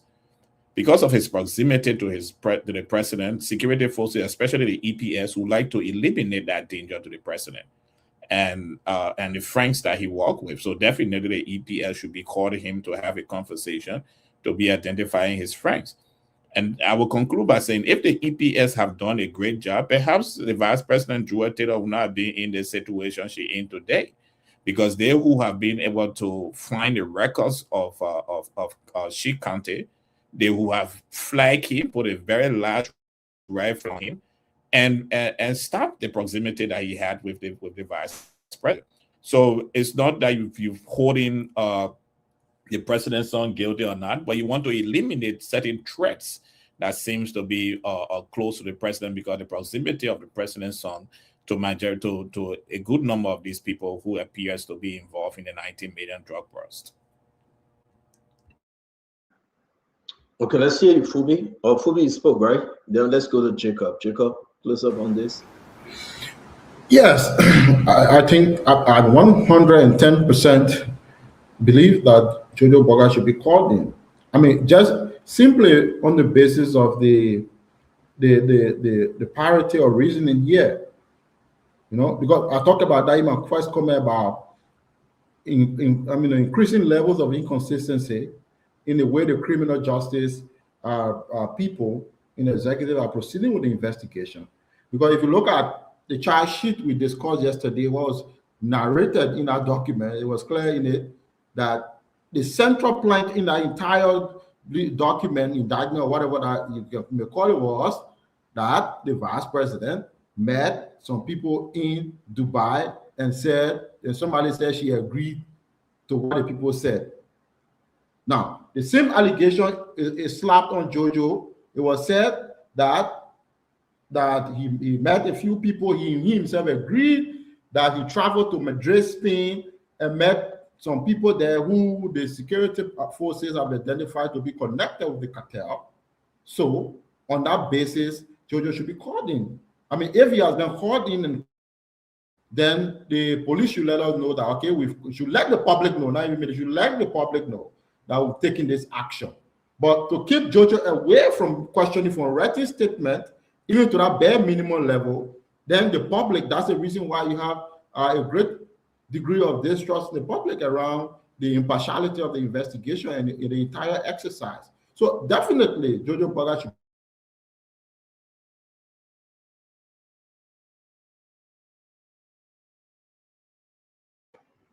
Okay, so let's see if we can get Jacob back on. I want to say, but again, that's where we are. The last thing for tonight, guys, let's make this our closing. Let's talk about the UL. We played this clip yesterday. I just really want to hear from Dr. Beaupre and Dr. Richardson on this one. The university was scheduled to be open yesterday. Now, the guys met, those that for and against, met the president. The president scheduled a committee to investigate what's going on, but asked them that they should be open. They came back and they said, okay, Mr. President, we can only open a university, but you benchmark has to be met. One of them, they said they cannot go back when you have Lester Tenney at the university. The president told Lester Tenney do the right thing. He Lester Tenney ended up resigning. They said, no, we ain't happy. We need an audit, a full audit. But you cannot wait for the conclusion of the audit to open the university. You got folks in and out beginning to talk and say, listen, guys, the student got to go back. Well, it's like we're in the war time. It's like we are in 1990 time. Either the university will be open for 1 month, then students have to close because of fighting. So, you know, it's that embarrassment. And Romeo Quia went on campus, and this is what we got.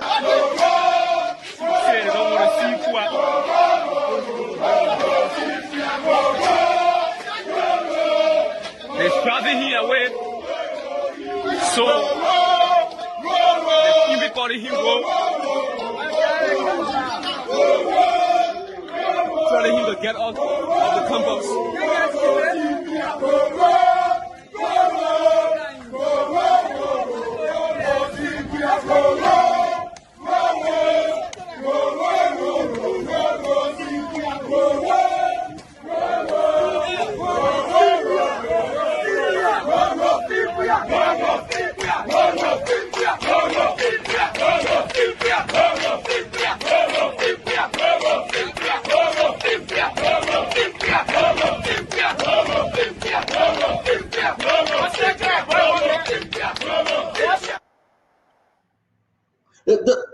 Dr. Richardson, this is embarrassing. Even as the president begged the university faculty, said, please go back and work with Mama Payam. And Mama Payam posted, she's very, very discouraged. She said, we can get this thing done, folks, but how? No money, the NASCO issue, the faculty issue, corruption is at the university. I mean, we see you, Dr. Richardson. Please also make this your closing. Yeah. Senator, the University of Liberia's situation is complex. You know, I'm listening to the students and thinking that they probably have heard the same message over and over, and they're showing just distrust in people, the decision makers, like, you know, the president, the board. And so that's why they continue to, it appears to be, that's why they continue to act out. You know, they heard over the years that let's hold people accountable. People have stolen money, corruption have existed, but then we move on. I think I started by saying we move on. We have to be able to say, I'm holding you accountable. You either pay restitution or you pay fines or you get punished for being corrupt, for stealing money. And so I think the students have heard that over and over. I also believe that if the university should start to do things in the interest of the students, like, you know, give them, I saw the chairs that they give them in green color. And I wondered to myself, is that conducive for learning? You know, who decided on giving the students green chairs? Paint the building, fix somewhere where they need to get education so that it will be satisfactory, it will be conducive for the learning. So do something for the students. Now, on the other hand, if the president went and spoke to the faculty members and the president, and they came up with an agreement that, okay, fire less lieutenant resign, and then they asked, you know, that they wanted an audit of the university's financial records, and you know, that they felt that it's too slow coming, and so that they're not going back to school. I think you're right that it would take some time for that audit to be done, to collect some of the financial receipts and all of that stuff. So I think the faculty reneged a little bit on their position. So perhaps they need to go back to the drawing board. Okay, they need to go back to the drawing board, because they asked for certain things and the president is telling them, so give me time, and they're still, you know, reneging or not understanding. I think they can work this out. As far as closing, I think many are wondering why I didn't give the president a flat out number.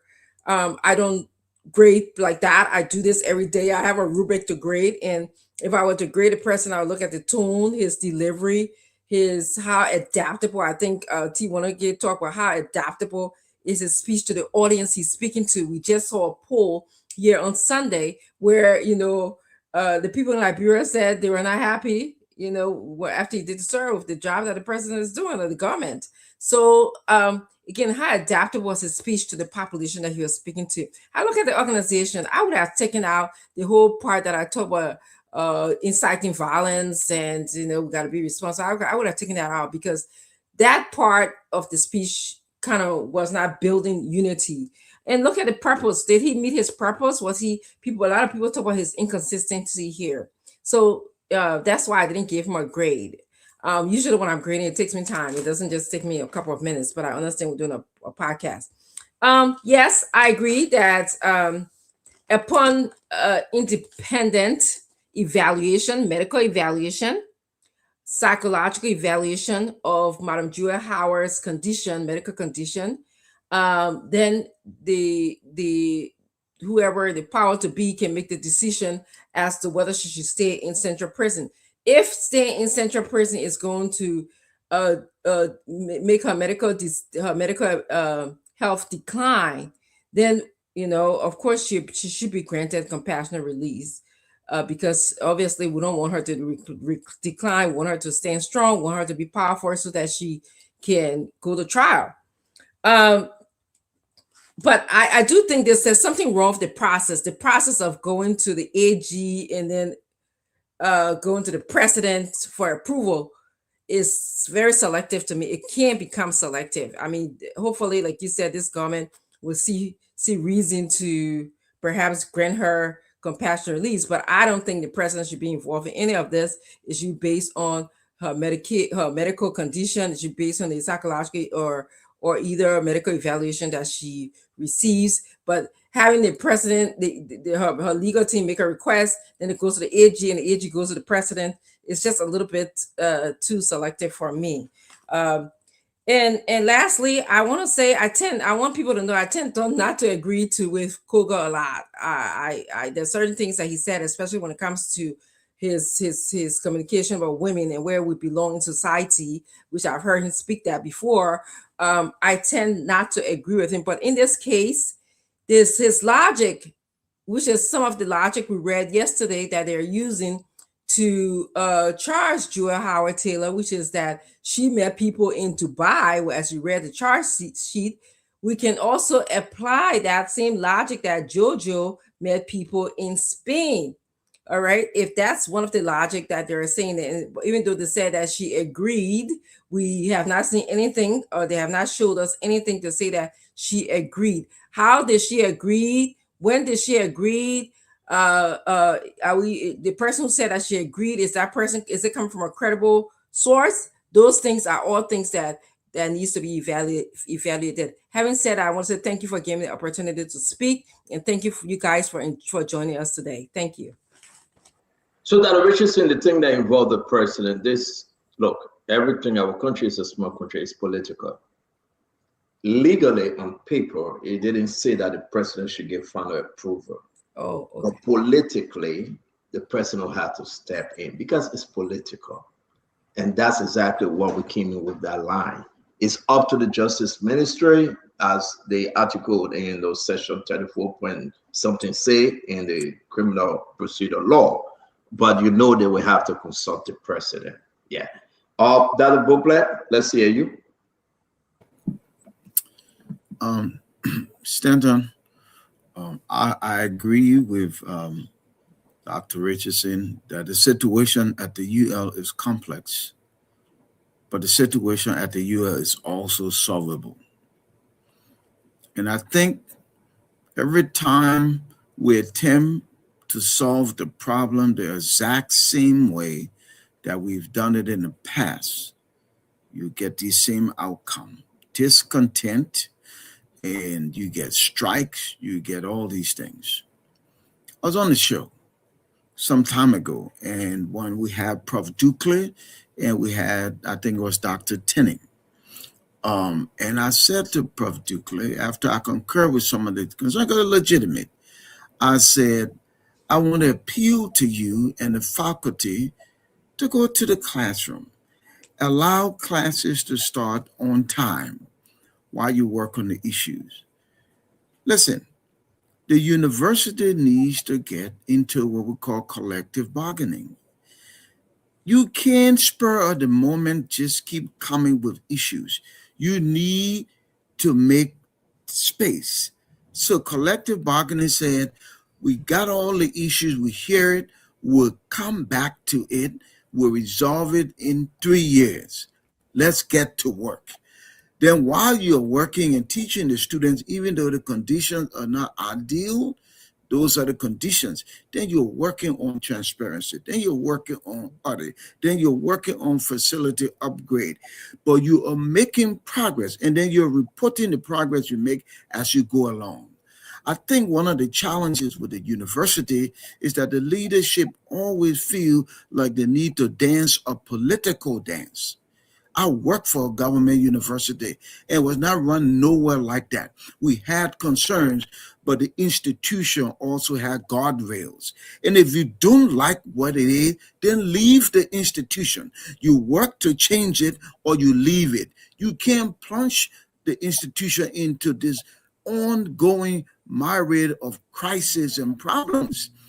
you're not solving anything. And I was hopeful when Dr. Mapaya came that you were going to turn the corner and go a different way. Unfortunately, we're where we are. So the university problem can be solved in these radical, visionary leaders, in these somebody who's bold enough to shift the culture. Yes, there will be issues. Yes, there will be some discontent. Yes, there will be some noise. But tomorrow, the university will be better. Otherwise, it's the same old, and it saddens me. I'm a graduate of the university. It saddens me. It's complex, but it's solvable. We need visionary leadership, courageous and bold, daring enough to shift the culture over time. Thank you, Stanton. And thank you very much, Russell. Thank you, Stanton. Fascinated show, very informative, a lot of issues intersecting here and there. There's a lot of issues to cover. Again, I will focus my closing on the high rate of traffic accidents in the country. We need to take that very seriously. We talked about the prison conditions. I know there are a lot of things to be covered, to be looked at in the country, but we can just take our little piece here and there and focus on that. I've been focused on that for a long time, and I just want to keep amplifying that the government must take this seriously.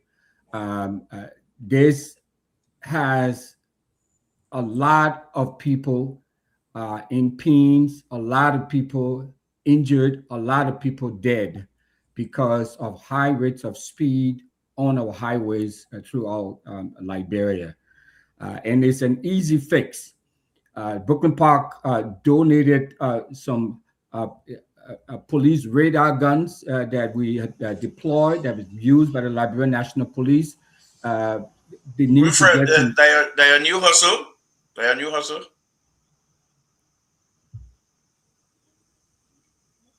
We need to purchase. We need to. It's not the way meeting me. I just asking. I just asking. But let him make close, Kev. Kev, let him make close. I mean, that's your closing. Kev, you're ridiculous, but I'm not even going to. I ask you that question. I a new hustle. We are closing, Kev. If we're hustling, get here no thing.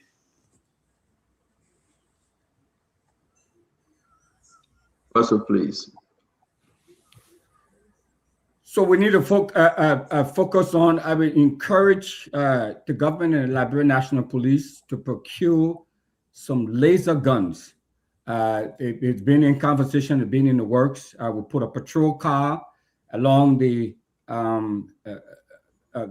highway in Buchanan, the Grand Bassa Highway, on the Robert Street Highway, one on the Kakata Highway and the Banga Highway. So we can stem these scratches. We can stop these crashes from taking place where we have people out there monitoring the speed that people are going. There are some posted signs there, already. So just trying to encourage all of us, and especially the leaders in the government, to take these traffic deaths on our highway seriously. It's a problem. It's been a problem for a very long time.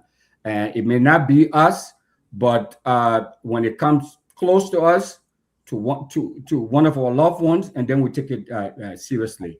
And this is something that we can easily take care of. So that's what I will use for my closing, Stanton. Thanks to all of the listeners and all of the viewers. Thanks for the opportunity to always share my views and contribute to the discourse. Thanks again. Yes, sir. Thank you very much, Russell. Emmanuel? Yes, Stanton, thank you for the opportunity to have this conversation. Dr. Richardson, Dr. Broblett, with her also, T, Kev, and Philby. Look, yesterday I watched in amazement and with heartbreak the talkery and violence, the throwing of stones at the police and other things at the university.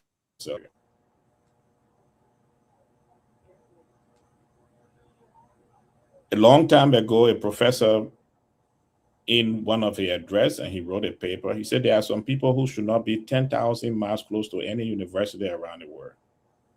And some of those people are talks. The university is a place where philosopher kings come together. It's a community of scholars where we come together to find solutions to the problem we have in our society and to work along with those problems. Yes, is there a problem of leadership? Yes.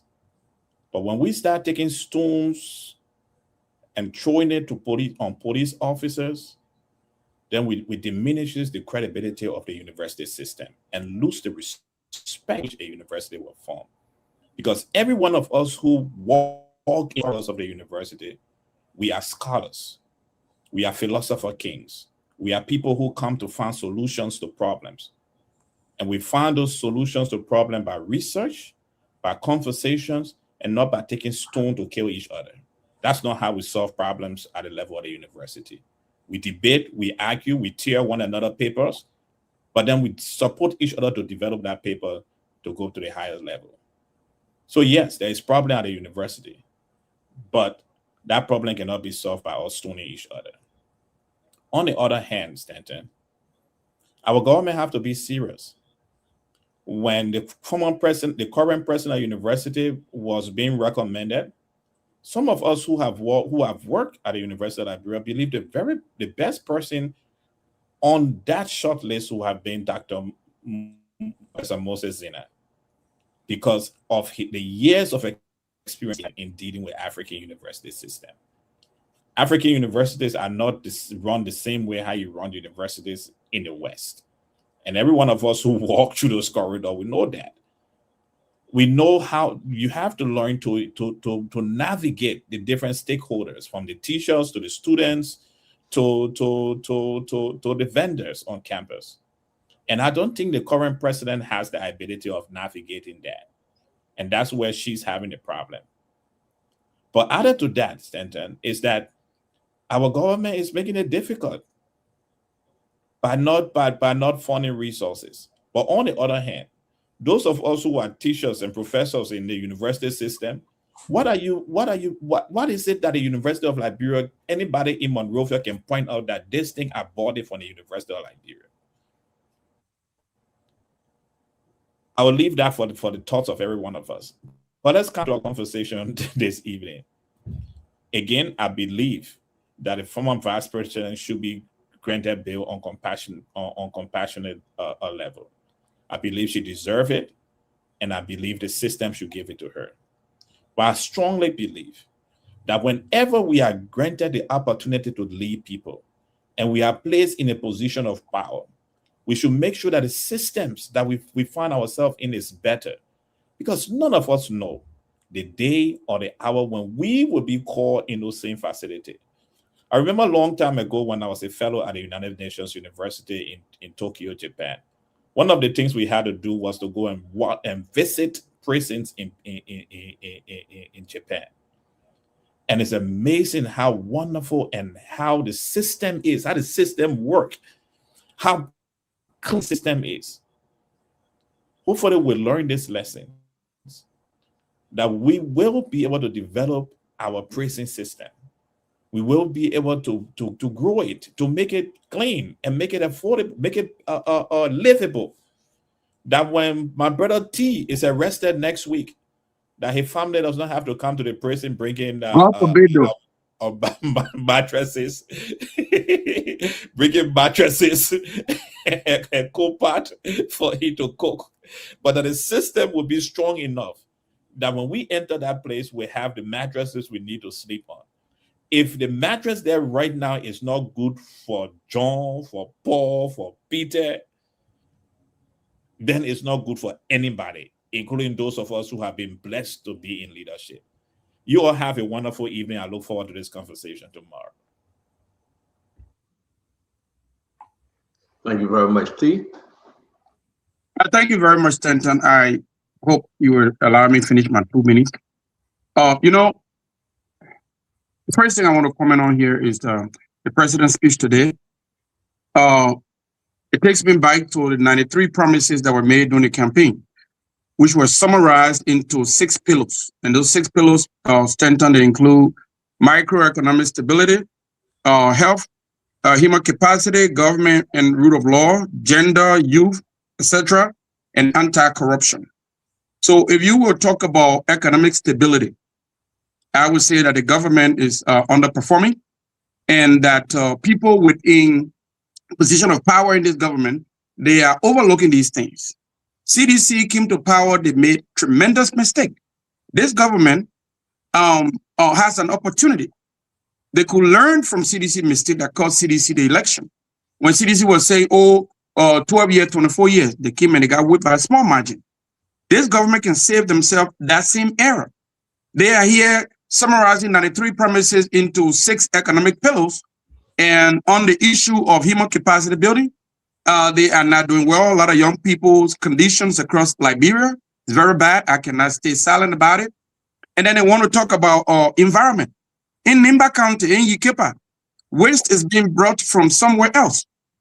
Other parts of the country and other massive waste being dumped into the waters over there. ArcelorMittal is keeping people quiet. Some time ago, our leaders talk about it. They don't talk anymore. People in Nimba are getting sick. I'm going to send my own investigators down there. We'll develop a report and we'll share with Spoon. So if you want to tell me about economic empowerment, you want to talk about climate, under the 6 pillars that summarizes the 93 promises that you made. So when we come on this show to defend the this government, we don't have to sell our integrity, our education, our credential, and everything for the purpose of defending the government. I am about to earn a PhD in leadership. I have professional, ethical, and moral responsibility to the people who believe in me. When I come on the show to speak objectively, so sometimes that's the reason why 90% of the time I just sit in the bike and monitor the show. I'll be texting you. It's very difficult. It's sucking the air out of the room. There is still opportunity for this government to redeem itself. If you will stop listening to the sycophants on social media who just say, oh, everything is good, everything is good.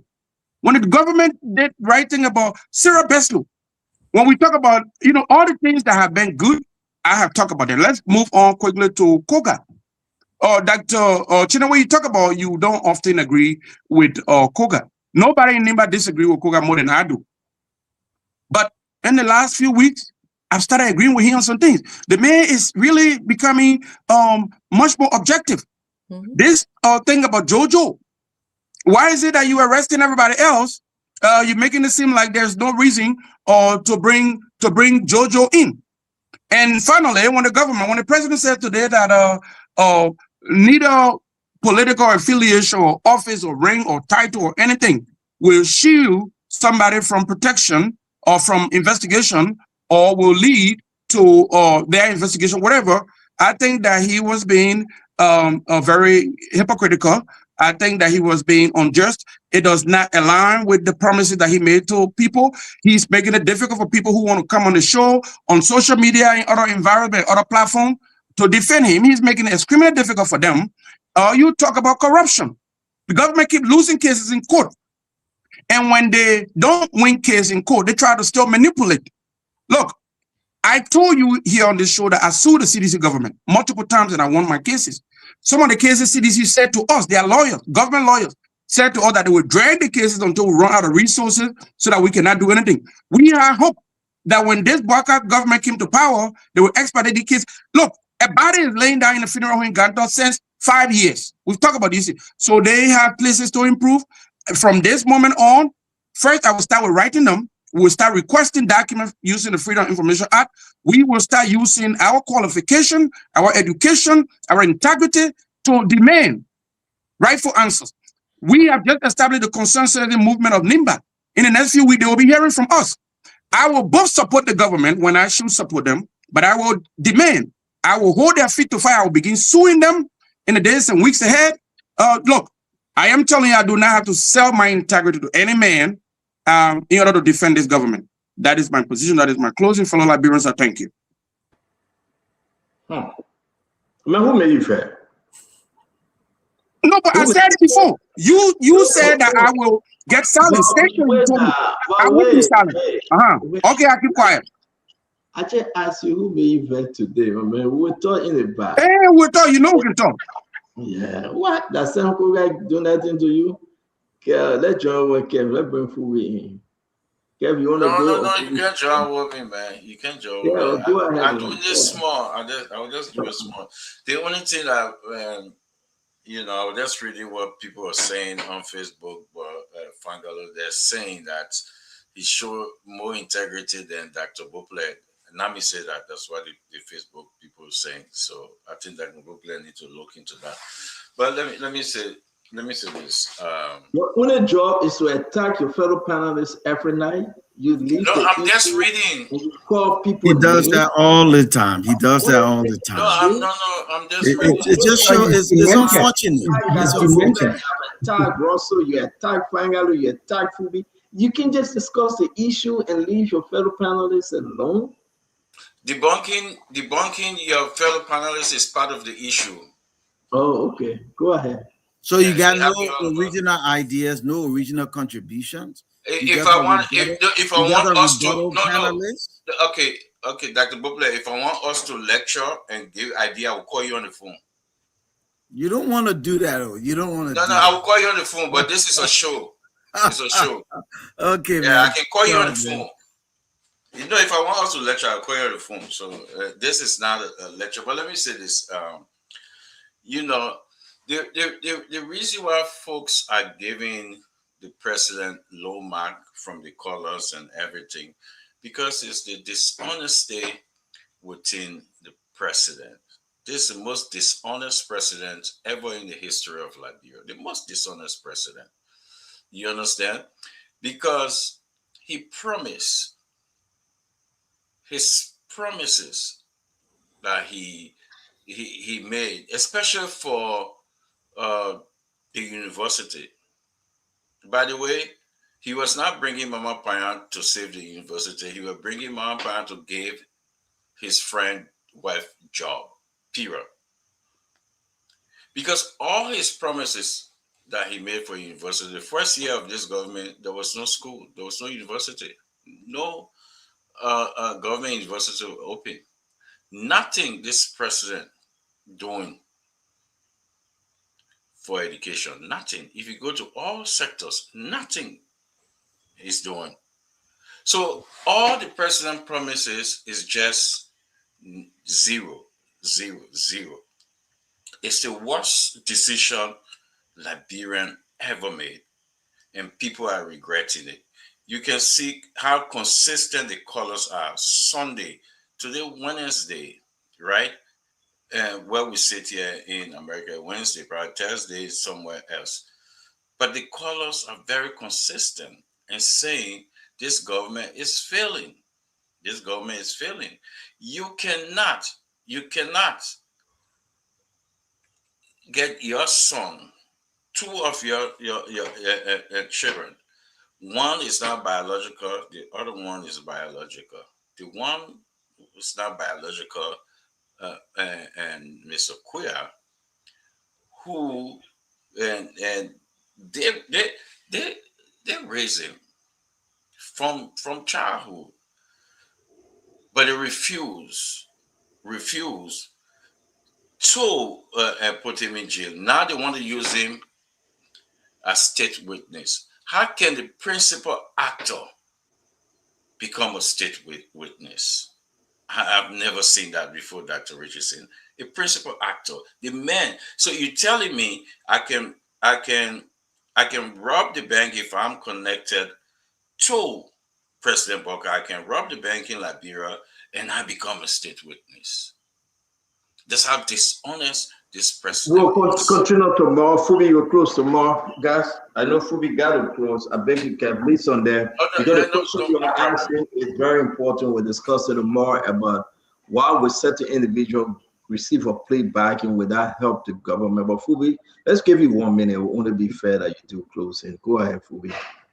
Yeah, so the president's speech was a good speech, and there's one good thing that he struck there was the issue of the confidence he proposed in the security, and also asking them not to be intimidated and moved by misinformation. I think that's something good. The security need to have that confidence to work, and he needs to give them that support. And the issue with Koga, like I said earlier, Koga lied about Jojo Boakai. The no cartel said they gave Jojo Boakai $2 billion. The money they said they gave to Ibrahim Traore. And also the police, Jojo opted for investigation, so there's nothing wrong with the police calling him if they feel that they have reason to call him for investigation. Then on the University of Liberia issue, look, the university, the instructor, the faculty, they need to understand that they are not political people. So that you can't have all that you want. So if they meet them halfway, they should be able to resume classes while they hold the government accountable to solve the rest of it. So the students can also have their time to be in school. Then, like I said, with Madam Taylor, she's not special than any other citizen in the country. So everybody should be treated fairly, and everybody should be treated equally. So if she's in jail, they should all her legal team should push for speedy trial. So instead of dragging the trial for a long time, let us push for a speedy trial instead of having her to her house laying down enjoying the comfort of her house as a way of, that's the prison that they have. Let them deal with it. So all will urge the government to improve all the prison cells across the country. Now they're building a new one in Grand Crew. All the prison cells should be improved so that people that go there, they can be able to not just go there for the sake of going there, like that Abubakar said earlier. It's a correction center. So you go there, they correct you. When you come back to Sate, you're a better person. And they should improve the facilities. So don't stay in power and don't improve the facility. At the end of the day, you have one day, by chance, you will go there. So just improve them. Let everybody have a fair trial. But I don't think you should go to a house and security be money or to a house. She should deal with it right at Central Prison. Let them improve the facility there. Thank you. Thank you very much, ladies and gentlemen. We do appreciate you joining us today. Hundreds of thousands of you. We say thank you. $9,000 of messages we received from you by text, YouTube, Facebook, and any other means you had the time to share. We say thank you. You share this show. We appreciate you. You follow us. You like our program. You say your own. We say our own. We say on this day, have a wonderful evening. Tomorrow we'll be here again. Same place, same station. God bless you. God keep you. And God save our state. Have a wonderful, wonderful good night, good morning, wherever you are. Bye-bye.